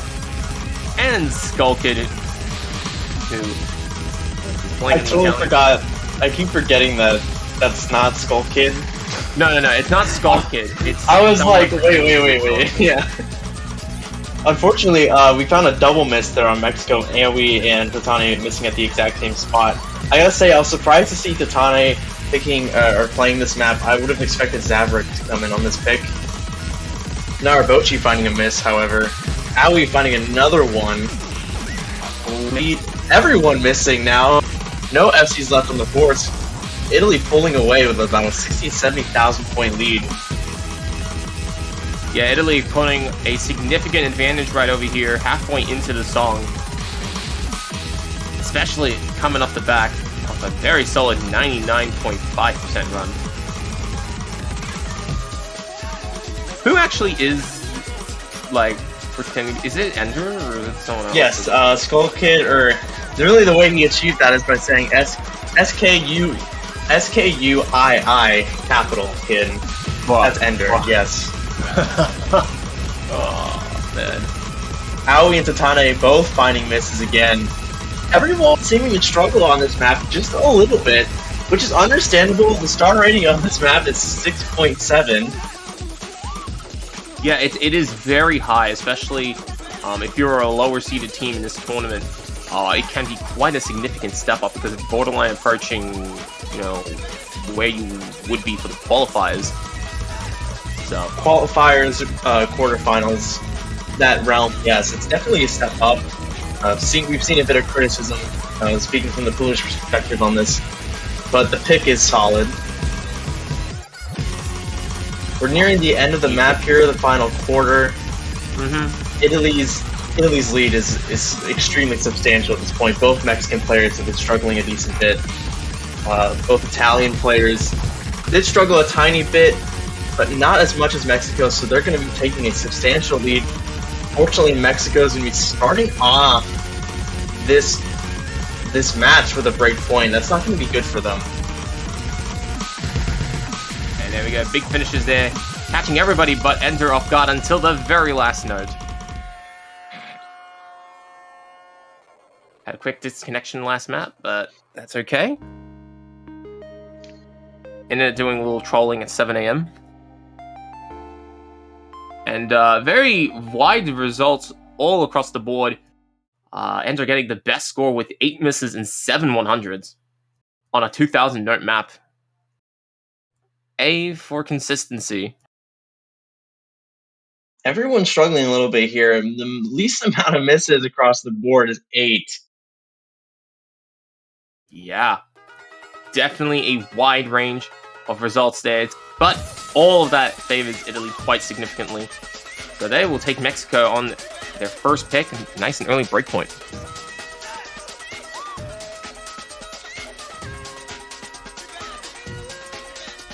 And now our attention turns to what will Italy pick first. Italy having plenty of choices. Yeah, Italy's number of choices that they can comfortably beat Mexico on are more readily available to them than Mexico. They're gonna go with Hidden One. Hidden One. Konfu Cheve. I don't know if that word is French. If it is, I don't speak French. I mean, look, I don't know, but I can probably guess that it's a cheese. So if it's a cheese, it probably sounds French. So, yeah, Shaolin Theta, the difficulty name. An OD of 6 and star rating of 6.2. 4 minutes and 6 seconds in length. It is one of the longest maps in the pool. On wide, interesting hidden pick. Completely opposite to its counterpart Hidden 2, which has been a bit more of a popular choice. Hidden 1 is a very interesting pick, which, side note, I can indeed, as some people in chat are noticing, I can that chèvre, or however the heck you say it, that is indeed a goat's cheese. So, we have that figured out. Cheese is good. Kung Fu cheese. So, Mexico having both subs, Italy having both subs, totally different player rosters here. Zaverick and Yohi on Mexico, and Ikun and Deku on Italy's side. A pretty weird and awkward map, as you would expect from an Igor song. Mm-hmm. Man has made some very spicy audio files in years past, and this song is no different. Saverick really struggling at the beginning there. Looks like he's found his footing. Finding a one He miss picked up an there. early miss, although it was a really good recovery.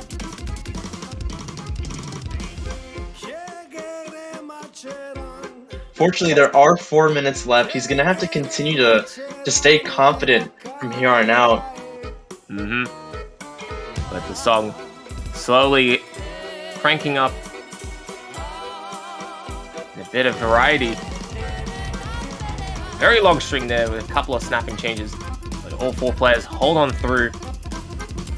Go through to the first, I guess, main section? I don't know, it's really hard to structure these songs properly. But, you know, that also brings a lot of excitement and difficulty when it comes to following the very awkward flow of the map.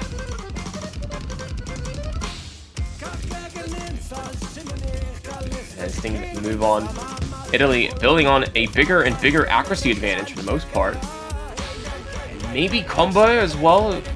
It appears that Xavier K is slightly underperforming compared to everybody else in the lobby.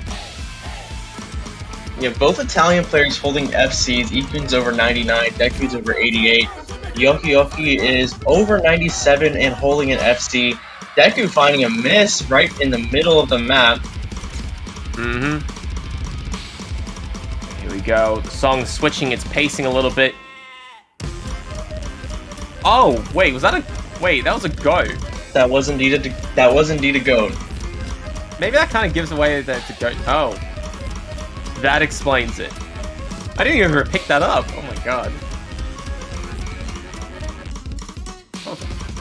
I don't live next to a farm, but if I did, I would say that's a very accurate goat sound. But here comes this major lengthy stream. 1,500 notes long for both Akun and Ojoji. Both of them holding on very strongly despite the song's tracky structure.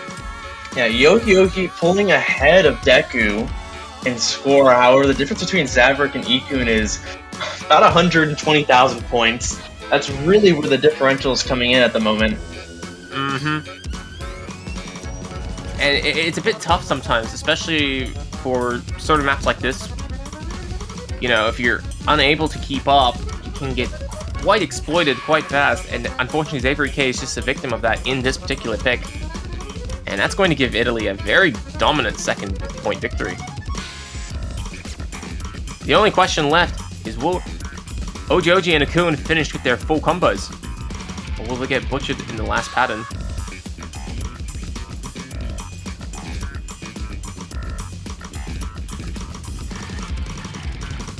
And then things come to an end.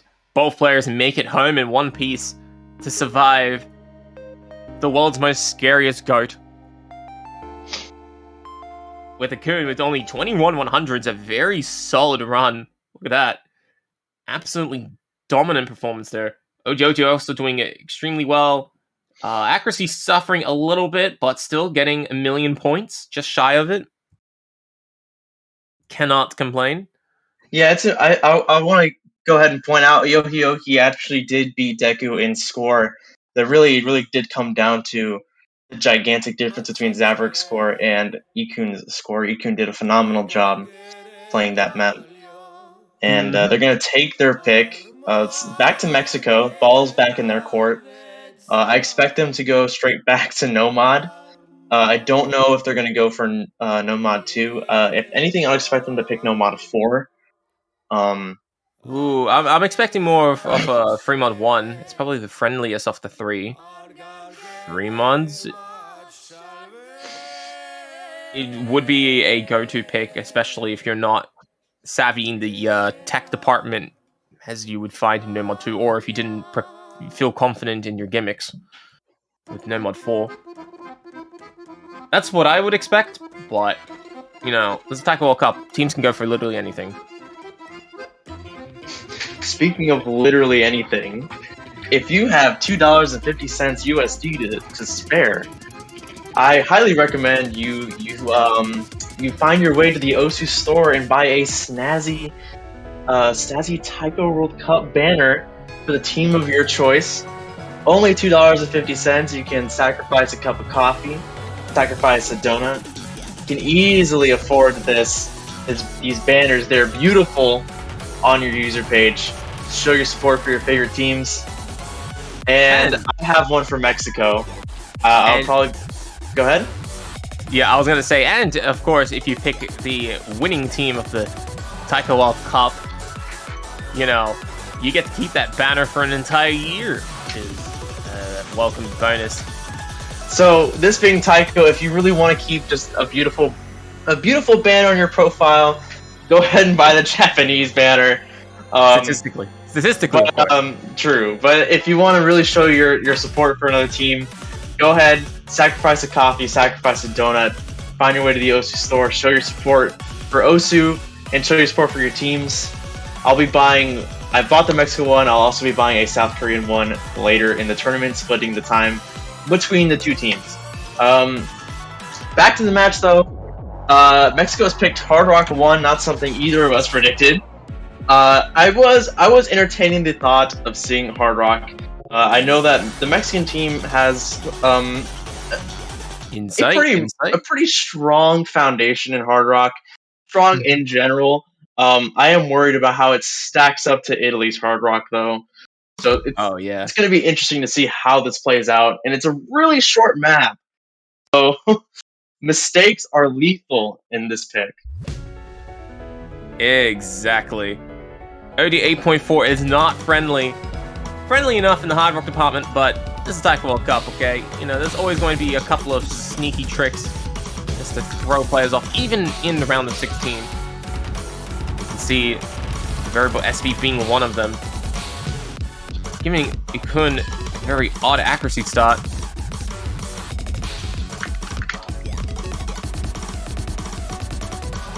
Hidden Taco will be the first player to find a miss, sitting at 96% accuracy. Daybreak also following shortly behind with a big miss in the accelerated note patterns.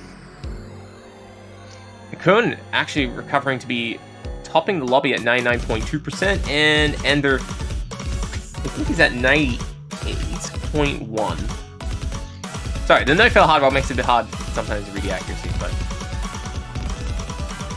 he's definitely doing a very good result. We're already halfway through the map. Hidden Taco and Zavrik both have lost their FCs. They're both holding pretty similar accuracies. They're not doing too hot, but they're doing pretty good overall. But again, I mean, like I said when the map started, it's just hard to stack this up against Italy. I mean, Ikun is doing phenomenal, carrying this map, carrying the hidden map that was just previously played, he's pretty unstoppable right now. And the man is absolutely on fire as it's coming towards the end of the song here. Both. Okay, there's a spider in front of my. Okay, give me a minute.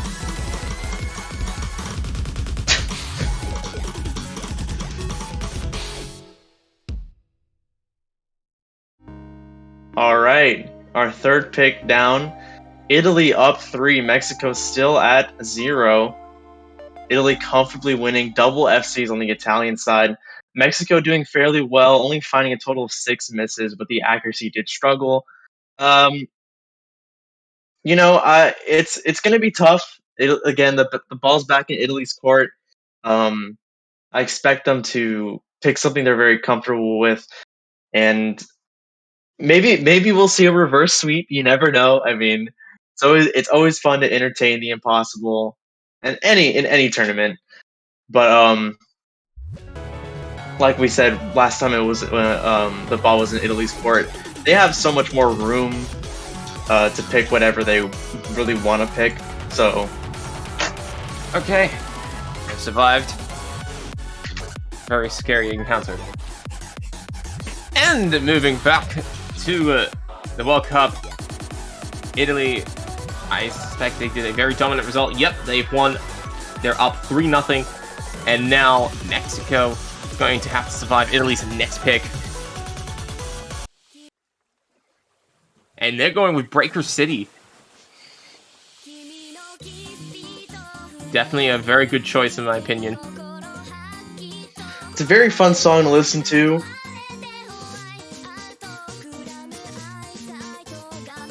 A40 changing sides. Going back to Italy though.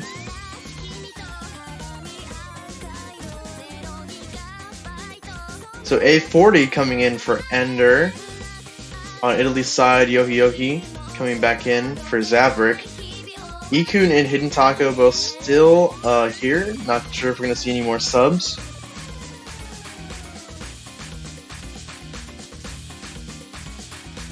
Ooh, okay.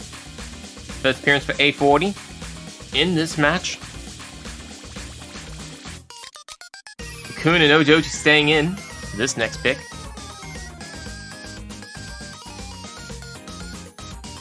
Now, this is actually the first time I'm seeing Breaker City. Has anyone else really picked Breaker City? Yes, we did see it in the match earlier today with Costa Rica. No, was it Costa Rica or was it the France match? Ooh. I think it was the France-Germany match that we saw Breaker City. Didn't happen in Singapore and Portugal? That I do not know. I see. My personal round of 16 experience started with Costa Rica, Turkey, France, and Germany. Now we're at Mexico and Italy. Fair enough. So yeah, no more subs. We're gonna go ahead and start the map here. Mm-hmm. Now that these stats on the bottom have updated, well, now we're back. 2-minute song, 177 BPM. This is the more awkward, harder to act DT pick. So I expect that Ikun is going to crush this map. I mean, you never know. I expect it to be the same as well. But let's tackle World Cup, okay? Either you crush the map or the map crushes you. Or in this case, it's crushing the client. I say A40, you're really just gonna sit out of this one, I guess. Yeah, I mean, this is called Breaker City after all. Okay, we break everything, including the client and A40's monitor. Oh man. No, we are struggling to get A4 coverage up here, but what we do see is Hidden Taco did find a good bit of miss. Yoki has not. He has my mistake. They're both struggling with accuracy, as I said. This is the harder to act pick. Even Ikun struggling, usually having over 99%, down to 97%, and we are still wondering what it looks like on A40's screen right now. I mean, look, for the time being, Mexico is going to enjoy this 2-on-1 advantage. You know, it's a very fine display to look at when you're up 400,000 points on a taiko map pick. Okay. You always got to enjoy. You got to take your victories where you can. Okay. And the song itself is about to finish very quickly. I suspect that A40 is actually playing. We just can't see it. Just doing a little bit of breaking at this early in the morning, just like the daybreak that's outside my window at 7 a.m.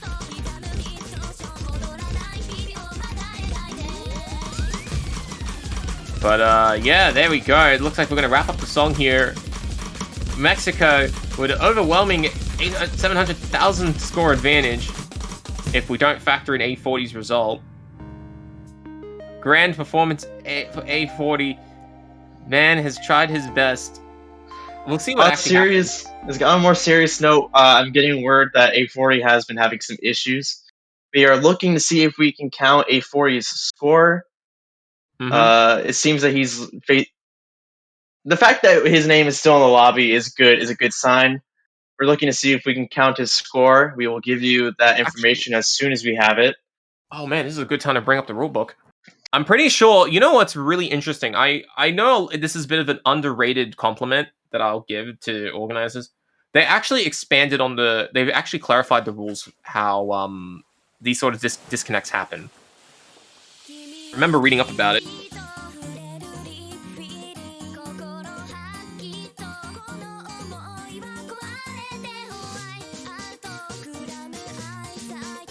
Alright, let me go bring it up.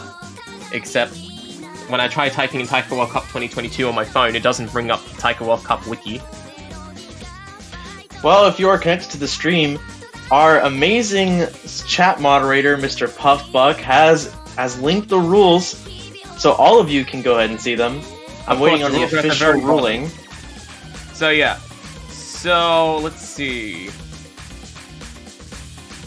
We don't know when the disconnect actually took place. A40 was in the client for the whole time, but I don't know if he was actually playing. Assuming that he was disconnected after 30 seconds. I don't know how that's going to get ruled, but if it did, their total scores will not count unless there's adequate proof provided, which has to be either through their own live stream, if they are live streaming, a replay file off the play taken directly from the local scores tab, screenshots from other players taken directly in-game that shows the affected player's score, but we don't know if that's even possible right now.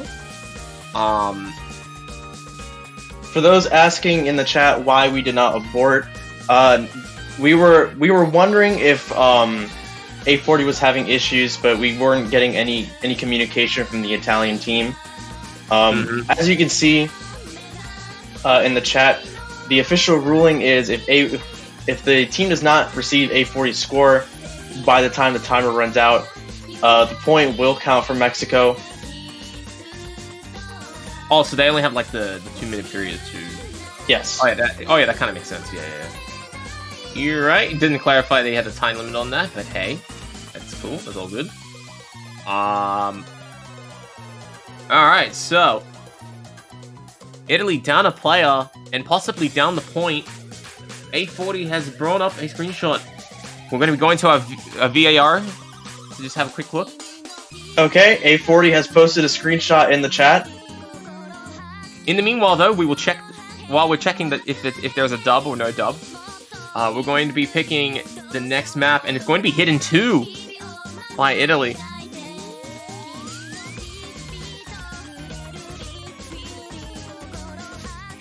So, Hidden 2 going to get selected. And it's going to be Burnt Rice.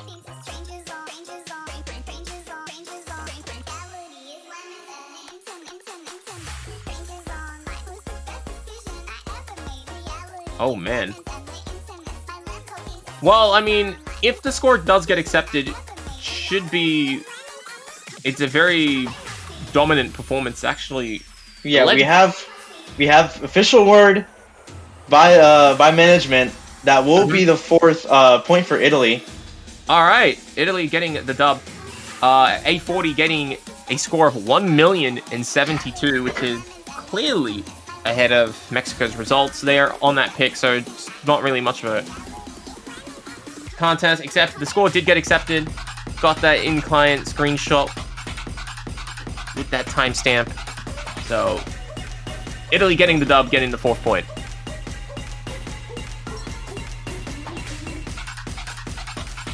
But, yeah, there we go. Front Rice, the next pick. And it's going to be an odious 6, 4.7. It's going to be completely different to the other hidden pick that we just saw.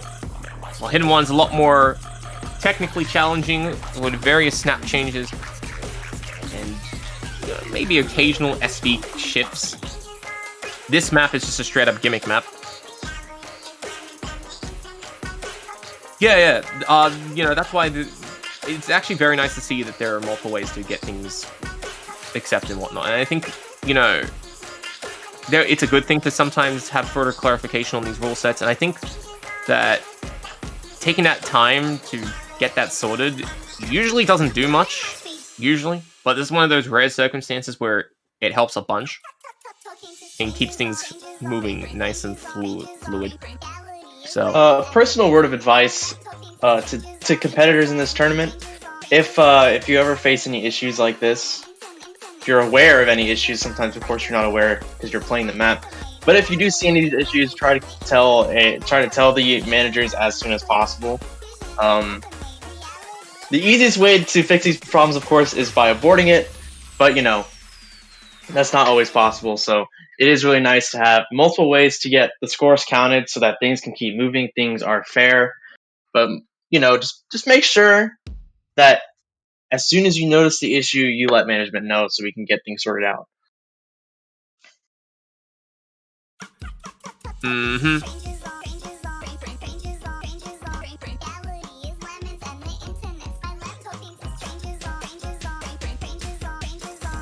And here we go.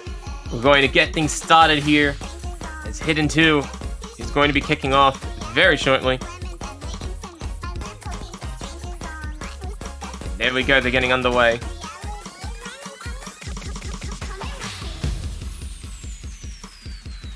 All players clearing the introduction there, starting off the pick. Italy ahead, especially off the back of the cone, getting a double S in the early sections of the song.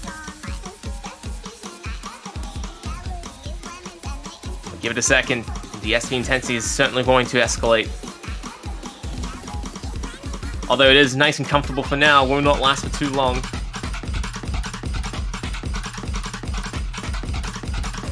And the patterns flowing through. Mexico putting up such a strong fight as nobody missing it just yet. Certainly done that preparation in the first half.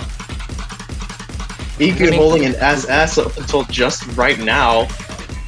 Very, very solid performances across the board, but we're already at the last third of the map. But the last third is arguably the most difficult section, especially when you got those overlaying notes that are going to come in out of sequence. Tatane will be picking up the first miss leading up to it. Here we go, but Deku also breaking right back. With the accuracy holding Italy in the lead for the time being. Tatane finding a number of misses there. Oh no. The slow SV really throwing him off. Yohi finding a miss now. And Akun, the only person left on a full combo, will be the only survivor off that section. And with that, Italy will win very convincingly in a 5-0 fashion. Hate to see it, but it does happen. Another phenomenal play from Ikun. Look at that. I believe Ikun playing 4 out of the 5 maps, and he crushed all 4 of them. Yep. And Deku's doing a very, very solid performance himself. Again, 3 100s and a miss. Joji doing alright as well. Holding on to the very end with only 12 100s. It was a very solid performance. And then Tatane, unfortunately, did struggle a fair bit at the end. But that's going to be it for Mexico's run in Taiko World Cup this year.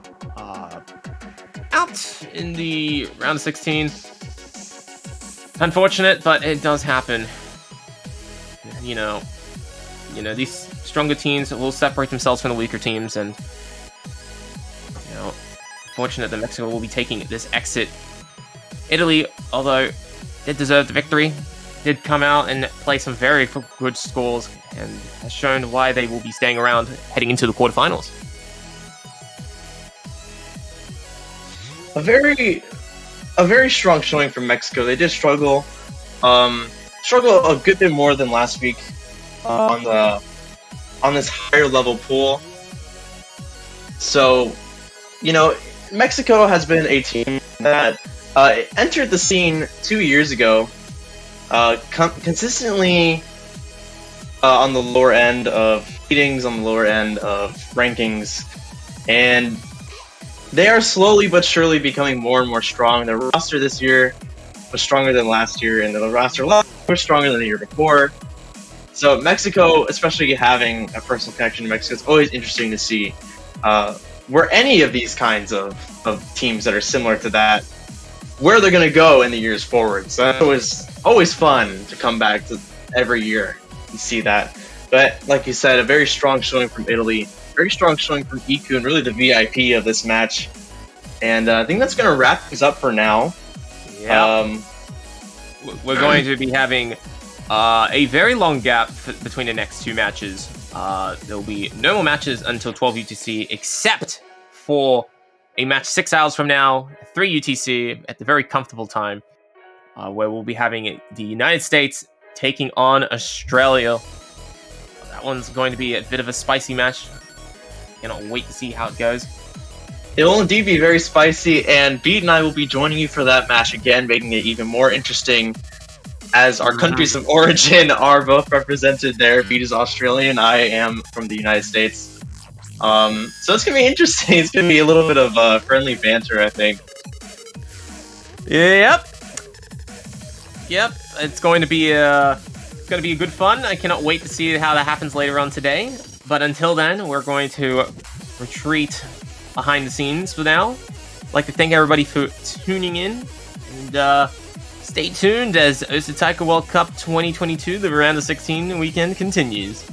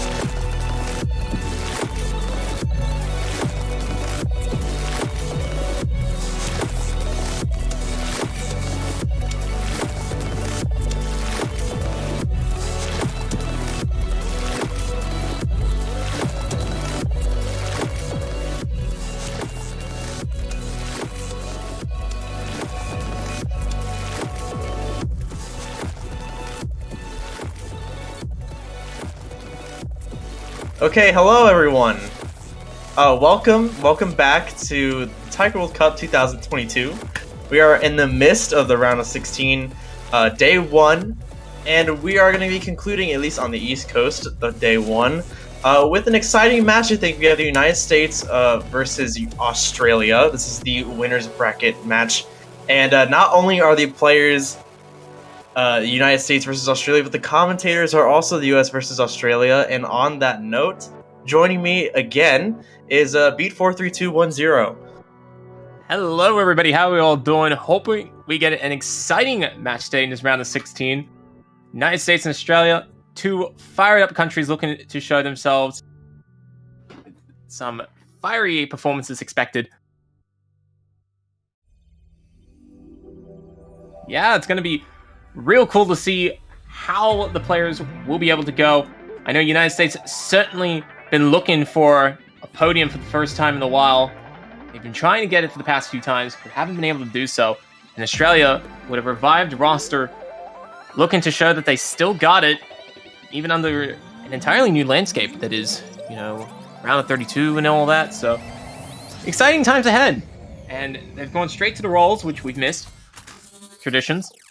And United States rolled the 32. I was going to say, thankfully we can see the results of the rolls, at least. At least. So, Cheese Salad loses the roll with 32. Richie, representing Australia, will win the roll with 75. So that means the United States will be banning first, followed by Australia. I'm going to be real, I actually prefer to pick second in tournaments. Yeah, I get that. I get that strategy a good bit. I do prefer. I mean, I haven't played a tournament in like 5 years, but when I played it in a tournament, I do. Actually, I played in AGTS, but even then, I do prefer to pick first. Oh no, I prefer to pick second every day of the week. I'll happily ban first if that means you can run into my own picks. Please. Speaking of bans, we got one down. United States banning Free Mod 2. Yeah, and Australia is going to ban Hidden 1. Got some juicy inside information. Both of us, this is a very exciting match. Again, US versus Australia, the players, US versus Australia in the commentator booth as well. We both have lots of inside information on these countries. So there's going to be a lot of commentary. I'm pretty sure there's not going to be any dead air whatsoever. This time around. If air exists, it will be dead. Exactly. It will find a way. It will find a way. That's how air works. To start things off, Australia's gonna pick Free Mod 1. The future we didn't expect. A very solid opening choice for a good number of teams in this tournament. Regardless whether you are higher up near the top or a bit on the lower end of the skill bracket, Free Mod 1 has been a friendlier choice for every single team in round 16. I'm widely expecting 3 mods for both sides.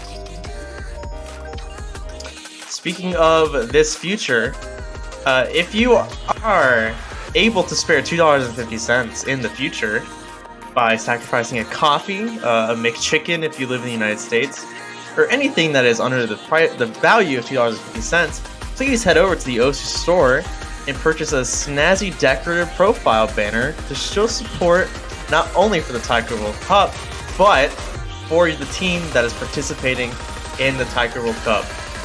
And if you can spare 250 channel points, you can head over to the stream chat and place your predictions on who will win this match between the United States and Australia.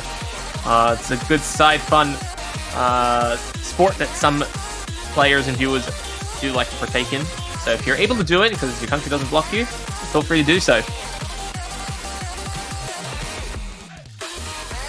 All of that, now that I've gotten that amazing plug-in, I'm literally trying to replace how good Janitor was at those plugs. We're gonna head into this point. Free mod. I was expecting to see some substitutions on the United States. So you have Aurora and Miniature Lamp on the United States side, Richie and Jai on the Australian side. Aurora and Jai, Hidden Hard Rock. Richie choosing Hard Rock only, and Miniature Lamp choosing Hidden only. and the client giving us some delightful machine gun as well. You know, of course, that's the starting gun of the Taiko World Cup match. You know how, like, in the 100-meter sprint, just imagine that on repeat for every 100 meters they're going to run in this race. Terrible analogy, but let's roll straight into the match. As both teams getting nice and warmed up. The show ahead. Australia off to an early lead, up by about 7,000 points. Although, and it's really hard to tell as both sides are quite evenly balanced to begin with. Yeah, right off the bat, the biggest score difference here, which isn't very big, is Miniature Lamps a little bit under, barely over 98. Aurora dropping quite a bit under 98 now. And continuing to drop. Richie and Jai both holding extremely strong on this pick. Aurora picking up the first miss of the lobby. Going to give Australia a slight amount of combo momentum right when everyone gets to the 400 mark as well. So Australia will be enjoying a nice 50,000 advantage within the first half of the song. It's up another short map, so there isn't too much time to recover, especially Aurora's the distance that he fell was so big, and he's gonna find another miss. There's just not enough time to recover that at this point. I mean, we can see Australia's score already climbing near 100,000 point lead. Doing a very significant result for Australia on their own pick. Miniature Lamp doing a very good job trying to hold the line, but with just one mod, it is not going to be enough. Especially when your teammate is packing double the power and maybe double the pain. And he can't keep up. And Jay picking up a near miss at the end, but well and truly out in front as Australia gets on the board with their own pick.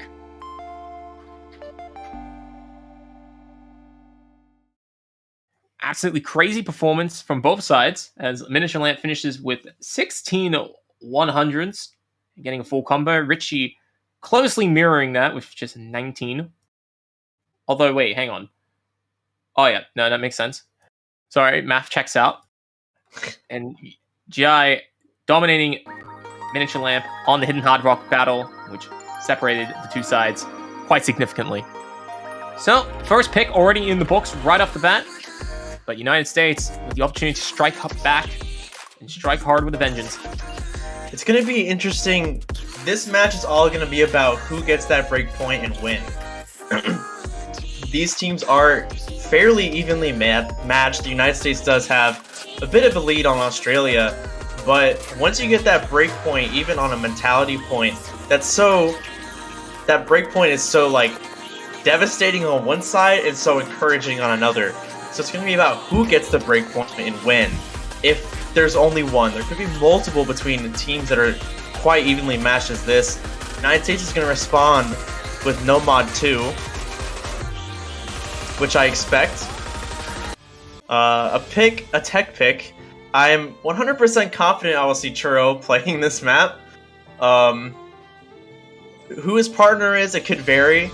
I wouldn't surprise to see, RJ on the American side.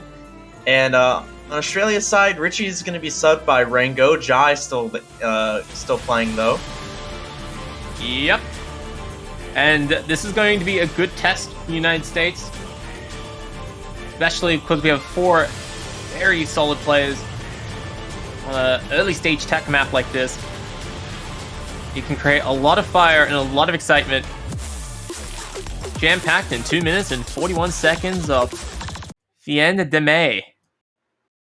Fiend. That first word is fiend. Wait, is it? Yes, I don't know about the second one, but the first one's just fiend. Look, knowing my track record with pronunciation is probably wrong. Right, man, more machine gun, except Dawn's this time. Last time was Cats, yeah. See, I really wonder, while we go through the slow bit, I wonder if there's been more Dawn machine gun noises or Cat machine gun noises. It's a great question. Sounds like one of those stupid questions Mango would put on that like dumb quiz thing. Ah, yes, of course, the one that I'm going to spend 6 weeks solving and come second on probably. Yeah, that's going to be painful when that happens. But until then, we're going to be getting started with No Mod 2. The introduction clears. Everybody near balls out the gate. Jay, the only player picking up a 100. But there's going to be more coming in now. Yeah, right after you said that, 2 players, Rango and RJ, picking up a number of 100s. Churro as well now breaking his double S. United States has the accuracy advantage for now.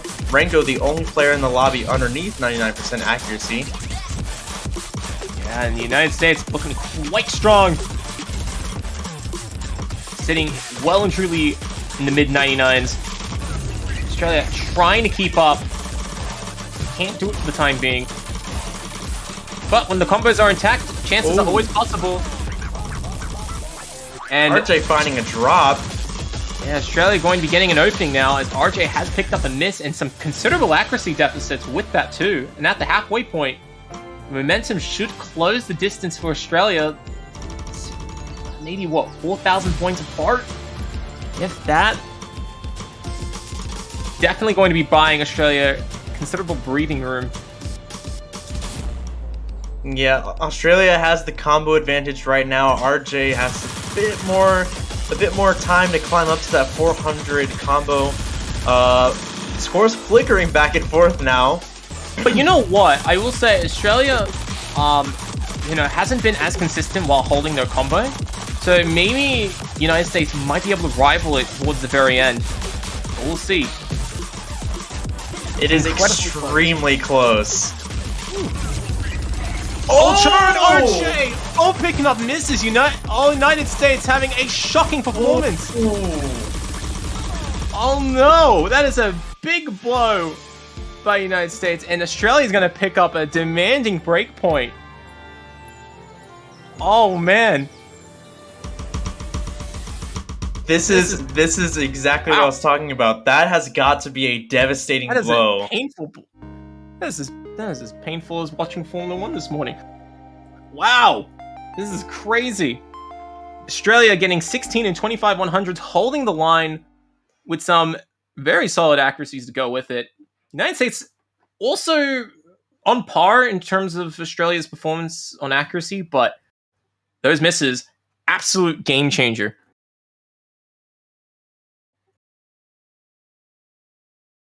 At the same time, too, that's even more heartbreaking. So Australia going to have a little bit of breathing room for the time being, and they're going to be going with Illusional Flashback. Hard Rock 1.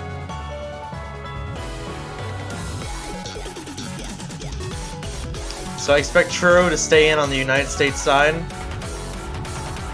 Yeah, I'm expecting Renga to sub out with Richie. Yep. I do not know if RJ will be sticking around. I do know that Hidden is more his mod.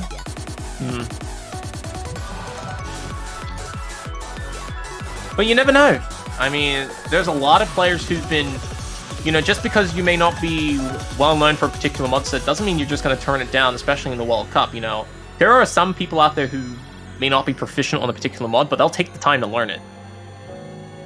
If they can. And try and, create some chances for their own team.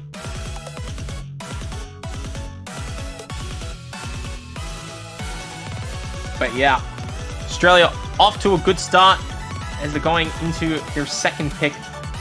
Are they going to keep that momentum though? We don't know. We're going to see.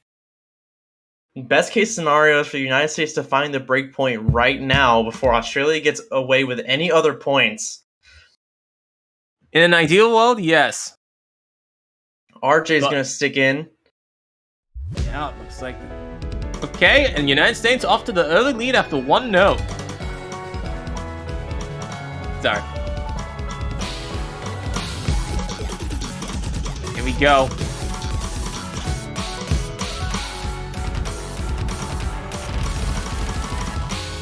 Oh, Richie picking up an early miss. But that's going to be good for the United States.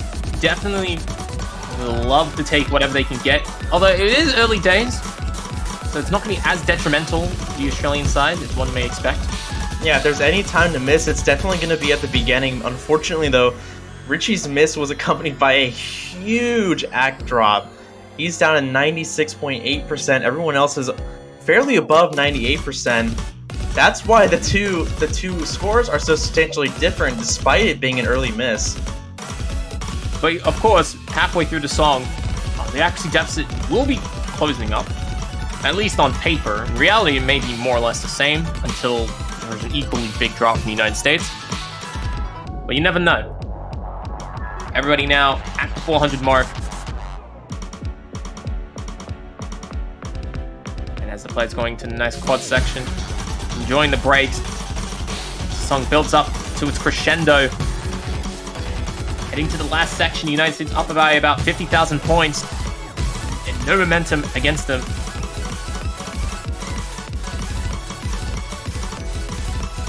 And the United States looking very good here. Nearing the final seconds of the map, very strong plays across the board. Richie, however, finding another miss at the end. Yeah, and there we go. United States breaking it back in quick fashion. Keeping things back to equilibrium for the time being as everybody comes home with some sub-25 100 counts, but Richie picking up those big misses. Did not help Australia secure their own point. Alright, I'm seeing Churro come out for Jarvis. I refuse to say that name on stream. Oh, come on. Jarvis, I'm not doing it. All hail I'm the not doing almighty it. General Chicken. Nope, I'm not doing it. All hail the almighty General Chicken, Jarvis. And when Jarvis comes out, you know you're getting that obligatory speed pick.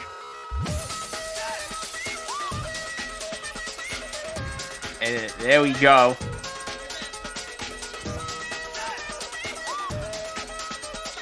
Hyper Happy Love Story, which is the song title backwards, is going to be picked. We're going to use by its official name now instead of trying to go through the gibberish of previous attempts. We'll realize it was backwards.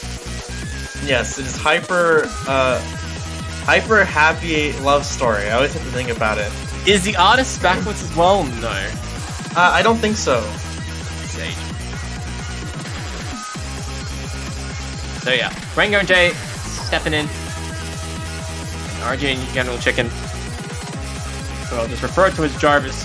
Not because of, the username, just because Jarvis is easy to say. And he'll probably name changing himself back after that later at some point.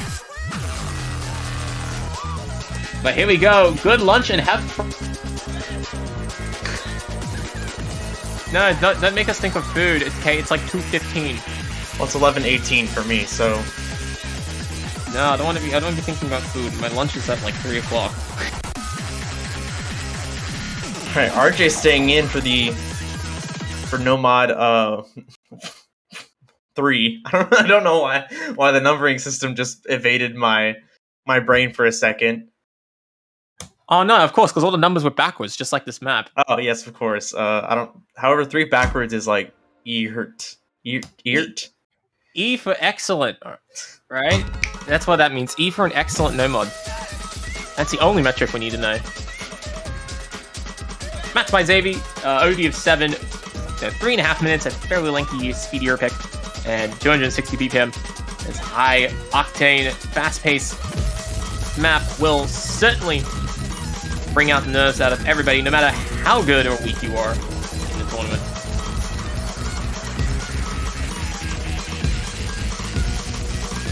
Now, I do have to point out, last time the United States picked Nomad, they did lose it. A little surprised to see them go right back to Nomad. And General Chicken picking up the miss. Oh no, that's a early miss by the United States. It was a recovery was yes, fast. It was a small miss. Misses are not too detrimental. His accuracy is still high. However, all 4 players have immensely high accuracy right now. Speed picks kind of do that to people. Even when the OD is 7, they just, people just hit the nose.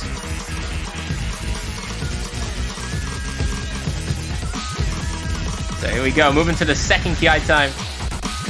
Rango trading the miss back, but RJ decides to unfortunately not be able to hold it up. Everybody getting the slow spinner. And now momentum continues to build for the Australian side. They survive a scare by a miss from Rango. Hitting the halfway mark here. Both United States players have found misses along with Rango. However, it's still worth noting that the score differential between these two teams is about 15,000 points.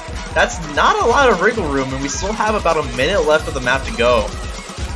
Yeah, 100%. Score-wise, it's not going to be pretty big, but it's still, I think, the equivalent of an like a combo miss. I think that's pretty accurate to say. But Jay, hitting a little bit too early there in this section.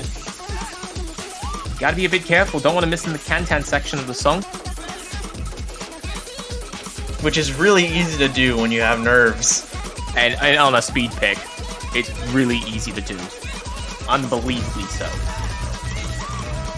But everybody transitioning back to the more dense sections as they build up to the final section of the song. And Rango picked up another miss.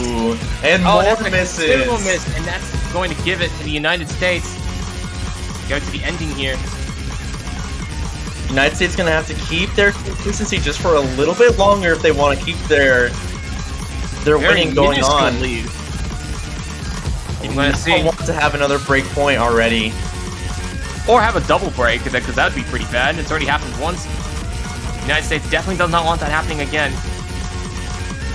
As things coming to an end. The United States looking almost clear, and they've done it. And the United States will tie it up 2-2.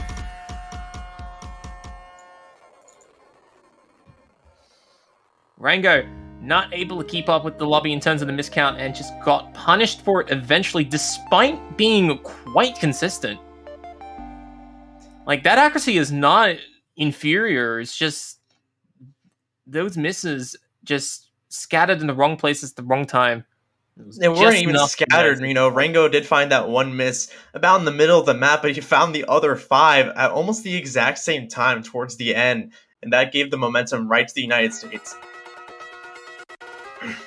Shout out to Jay for getting the only full combo in the song. 100 count could have been a bit better, but still had one of the highest. I think he had the highest. Did he have the highest score in the lobby? I did not check. He did. Yep. So, still a very solid result.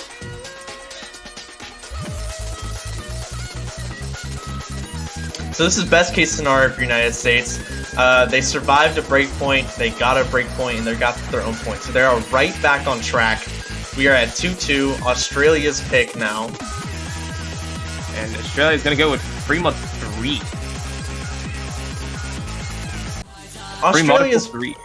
Australia's picks being entirely mod picks, you see why the United States banned a Fremont. I mean, if they can win, they can win. Maybe it's a correct analysis by the United States team. General anticipation that Fremont would be Australia's strongest suit. And while that was the case for Fremont 1, will be the case here for Fremont 3, we're about to find out. Fusion is going to be next pick. OD of 6, 8.4 if you're going with Hard Rock. 3 minutes and 11 seconds in length. Star rating of 6.2. Definitely almost exclusively a stream map. Almost exclusively one, if I recall. It's going to be another 3-minute map as well, so we're going to have a decent amount of time to see things change if we don't have consistency across the board. Richie coming in for Rango, no subs on the United States side. Jai playing every map so far, I believe. Yep. I mean, perks of being number 1, you can just play every map and no one can contest you on your team. Downside, you have Jarvis to play is every number map. 1. He's played 2 out of the 4. You're right, because the United States have seconds that can beat Javas. We don't have, two players that can consistently beat Jay. Alright, so we have the exact same mod lineup as we did last time there was a free mod. Jai doing Hidden Hard Rock, RJ this time doing Hidden Hard Rock, Richie doing Hard Rock, and General Chicken and RJ doing with a Hidden. huge drop at the start there. And that's going to give Australia an early start. A little bit of a parting gift to start the song in the Australian side. Fusing their synergy together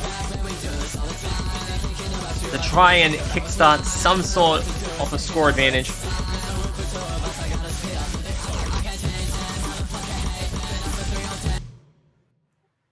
And now the client deciding to take a quick pit stop to recharge his batteries before continuing this epic match.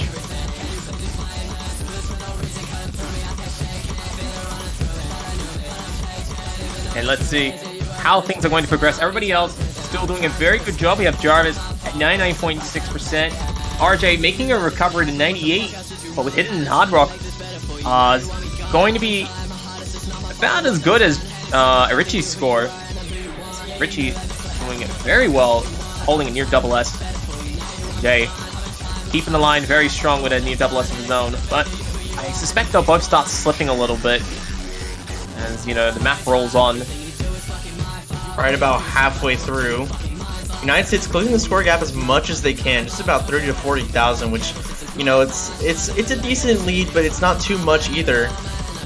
Yeah, especially on a lengthier map like this, 30,000 points means a lot more than some of the other maps in this pool. That's something I think is a little bit needs to be recalled. So, an RJ finding a bit of 100s all over the place. He's hitting it a little bit too early. Can he keep that composure? Alright, he seems to have survived. Minor scare, avoiding dropping a massive combo. Everybody else looking very comfortable in the blue as things build up to the final KI time. Also because we love finishes. We do. We do. And I have a feeling you're foreshadowing something. But as we build up to the final major streams here, Jay looking a little bit all over the place, but keeping that together. General Chicken picking up a miss, and RJ following RJ up is as well. And Australia looking quite good, on track to get 2 full combos. But these patterns are a little bit tight at the very end here. And Australia still manages to hit everything, showing their dominance in the free mod section. And that's going to give Australia the 3rd point. Everything's back on track. Australia's up 3. United States is up 2. Gonna see how the United States responds. I'm interested to see exactly what happens now that Australia is out of free mod. I don't know. I struggle to see. I feel like that was their bullet in the chamber. I could be a little biased, but I feel pretty confident that. You mean by bullet in the chamber? Come on, tell us your leaks. I don't have any leaks. I just feel like personally that the United States might have an upper hand in all of the other mods, especially because Australia lost their Hard Rock. Well, you say that, but they haven't picked a modded pick yet, so I'm not sure. I'm not quite so sure. Well, free mod is a combination of the available mods. They've had I don't to see them taking Hidden. The United States is extremely strong with Hidden. I don't know. Hard Rock is a little more questionable, but the United States has a strong foundation of Hard Rock, and I feel like the United States has a strong foundation in Double Time as well, and that's like gonna transfer into both of those picks. Well, you'd hope. I suspect they'll go with speed. Yep.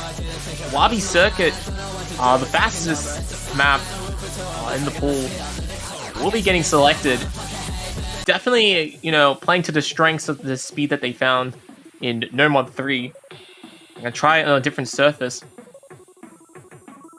with the struggle and the pain that is Double Time.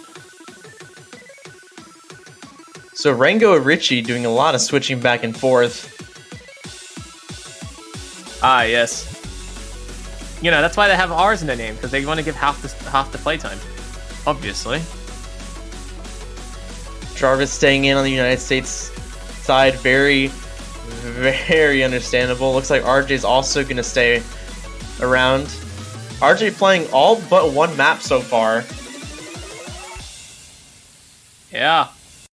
Both of those players definitely getting a little bit of a burden on themselves, playing every single pick. It's not really that significant now, but maybe, you know, in the fastest round of 16 map, it could have a minor impact. Maybe. Usually it's a bit more impactful later in the tournament. You know, you don't want to be a player that's playing every single map. It can definitely bring some wear and tear to your hands. And increase your variance in performance. Which is something nobody wants. What everybody loves to see is that consistent, nice, full combo when they can. And playing every single map, you know, puts a hard stop to that. Both United States players finding a bit of 100s there, dropping underneath 99% for a little bit. Yeah. You know, this is still very early days in the song. I'm not expecting many differences to occur. As all four players are actually well within pace with each other.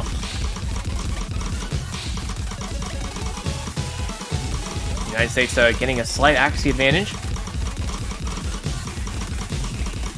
Although it's pretty incremental. Rango finding a little bit of difficulty in those finishes. Still hitting all of them though, which is the important thing, especially halfway into the song. And General Chicken doing very well. And now the players should be seeing that they're more or less equal with each other, but the United States is out in front. Jarvis' score higher than everyone else's in the lobby so far. It's really going to come down to Renko. He has the lowest accuracy by about 0.6%.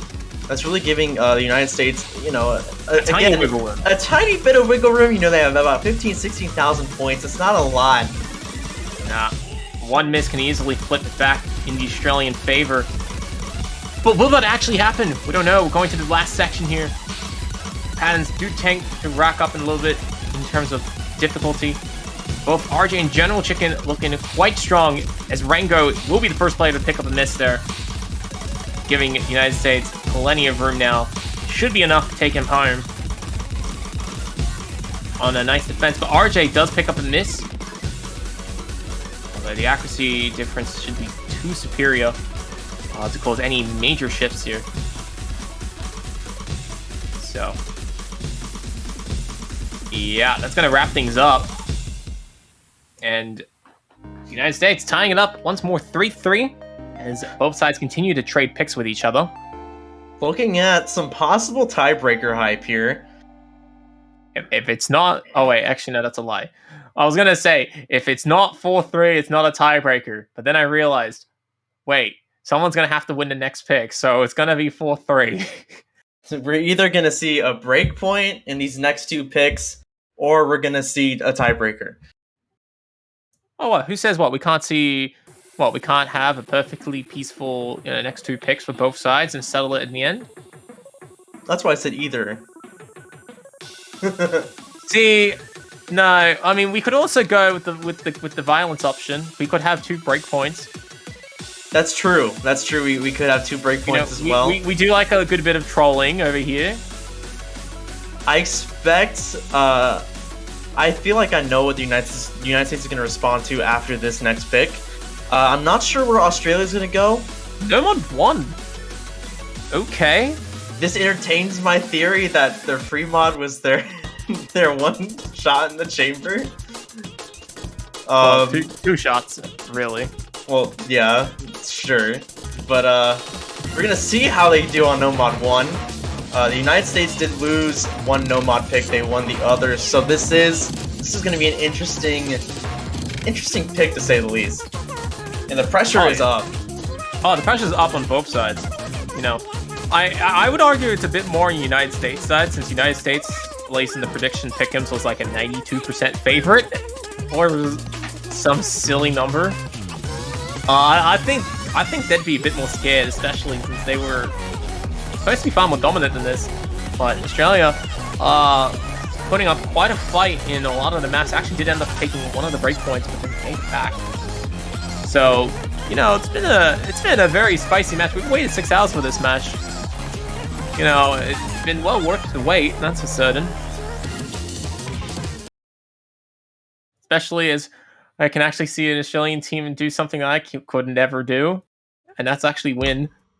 So, yeah, gotta be, you know, enjoy what you can get, especially the beautiful action that we're going to be seeing here. Let's go, OD 7.5. 2 minutes and 21 seconds in length.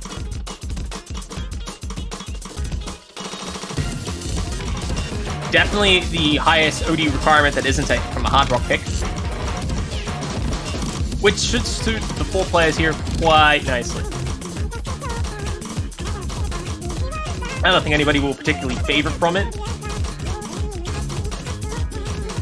But you never know.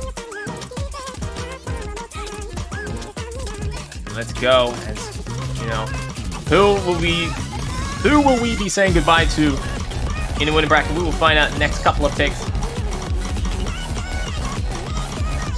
So far, both sides nailing the songs near perfection. RJ and J only plays the double S right now. Must be the J letter effect. You know, if you have the letter J, we're going to be hitting some notes and not missing.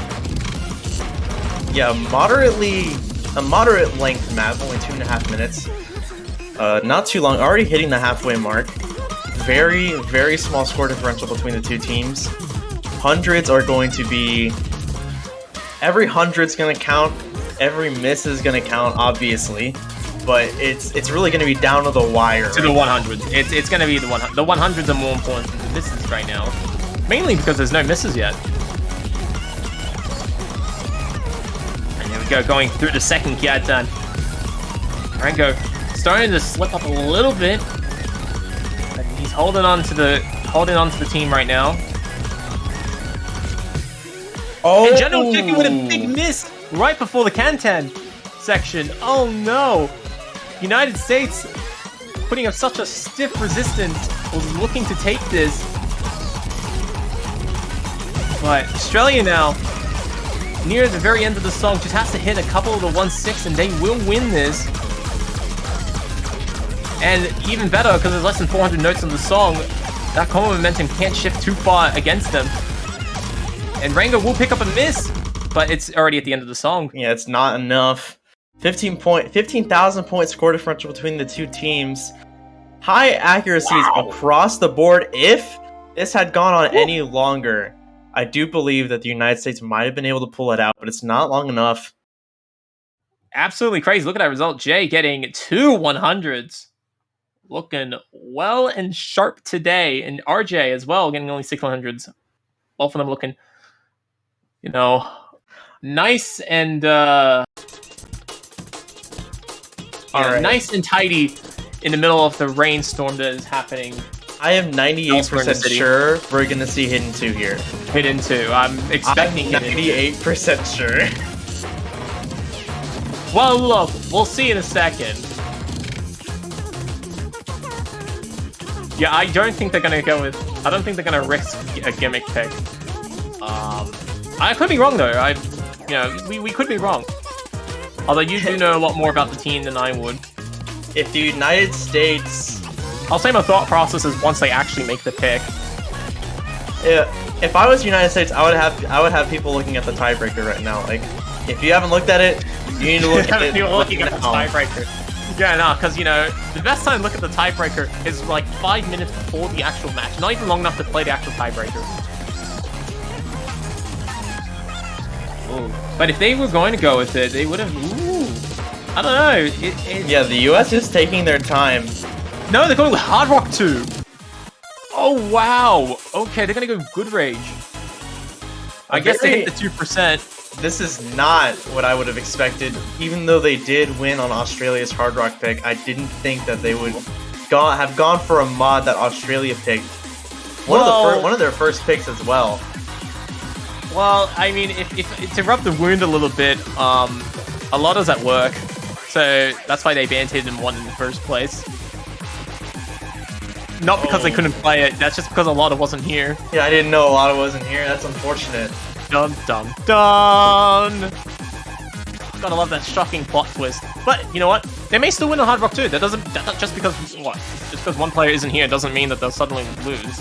That's not how the World Cups work. So, you know, we'll see how they will handle themselves. They don't want an act duel on Hidden 2, they want an act duel on Hard Rock 2. Oh no, there were breakpoints in this match. There's been 2 breakpoints, one on each side. Alright. And here we go, we're gonna get started with the final pick. United States having control of their final destiny. In a must-win position, but, you know, it is their pick, so they're, in theory, are expected to, you know, do well. This right here is why I don't want to pick second. When you are in this situation, I would be so nervous, because I have to win this, or I lose. Nah, doesn't matter. Run into my picks instead. But let's see. Let's see. How will the United States do this? Chef and RJ having some very good starts. Richie and Jay are also doing very well. The high speed not catching anyone off guard yet. Very short map. We're already hitting the halfway mark here. And it's still anyone's game. Man, my nerves are up right now. Jesus. Yes, this is the action we've been waiting a week to see. So I'm all for it. The United States looking out in front, having some very good accuracies to go with it too. It's giving them the advantage for the time being. But this is such a high-paced song, and the ODA 8.4 isn't as friendly as you'd expect. But Richie gives the United States the opening. Very thin one though. He does make a very fast recovery. And RJ finding a miss, however, as well. Richie finding another one along with a number of act drops. We're already nearing the end of the map. This might be the United States' point if they hold accuracy. Oh, but RJ finding a miss, not dropping accuracy. Richie finding a miss. Man, they keep trading back, you know, misses with each other. It looks like we're gonna go to tiebreaker, ladies and gentlemen. Ooh, it's looking real good. United States looking absolutely likely to be going to a tiebreaker. And yes, they will be. They win on their own pick, as expected. Ladies and gentlemen, tiebreaker, United States versus Australia, 4-4. We're gonna be sitting the tiebreaker. Nice. So, yeah, we're gonna see how this goes. Bring it on.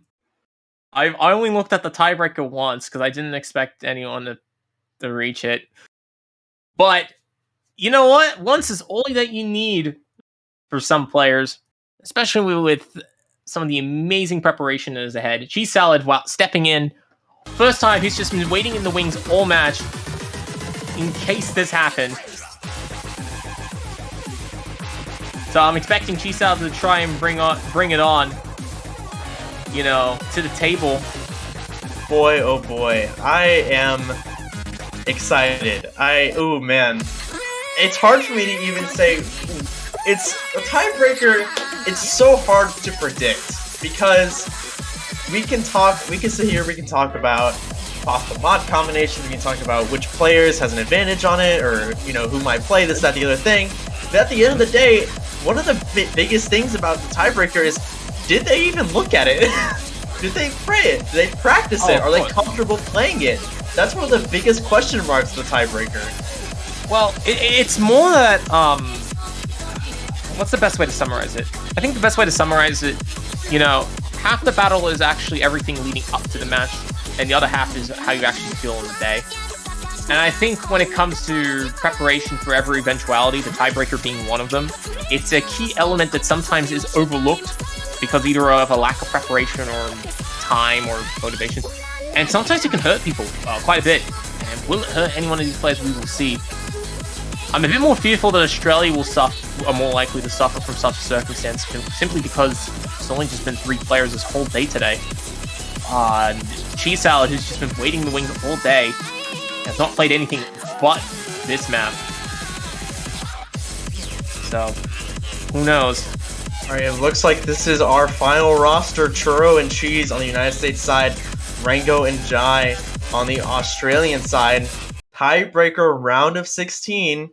Okay, and it's going to be an even mirrored split fight. Nice, we love to see it. We like to see the pleasing aesthetics. As Australia going with hidden only for Jay, no mod for Rango. Churro Chef going with no mod only, and she's going with hidden only. Alright.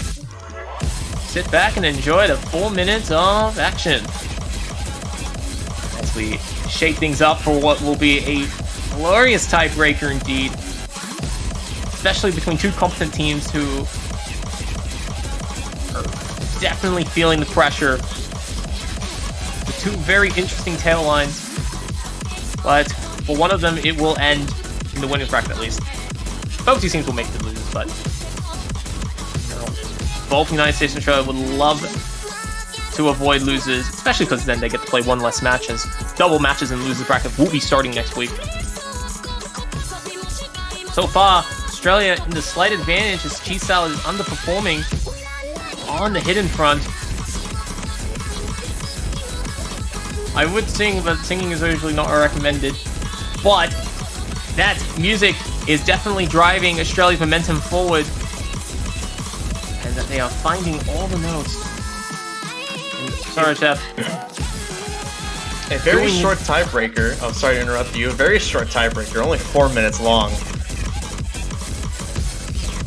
Oh yeah, it's a very short. It is one of the more shorter on the shorter side. Usually you see around the 5 minute side. But Churro Chef with a big drop, and Churro and Inken is very disappointed.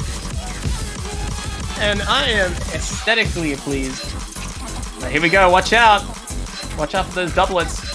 Some SV coming in the ranks, and Rango will be caught out by it. Cheese Salad suffering some considerable act drops, which Rango and Churro mirroring their accuracies as well. Churro finding 1/100 though, that's no longer true. And Jay with a miss. Okay, that's gonna tie things up a little bit, but Jay with the superior accuracy. Okay, that's definitely gonna close the distance up for everybody now. But halfway through, there's no clear winner. Everyone is suffering a lot. But Churro, the freshest recruit to pick up some pain, as he picks up another set of misses. There we go. Lengthy streams. Rango saving themselves and hitting a little bit too early. Cheese Salad and Jay incredibly solid. Can't say the same about the client. No, that's just my internet. We're good. Sorry, Chef. Holding it together to the best of his ability. But those extra misses certainly boosting Australia's confidence as we go to the last minute of the song. Be careful. 17,000, 18,000 points apart. Still not that much room. Oh no, it's not that much room. But especially with a minute to go, it's certainly going to be helping the Australian side. Watch out for those accelerated notes. Both Cheese and Jay will find some 100s, as expected. Although it is quite predictable, but, you know, in the tiebreaker, nerves go out the window, and so does the accuracy sometimes. And here we go. Now, it's going to be a bit of a struggle for 4 players, but Australia is up 20,000 points. The United States desperately trying to cling on to any pushback, but there's nothing heading in their way. Rango is beating Churro Chef, or at least equalizing at best, and Jay's is dominating Cheese, despite having the miss. As the act game looking to drive Australia home. But watch out, that tech can always cause some last minute changes, and everybody nailing them. And that's not good for the United States, as Australia will be taking the win. Wow, an upset by rankings, ladies and gentlemen. Woo. Australia taking the tiebreaker, 5-4. Australia moving on into the winners bracket. United States dropping to the losers bracket. For a team that has always wanted to podium, that is not good. They're Gotta going love to it. be 1 foot out the door for the rest of this tournament. Man. An incredible match, though. Oh man, everybody enjoyed that. All 9 maps that were played tonight were extremely close. I don't think I could have asked to see a better match this weekend. Yep, all 9 maps were played. All 9 maps were thoroughly enjoyed, and another Pick'ems entirely ruined, as only 5 people went ahead with this prediction in the Pick'ems competition. So, gotta love it. Definitely enjoying the win. Whew, feels good. And Australia taking the win, moving on to the quarterfinals in the winners bracket, by the way. We'll be doing very well to be out ahead in the winners bracket as things look at this this snazzy graphic that we can see now. When was this a thing? This wasn't here yesterday. On the winners side, we're going to be Australia moving on. They're going to be waiting for the winner of Hong Kong versus Malaysia. And on the other side, we have Japan and Chile, Canada and Sweden. That's on the left side. On the right side, Korea, Finland. We're still waiting on that match. Brazil and Great Britain still waiting on that match. Germany triumphing over France 5-3. And we're also waiting on the results from Taiwan and Indonesia. Germany going to be facing the winners of that match. And down here at the losers bracket, US will be going against Italy next week. Oh, that's gonna be a very fun match to watch. Along with that, we have France and Switzerland facing off. We are waiting. Turkey, New Zealand, Argentina, and Singapore are all waiting on opponents based on who loses. And we're still waiting on Colombia, China, and Poland, Russia. Yeah. So there's still lots of things. We still got a lot to figure out. Still lots of missing puzzle pieces for the round of 16. But that does conclude day 1 on the Eastern side. But even a more technical standpoint, because the next match is 8 hours from now. So, I mean, what a conclusion to day 1. I couldn't have asked for a better conclusion. Oh yeah, I totally couldn't ask for a better conclusion, of course. You know? I am absolutely excited to see the Australians win. Yep, totally not biased in my perception of that. And, yeah, they're going to be moving on to the quarterfinals. I'll be back, hopefully, to be able to cast that next week. But until then, we got plenty more matches ahead. The first of which will be kicking off at 8 hours from now with Hong Kong and Malaysia and South Korea and Finland. I believe we are prioritizing South Korea and Finland because they're both happening at the same time. I could be wrong on that. We'll double check that closer to the starting time. But after that, we'll be having plenty of matches over the next couple of hours, 13, 14, and 15, and 16 UTC. So if you love watching at that time block, you're going to be in for quite a jam-packed session in the Taiko World Cup. And yeah, I mean, congratulations to Australia once again for winning. The United States definitely brought the fight, just did not pull it off in this particular moment. And yeah, Incan, do you have anything else you want to say before we wrap things up here? Well, I want to make sure that everyone comes back for day 2. I will not be joining you for any of the day 2 matches. I will see you all once again for the quarterfinals showcase. I'm very excited to reveal the quarterfinals pool. Until then, I hope everyone enjoys tomorrow's matches. And yeah, I mean, what a great conclusion. 100%. Definitely a great conclusion. And I'll be back for the next match. But until then, thank you all for watching, and we'll see you guys soon as the Taiko World Cup 2022 round of 16 weekend continues.